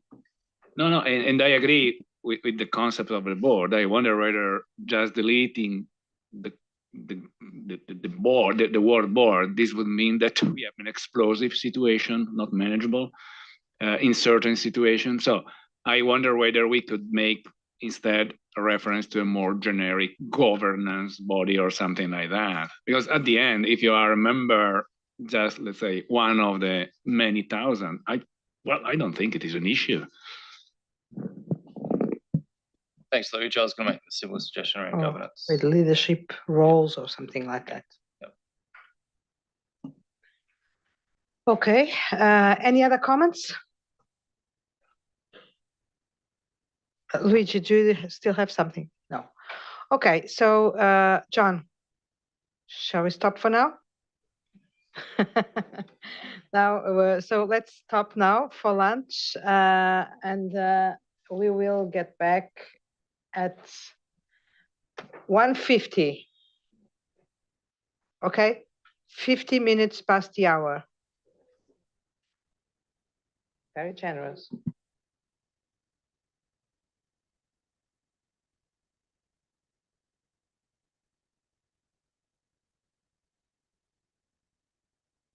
Okay, okay. This is not yet Christmas, but we are giving even more time. So let's get back at 1.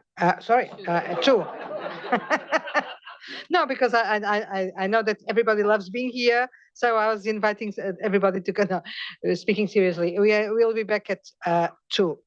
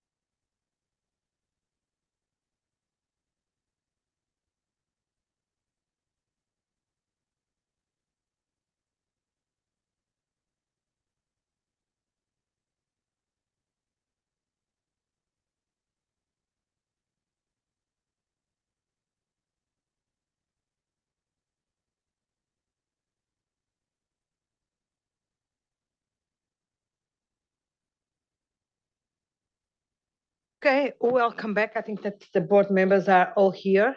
Well, we are still missing Rich, but in the interest of time, I think that we should start. So, Christelle. Thank you, Chair. So during the lunch, the work stream 2 worked on the observation of the board expressed this morning. So we would like to travel you on our answers at this stage, because we have time for that. Laura? Yes.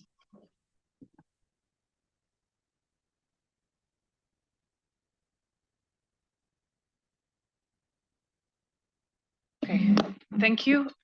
So I'm just sharing my screen here to go through how the workstream 2 plans to address the comments that we received from the board earlier, and thank you for those comments again.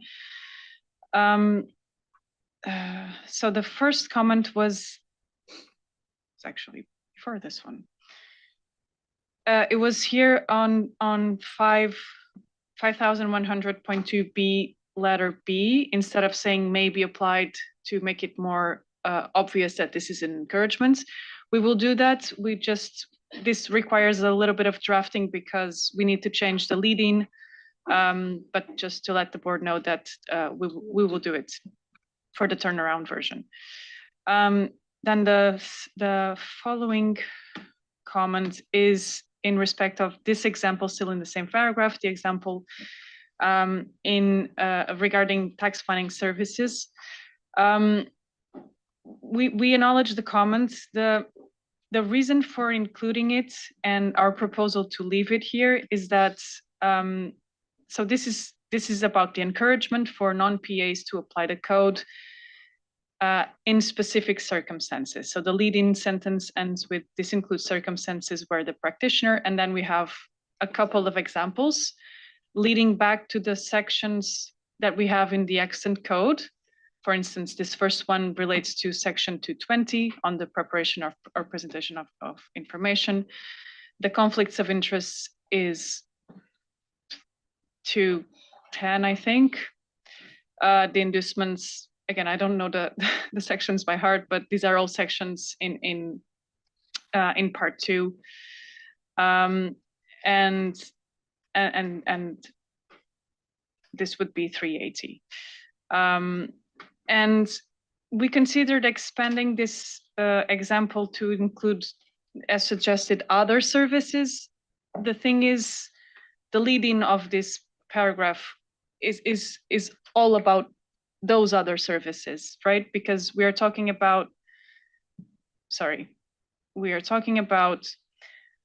sustainability assurance practitioners who might perform professional activities, have professional and business relationships that are not covered by this part. So it's everything else that they do. And so our proposal would be to leave this example here as it is.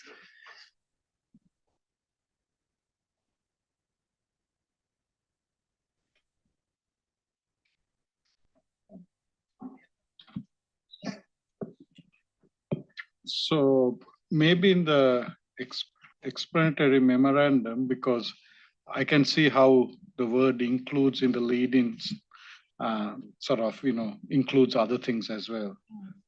I can sort of read it in that way. But maybe in the explanatory memorandum, if you can provide some explanation that while this one points out tax planning, that it could also apply, you could use it for other services as well. And then I think that would get the message across, because while we are very familiar with the code and how to read it, non-accountants would not be as familiar to think that other things are also included.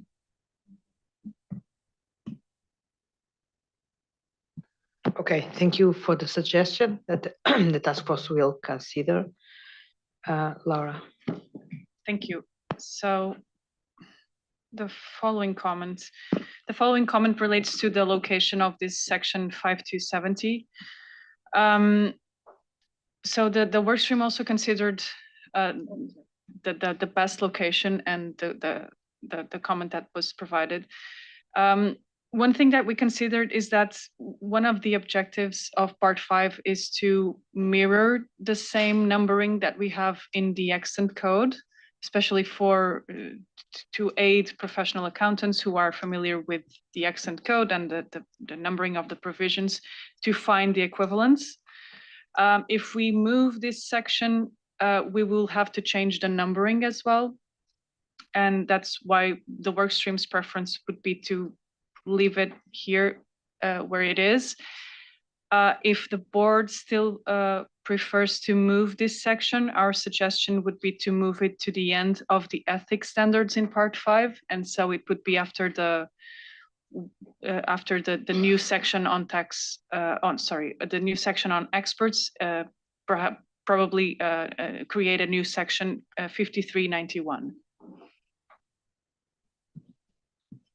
Do you want to stop to collect some comments? Okay, comments from the board on this proposal? No comments? Yeah, so I can assume that. Okay, thank you. So in this section 270 on the pressure to breach fundamental principles, the comment regarding that we should keep at least the reference to external auditors when the practitioner is considering escalating the matter within the firm. just a point for context. So this section 270 is a bit of a stranger in the middle of part 5, because part 5 relates to the relationship with the sustainability assurance client, right? It's a service provided to a client, and 270 is 5270 mirrors a section that is included in part 2, and that applies to professional accountants in business. And so it's the relationship with their employing organization that, when it comes to PAPPs, is the relationship with the firm. And so, and the same happens in part 5. So we are talking about a section that does not relate to the relationship with the client, but with the relationship with the firm. And so we are talking here about escalating the matter to the internal or the external auditors of the firm itself, not of the sustainability assurance client. Taking this into consideration, the workstream 2 considered or believes that there is at least a theoretical possibility that within the context of a sustainability assurance engagement that is being provided to a client, pressure to breach the fundamental principles might have an impact on the financial statements of the firm. Might be a bit of a stretch, but might be a theoretical possibility. And in that context, it might make sense to escalate the matter to not only the external auditors, but also to the internal auditors of the firm. And so our proposal here is to retain this bullet, and just to mention internal or external auditors. And I would stop here. So going back to the original drafting? Well, it was not the original, because we withdrew it quite early in our drafting. But the point is, it doesn't make really sense to come back with only the external auditor, because then you ask yourself, why not the internal auditor, if it is one of these remote cases that might happen. And if it is a remote case, well, it might also be that there is an internal audit available, and it is a practice. So our preference was, as it is examples, not to have them, because it's really stretched approach. We are speaking about an SAP that has a business with a client. He receives pressure from his management to do things that could harm the business or the financial situation of the firm. Yeah, there are elements here for escalating. Then there are elements on the whistleblowing systems, etc. So, but it's just I took the symmetric with what is the external auditor expectation from a commercial agent in an audit client? Is there an expectation that this commercial, having pressure from the management to do something within the relation with the customer, should report to the external auditor? To me, there is no expectation from the external auditor. There's no such procedure within the firm, the companies. Generally, in business, you have whistleblowing lines, internal, eventually internal auditor, etc. But generally, whistleblowing line and management line, right? So I was a little bit puzzled with this. Okay, we're bringing it back. May I remind you that we are here importing a section that in the extant code is applying both for PAIB and PAPP. And in the drafting, some things might not concern the PAPP, but they are not excluded. It's Yeah, it's speaking to both population, whatever is pertinent, appropriate for them. So my preference would be not to have it. And if we should have it both, because both could exist. Thank you for the additional explanation, and see if there are any comments about this suggestion to take the internal and external auditor again in the proposal. Is the board fine with that? Okay.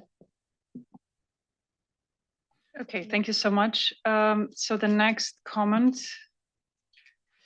is in the equivalent text section, and that paragraph that mentions the reputation and commercial consequences to the client and the profession, and whether or not we should delete the reference to the profession.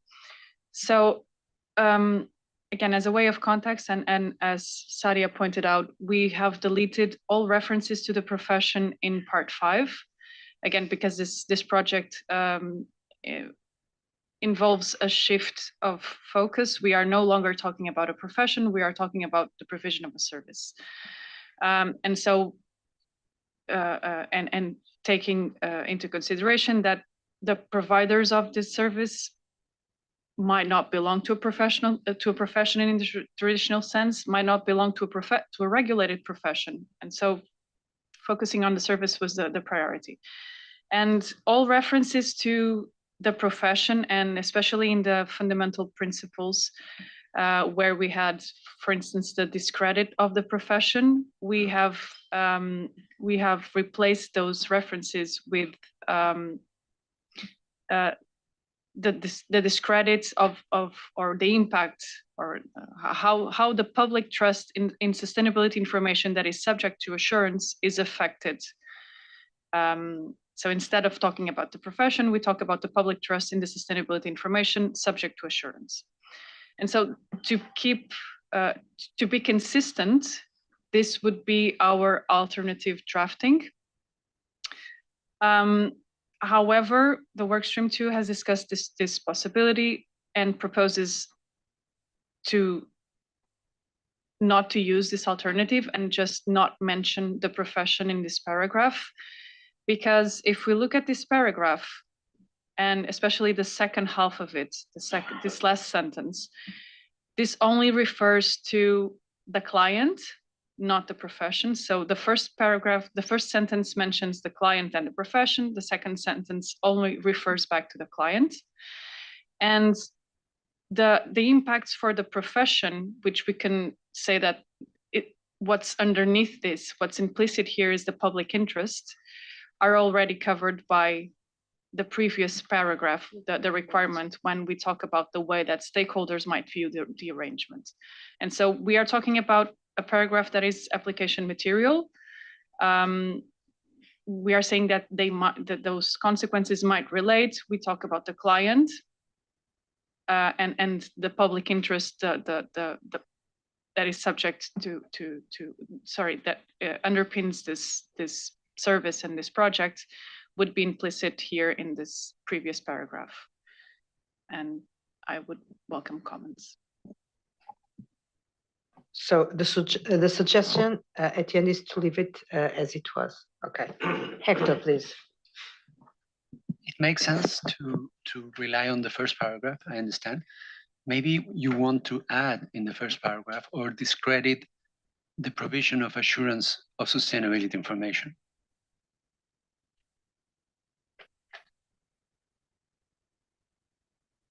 It talks about the perception of stakeholders, but maybe you want to talk about the discredit of the service itself. I don't know if I'm not reading it right, but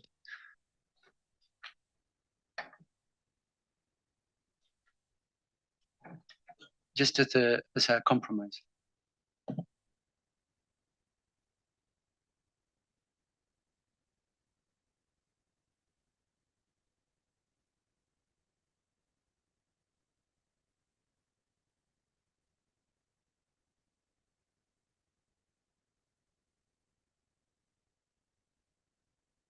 Okay, thank you, Christelle. Hector, Chana, please.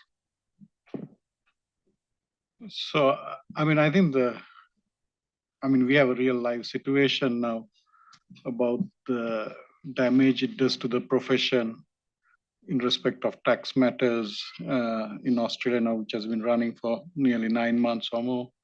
So this is a real life situation. I'm still hesitant on the deletion of the profession. Maybe the other option is to say stakeholders, reputation of the client, and I don't know, draft on the fly, reputation client and stakeholders of a prolonged dispute.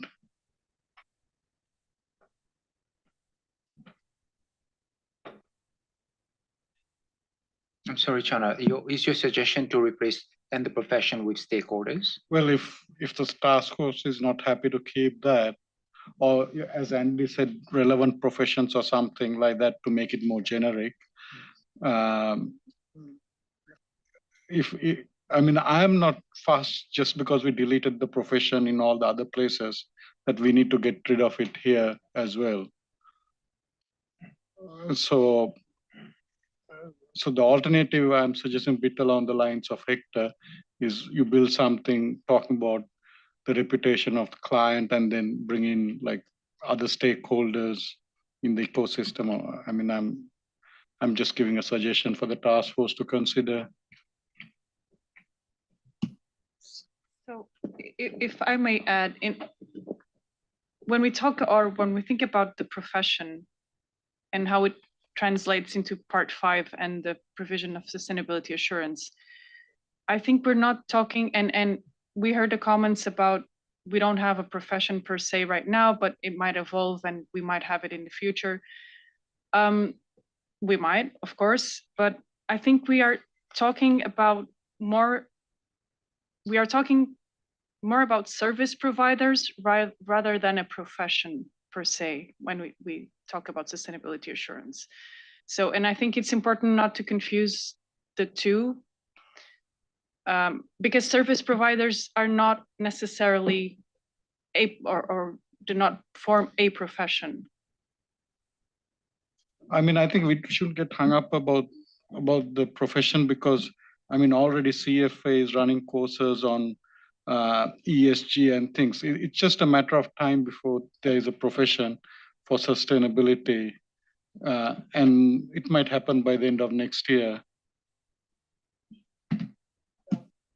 I have doubts on that, that there will be a profession. I think that the trend amongst the younger generation is to forget about words as career, profession, etc. They do things. They have sometimes jobs, and even that it's a little bit. We had that conversation time ago. So I have many doubts that there will be a profession, whatever it is for the. Anyway, this is speculation about the future, and I think we have to solve it now with the knowledge that we have.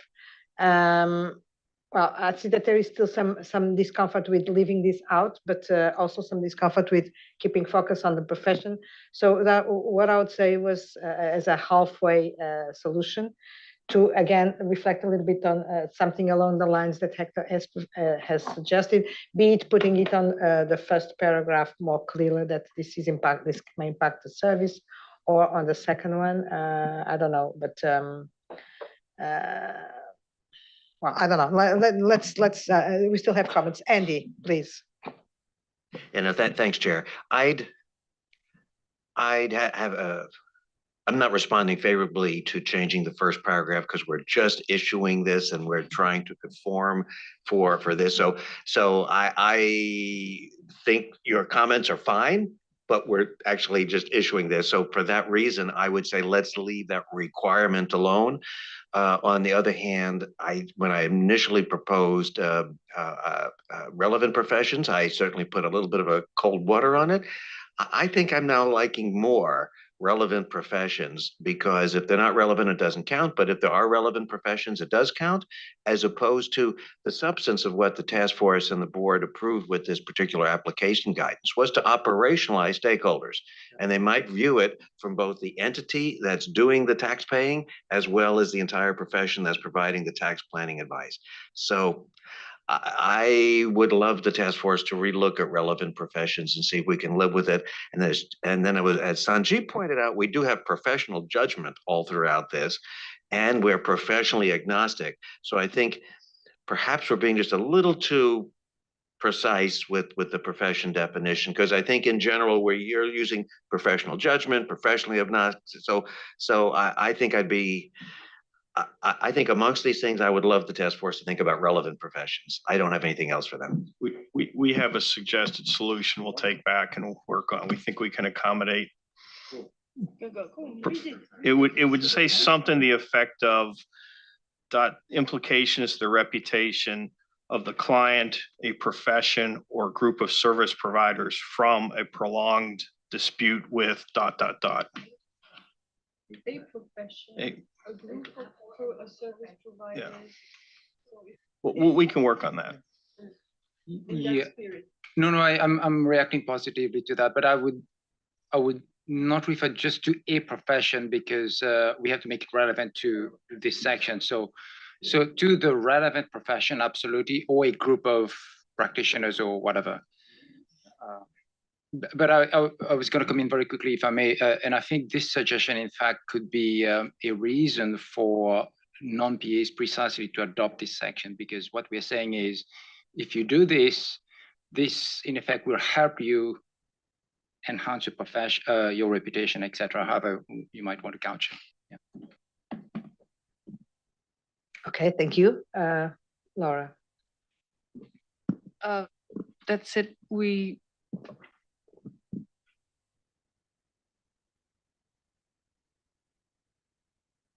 Okay, so we also had time to address one of the comments on the changes to the accent code to reflect the reporting considerations. Let me just put it on the screen. So while Laura's putting that up, the example we were looking at was in 220.5A1, which is examples of ways in which discretion might be misused to achieve inappropriate outcomes. And there was the example around determining the timing of disclosures of sustainability information. There was discussion about the inclusion of a parent and whether that should be removed or whether it should be the wording of perceived. We discussed this in the work stream meeting just before, and we think it's clear with the lead-in that it's already around coming up with an inappropriate outcome, and also it's around in order to mislead. So we were looking at rewording that to achieve a more favourable presentation or outcome, so to remove both better and apparent, because it's obviously already around misleading and being inappropriate. So we think that would be the better outcome. Okay. Comments? No comments? Yeah. Oh, sorry, go on. Excuse me, the last part of that, then, in order to mislead, is that going to be deleted as well? No. No, you're going to keep that. Okay. It is because this was added that we feel good to stretch a little bit the before and say more favorable presentation or outcome in order to mislead.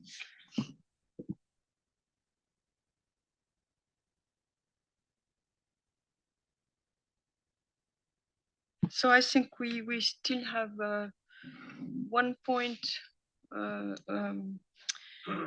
brought up this morning, plus some written comments that we received from a few board members to address. We do not feel it's going to be a big challenge to share that in an easy way with the board by next week, or the virtual, or maybe before. Let's see. So we plan to post the turnaround papers by the end of this week. Yeah. Okay. Okay. It's the best possible. So the last sorry, the last point that we wanted to share with you today on sustainability was about what we have prepared on the topics and questions to include in the sustainability explanatory memorandum. Just like, well, we worked on some aspects with workstream 1 as a task force to suggest that globally this EM should include a maximum of 15 topics, not to be too broad, covering both ethics and independence matters, with the possibility of sub-questions, okay, under each topic. I think Workstream 1 did not have a chance to elaborate on their proposition that were in the documents posted for the board, but we also discussed as a task force whether there was a pedagogic benefit to have 1 or 2 EDs to answer to the question of understandability, complexity, etc. One on the IESA part 5 and one on the changes to the extent code to reflect sustainability reporting consideration for professional accountants. But we propose to discuss this with the board during the virtual meeting next week and not today. It's worth noting that the glossary applies to the whole code, and some definitions like sustainability information or professional activity are relevant for both assurance and reporting and a related definition. So it is included as an appendix to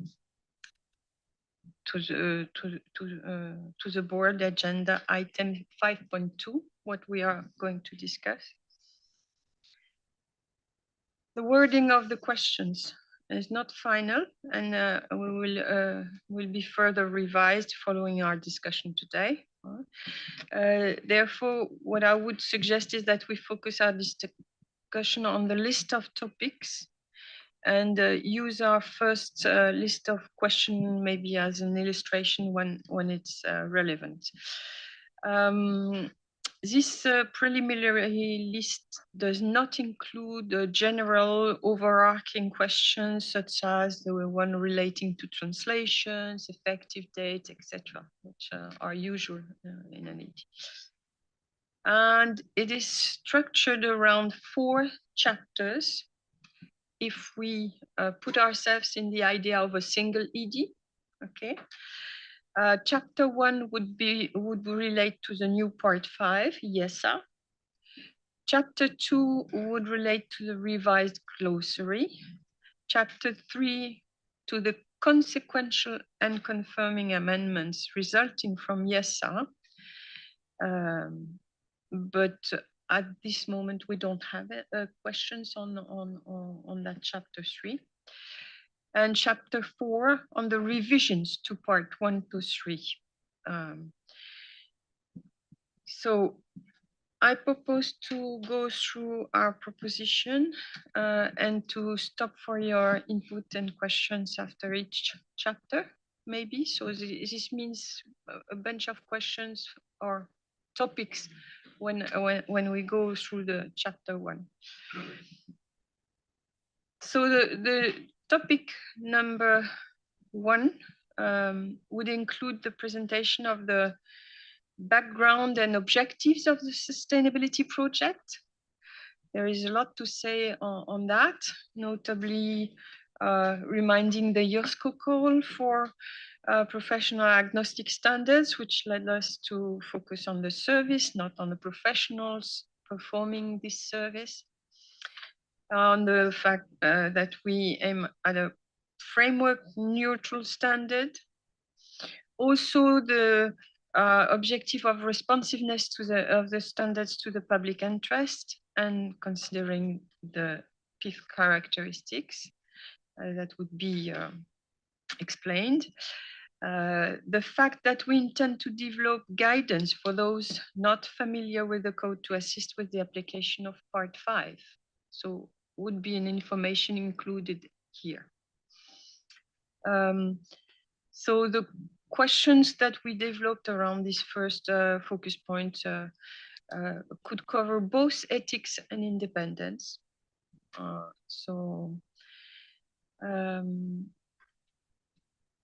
And would be, do you agree that the proposal in chapter 1 of the ED are responsive to the public interest, considering the priorities given by IOSCO, etc. Do you agree that the proposal in chapter 1 of the ED, particularly the examples, are professional agnostic and framework neutral? This is the type of question to illustrate what I just said. Topic number 2 would address the scope issues. It would include different explanations for ethics and independent scope, of course. Although both scopes could be treated in the same section. Regarding the scope of ethics standards, we would remind that it covers all sustainability engagements, assurance engagements, plus other services to the assurance client. And we would explain the encouragement for those who are not PAs to use the rest of the code. And so type of questions that we could ask for that would be, do you agree with that we achieve this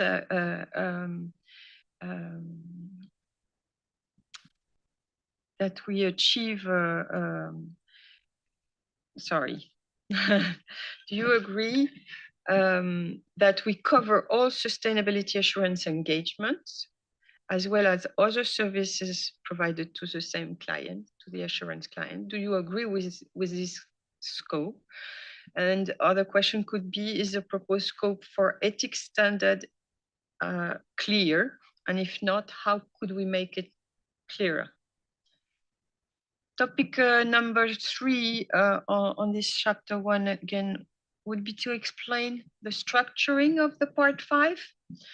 So the fact that we are proposing the equivalence of part 1, 3, and 4A of the extent code. Why there is not a full equivalence with the part 2, and we will propose some focus point on that.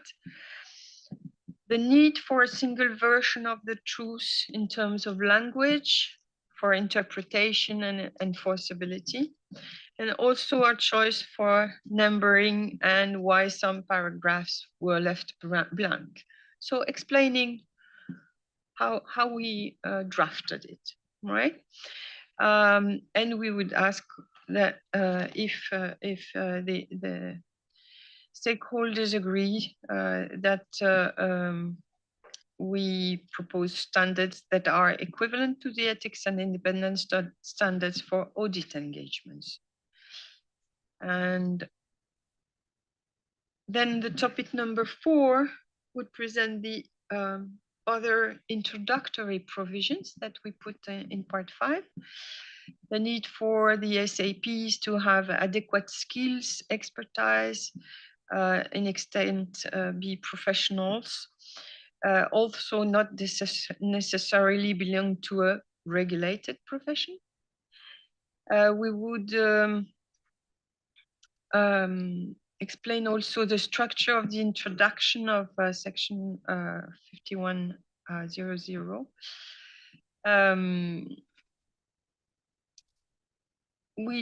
At this stage, we do not have specific questions. It's explanation of the objective of these introductory additional paragraphs.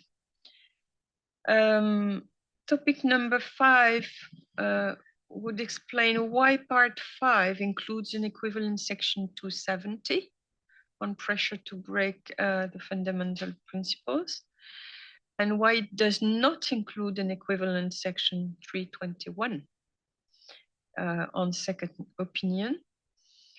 And so we would ask if we have the support of stakeholders on these choices.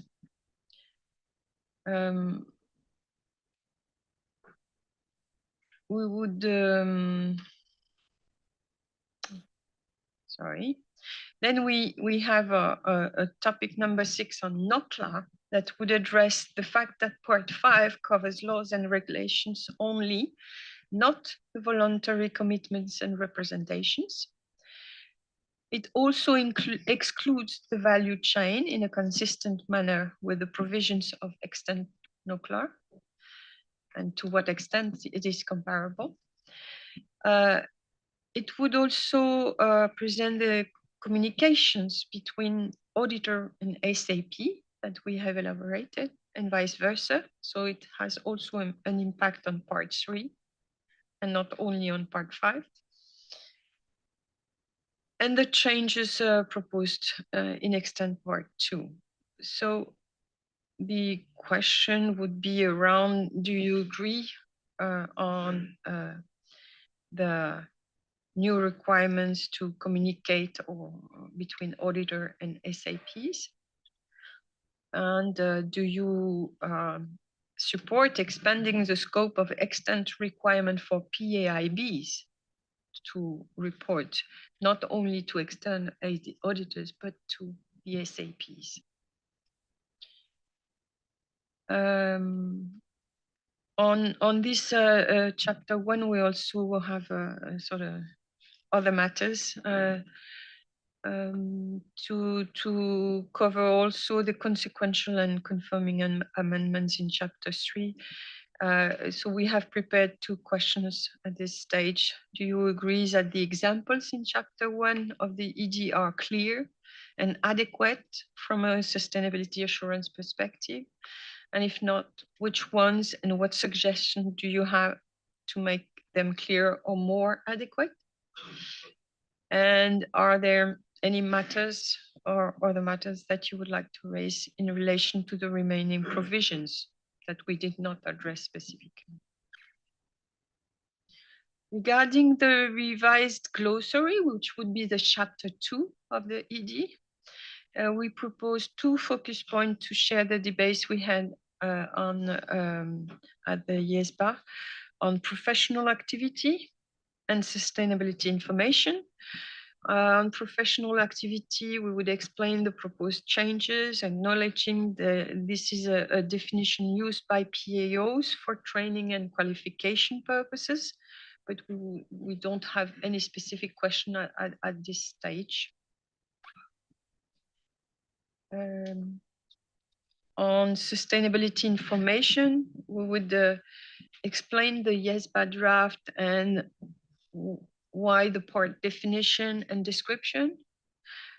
Explain also the degree of alignment with the ISA 5000. So it would be expressed in our exposure draft. And we would ask if stakeholders support the definition of sustainability information, taking into account the definition of sustainability matters and sustainability information in IESB's ED. And if not, why not? Maybe I stop here with this part. So these 2 chapters, they cover what Laura went through this morning. I don't know if board members would have suggestion of, did we miss an important element that should be included in terms of explanation, help to buy in, or on these, so on IESA ethics part for the moment and on the glossary? Or do you feel we address it correctly? We want to be lean in this ED, so the more we add, which is sort of just for the state of being complete, maybe would be the enemy of having people going really through our explanatory memorandum. Okay, thank you very much, Christelle. I think this is very useful for the board to have an anticipated understanding of how you are projecting this document. And I fully agree with you that it is critical to have a very lean, clear document. And even if sometimes that may cost a little bit in terms of the amount of information and items and etc. But of course, I'd like to hear the board members about that. Does everybody agree with this? Yes, Begonia. It's about 2.2 scope of independence standards, that work stream number 1. I don't know if I can make the question now. So I guess that it would be also good that the decision to keep these high relevant engagements in part 5 while the others are in part 4B is done.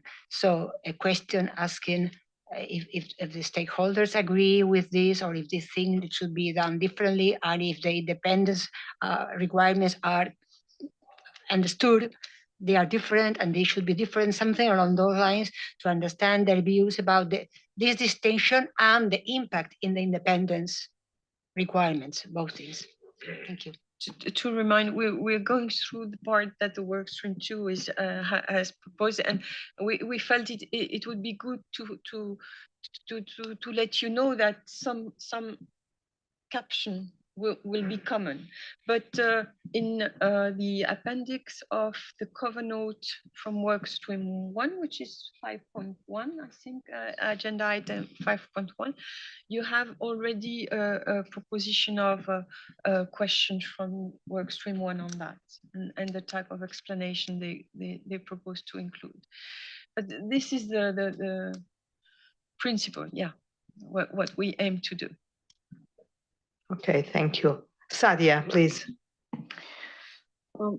Thank you, and I appreciate you all sharing this breakdown with us. It allows us some engagement before we do it offline.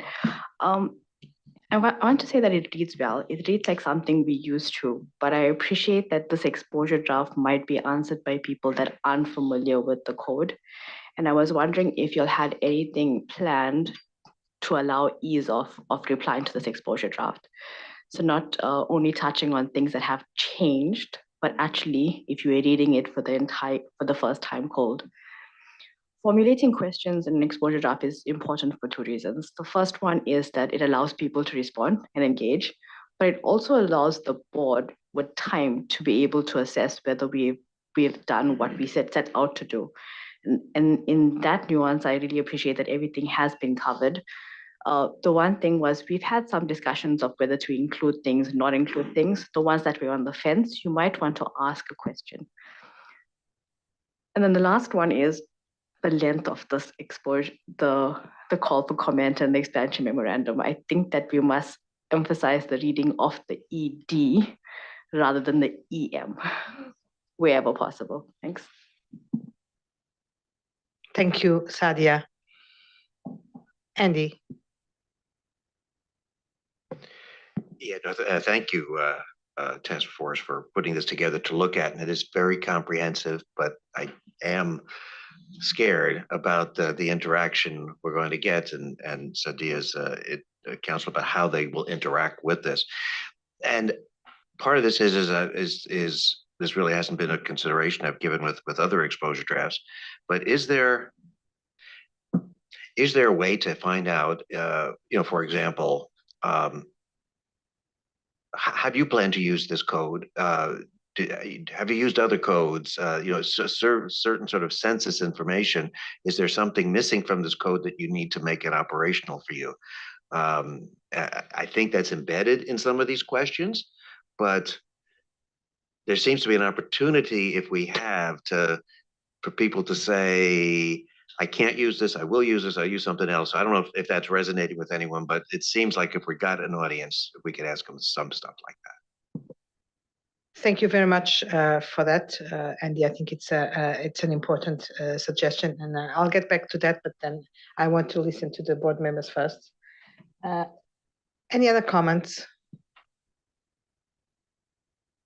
Ken? Just in reaction, I think I'm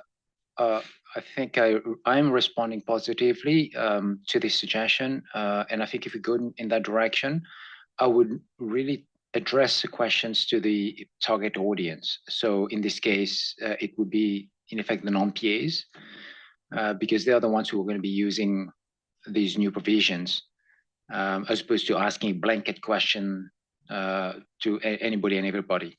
Because for the PAs, of course, they're not going to address this question. But if we have perhaps a dedicated section addressed to the non-PAs, and then we can come up with the tailored questions for them. Thank you, Ken. No more questions. So let me just make a comment. It's probably more, it would probably be more appropriate in the session tomorrow morning, but I think that I need to anticipate it.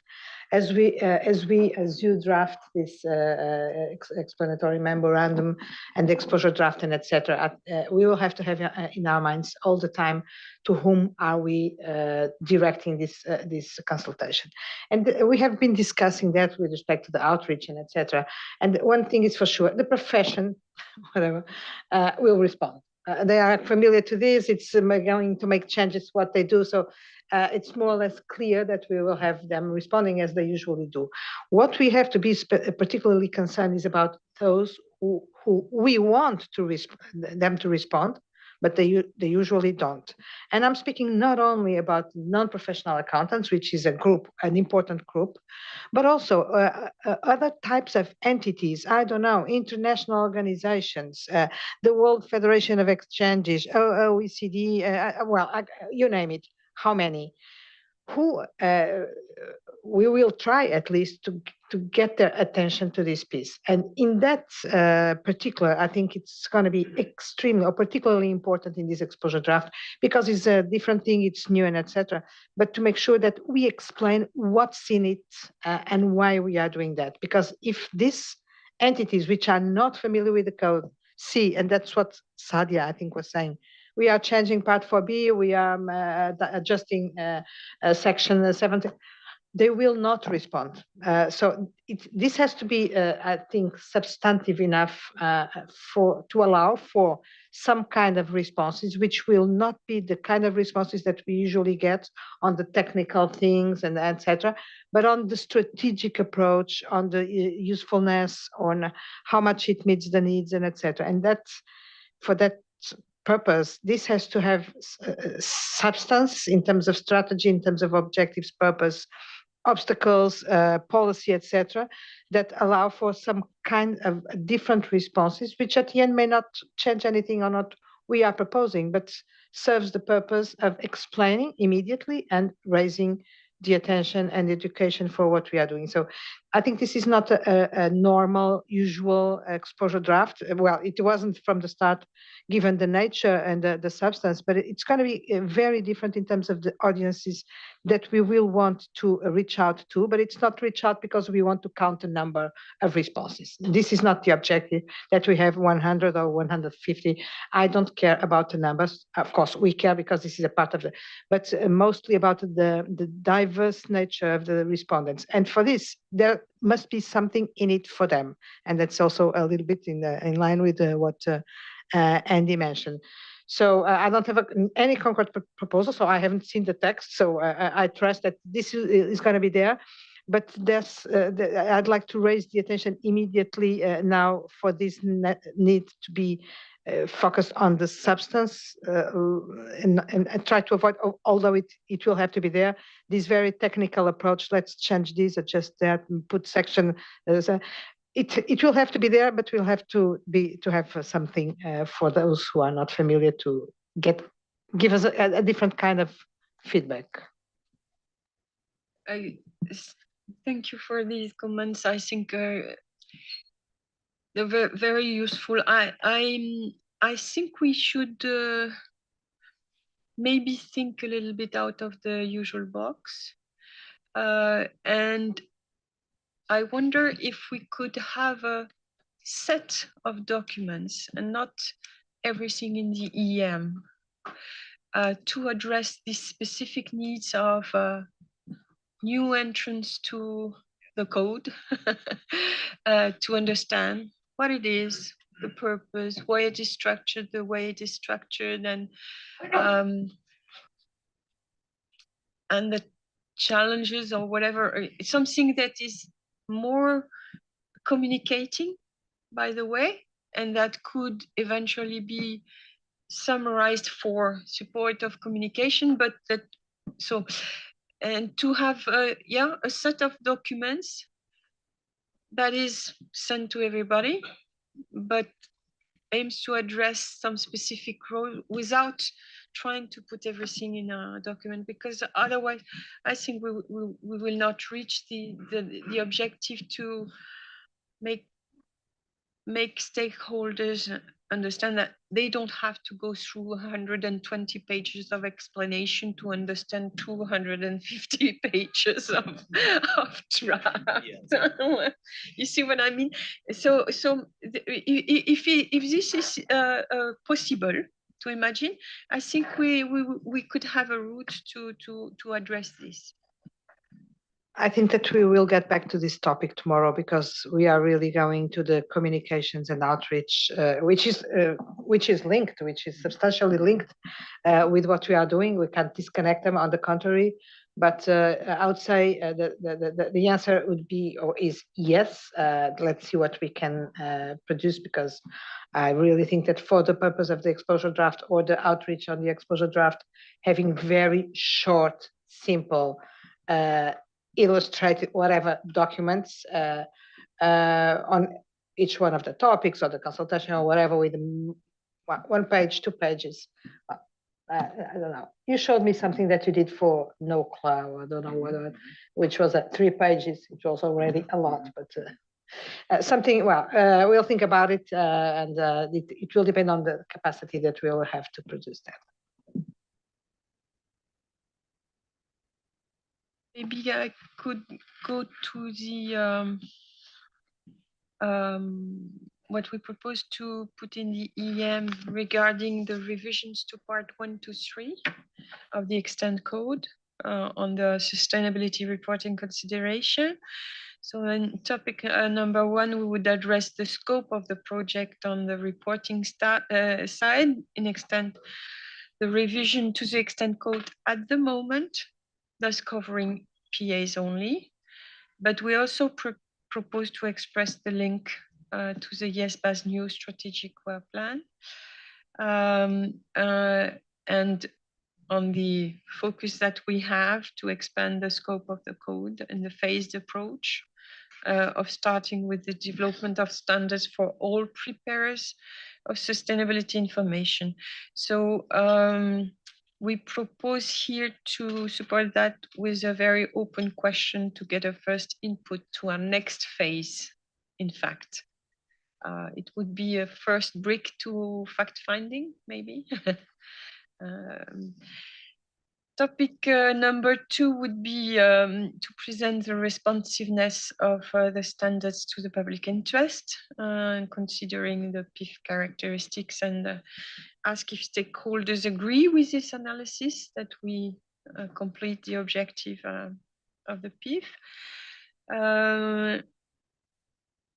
Topic number 3 on this chapter would explain the proposed changes to extent section 220, including the addition of examples to cover misleading sustainability reporting, value chain considerations, and forward-looking information, and ask if stakeholders agree we incorporate adequately the sustainability reporting considerations.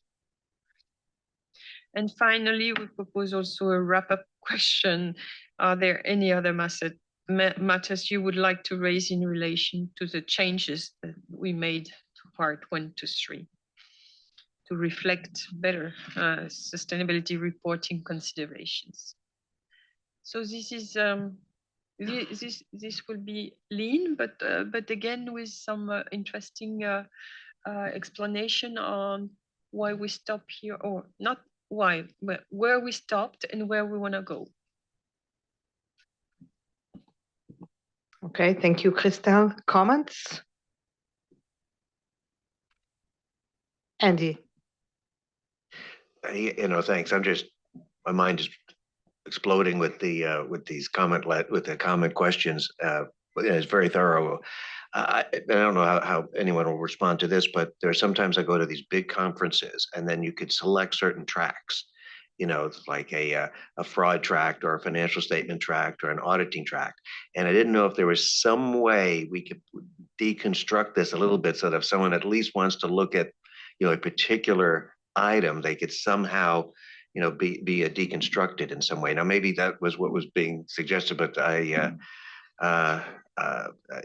just see a pile of questions, and we would love for them to go through them all. But you're right; it's a 200-page document with a 100-page explanation, and it's like, well, give me Mount Everest so I could do something easy today. Andy, absolutely. I don't know if this was what's being suggested, but it was at least what I had in mind very clearly. I mean, we should leave our stakeholders free to answer to which parts of the consultation they think that they will. Also, just starting with the fact that this is a consultation on ethics and independence for preparers and for auditors, we can assume that a preparer will not most probably respond to parts on independence and etc. So, but maybe this, I don't know what's the style, but that maybe this should be made very clear. If there are respondents, people outside of the profession, I don't know who want to respond to the question. How is this code useful to me or whatever like this? I don't know. I'm just giving an excessive example, but I think that this should be left absolutely to the criteria of the respondent. If he or she wants to respond to everything, great. But if there are selected parts which are more meaningful and to which he or she can provide feedback, I think it's at least that's what I was assuming that was going to happen. If we tell everybody that they have to respond to everybody, I mean, we are planning to have separate chapters in the ED and also in the EM to make very clear that the separation between the topics and the subjects. And so, as Christelle mentioned, we would have chapter 1 for the sustainability assurance standards, chapter 2 for the glossary, chapter 3 for the conforming amendments, and 4 for the reporting considerations. May I ask you another question? Will you be expecting that anyone responding will respond to the questions, or will it be possible that someone, for instance, sends a letter with a general assessment of what we are doing? That should be also possible, right? Yes, but I think that we might want to make it very clear, because I'm afraid that many people who would like to say something look at the dimension of the consultation and say, "Whoa, I'm not going to respond." Well, we will be happy to accept comments on general comments on the proposal. Is that fine? As far as I know, we receive comment letters, and some of them are generic, and some of them go into detail with responses to each question. Yeah.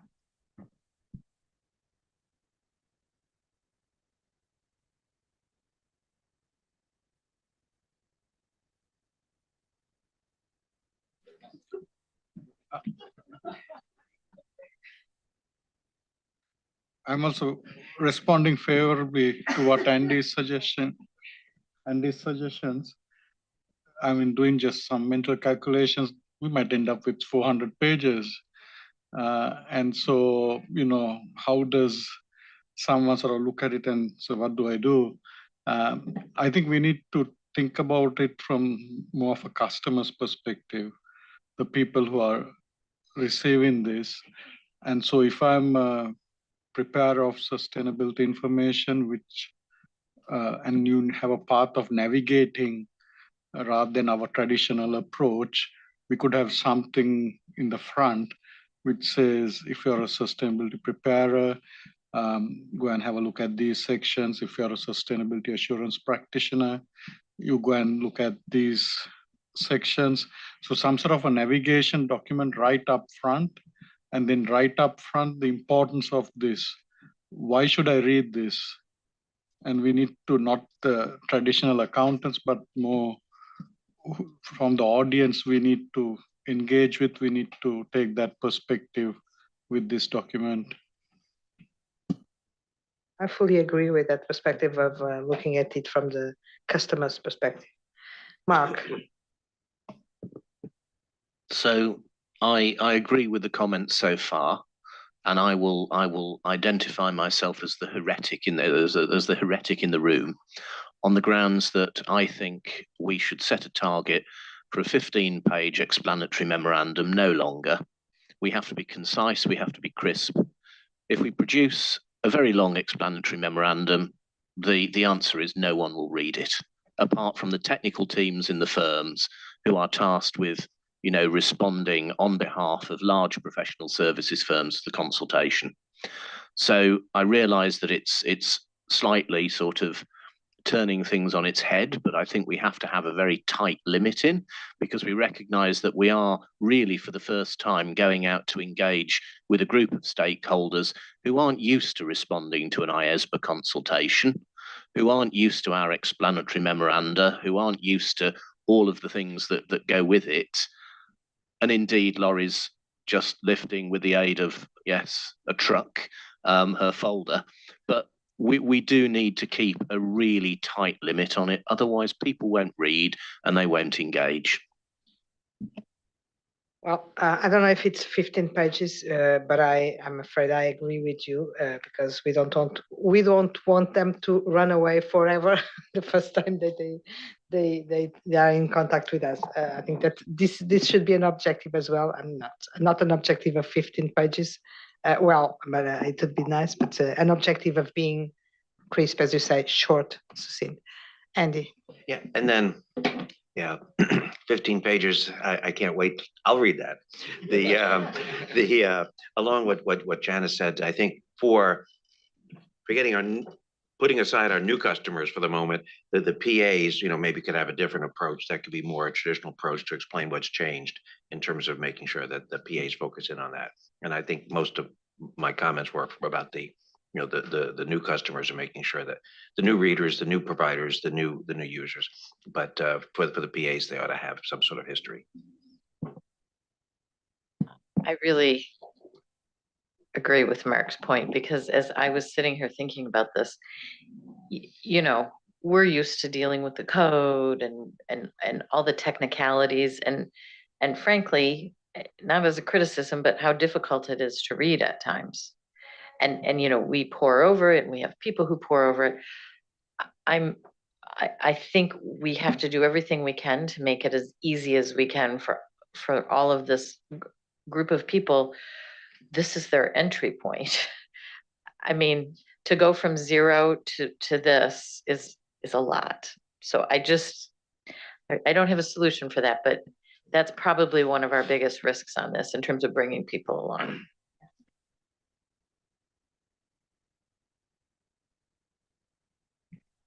Rich, please.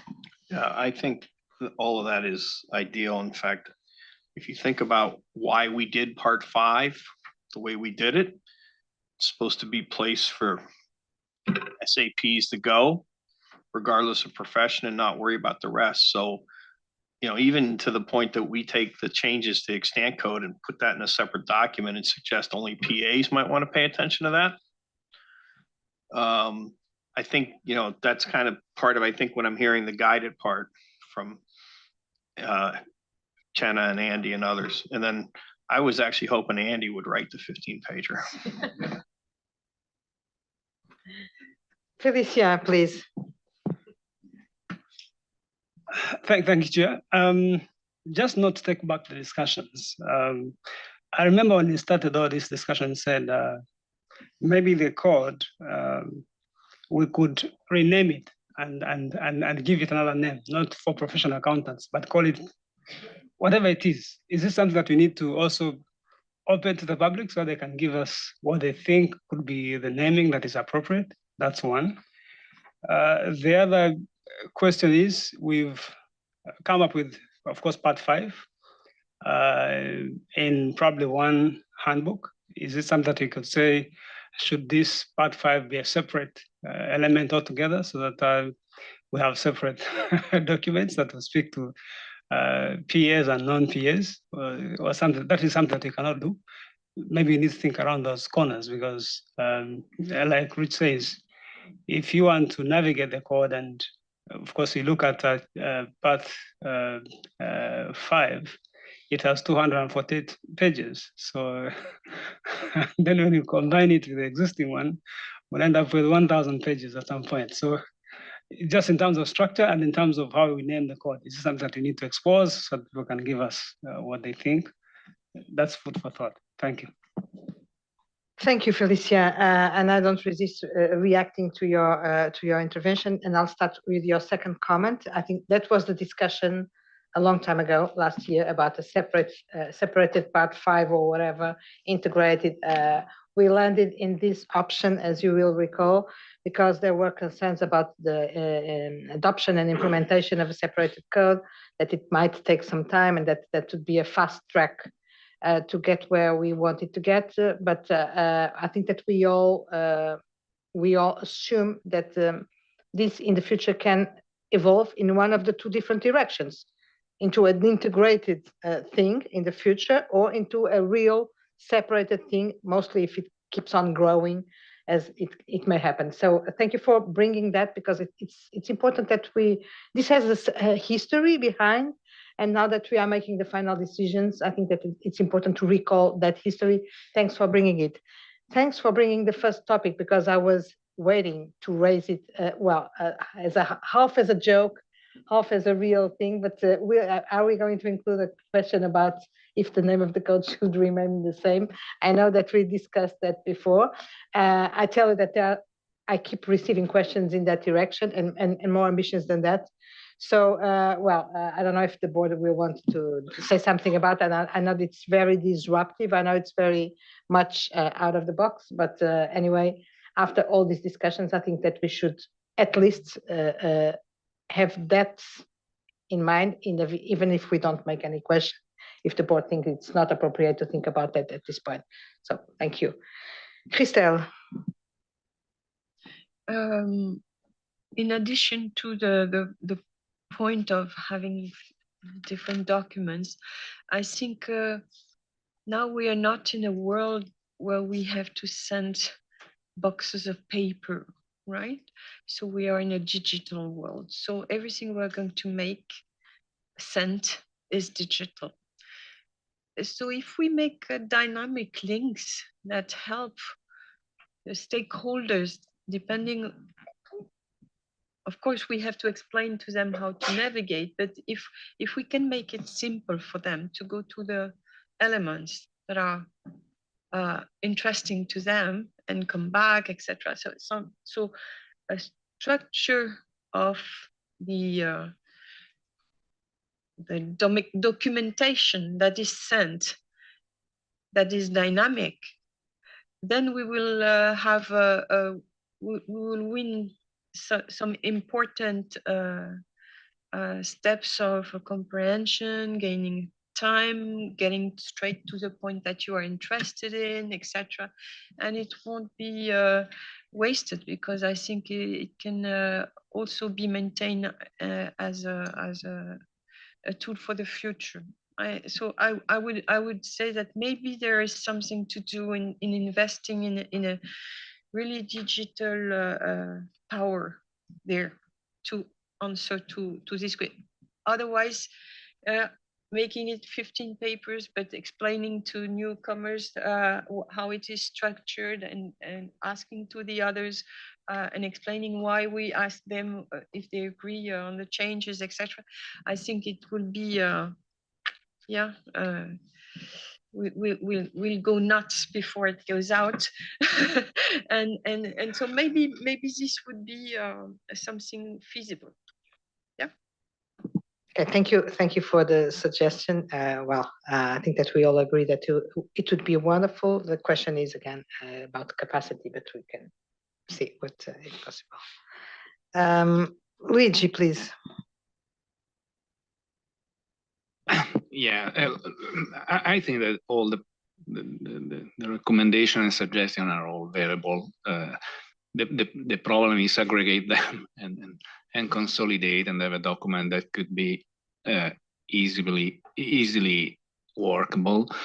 I would not underestimate the need of details, even from those that are expert or let's say have a reasonable working knowledge of the current code, because we have a very significant number of decisions inside this document, and I think we should explain where the board has taken decision. So on the other hand, I also think that the document is difficult to deal with, not only because it is long, it is details and so on, but also because the structure and the flow of certain logics are not necessarily easily understandable.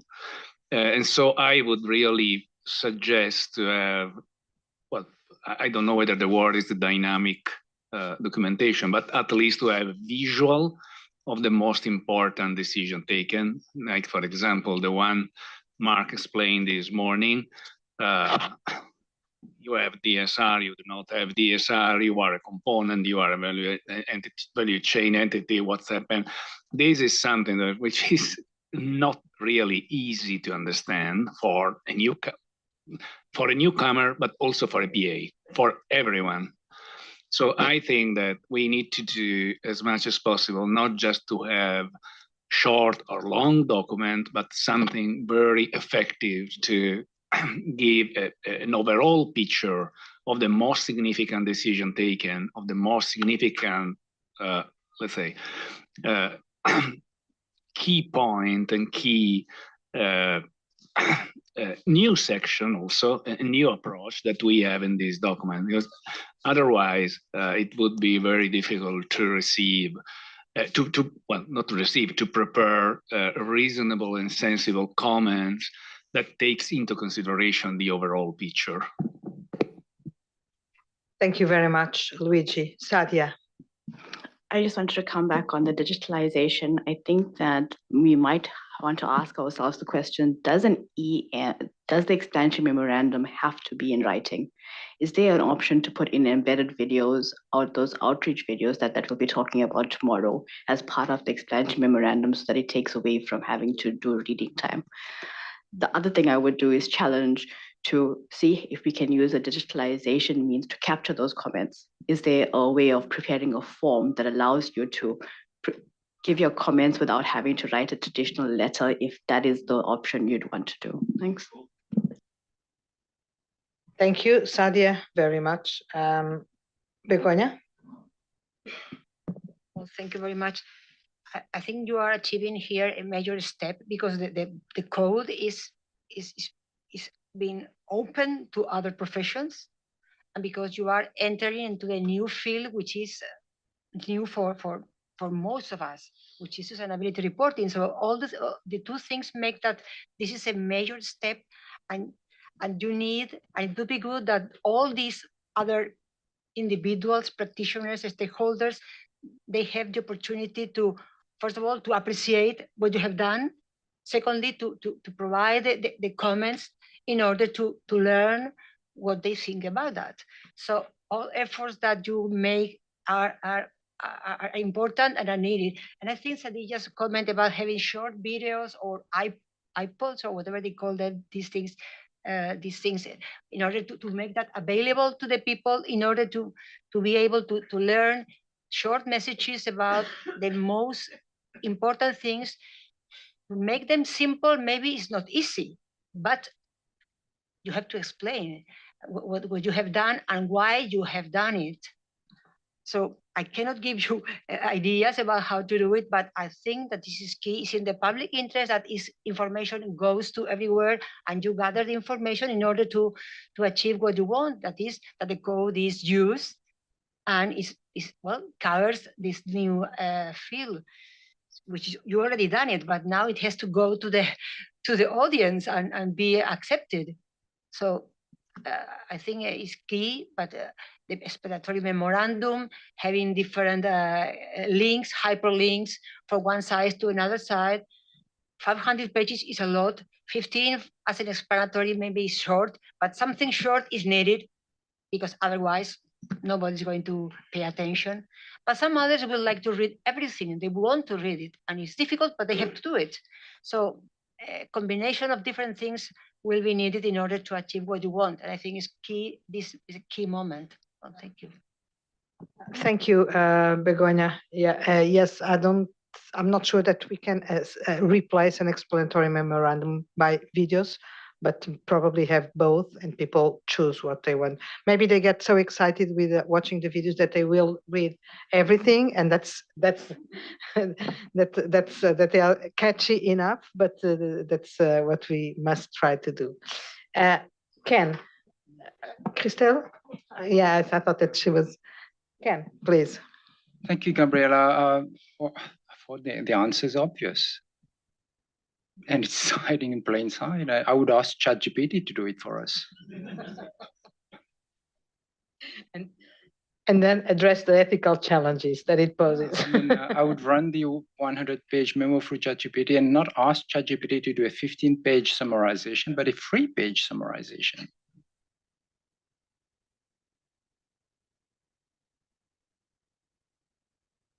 Well, I mean, we will try it. Okay. So, Christelle, I don't know if. I think we had a very rich discussion. So thank you for the board. I think there is a lot to come to bring back. I think we put the bar very high with this question of being straight to the point, customer oriented, digital, new age, etc. Given that we expect to issue the exposure draft by the end of January, and if I remember well, not having too much of a timing for the answers. So we're discussing tomorrow the question of the communication plan, communication outreach, etc., which is key. But I think there is a key decision to make now on what are the means that we put on the table at this strategic moment for this strategic objective. And that we clearly make decisions with no regret on what we made, what we did, and what we can't do, and why, and how we could maybe do it in a second hand, announcing some elements for a little bit later or whatever. It is very, very key moment, and I think the board suggestions are all very valid and breakthrough moment. Yes, thank you. Thank you very much, Christelle. Yes, I think this has been a good start, a good warm up for tomorrow's morning session, which is the segue from this discussion. I'd just like to add something, which is the best or the simpler we can put it, the more our customers will thank us. Don't forget that we will be the last ones in a chain of public consultations on sustainability, IESBA, ESRS, IESBA, for some of them, US SEC. So we are the last ones. There is for sure an incredible fatigue from stakeholders. And when they will see this coming out, they will say, oh no, I thought it was over, and now I have 40 pages in front of me. So, but that's the reality. That's the reality, and we know what it means in terms of the number of reactions, the interest that it will gather, and the type of comments that we will have. So, showing some respect and consideration to our stakeholders, I think they will thank us and recognize that we are really concerned about them. This is part of our strategic transformation in terms of going out more and more, being responsive to the stakeholders and taking our mission to serve the public interest better. So we can do what we can do. We can't do what's impossible. We have the resources that we have, both human resources and and financial resources, they are not illimited, so we can't promise anything. But what I think we can promise is that we will take these very good contributions and proposals and suggestions on board and continue the discussion on this tomorrow. So now, we're finished, so well in advance. 2 hours in advance. Yes, 2 hours in advance. So maybe instead of working tonight, some working groups might convene before and finish earlier. I don't know. Chair. I think that's very welcome by everybody. It's the middle of the week. Everybody's getting a little bit tired. So this extra time will be very welcome. And this also gives evidence of the effectiveness of our discussions around so complicated issues and the good work that was done by the task force and by the working groups. Thank you very much for this. Thank you for putting this so clear in front of us, because it was what allowed this very substantive and substantial discussion. And I still wish you a very good work for this afternoon, not for tonight, because we are finishing earlier. So we will restart tomorrow at 9 as usual. See you tomorrow. Have a good rest, good work. Enjoy. Bye-bye.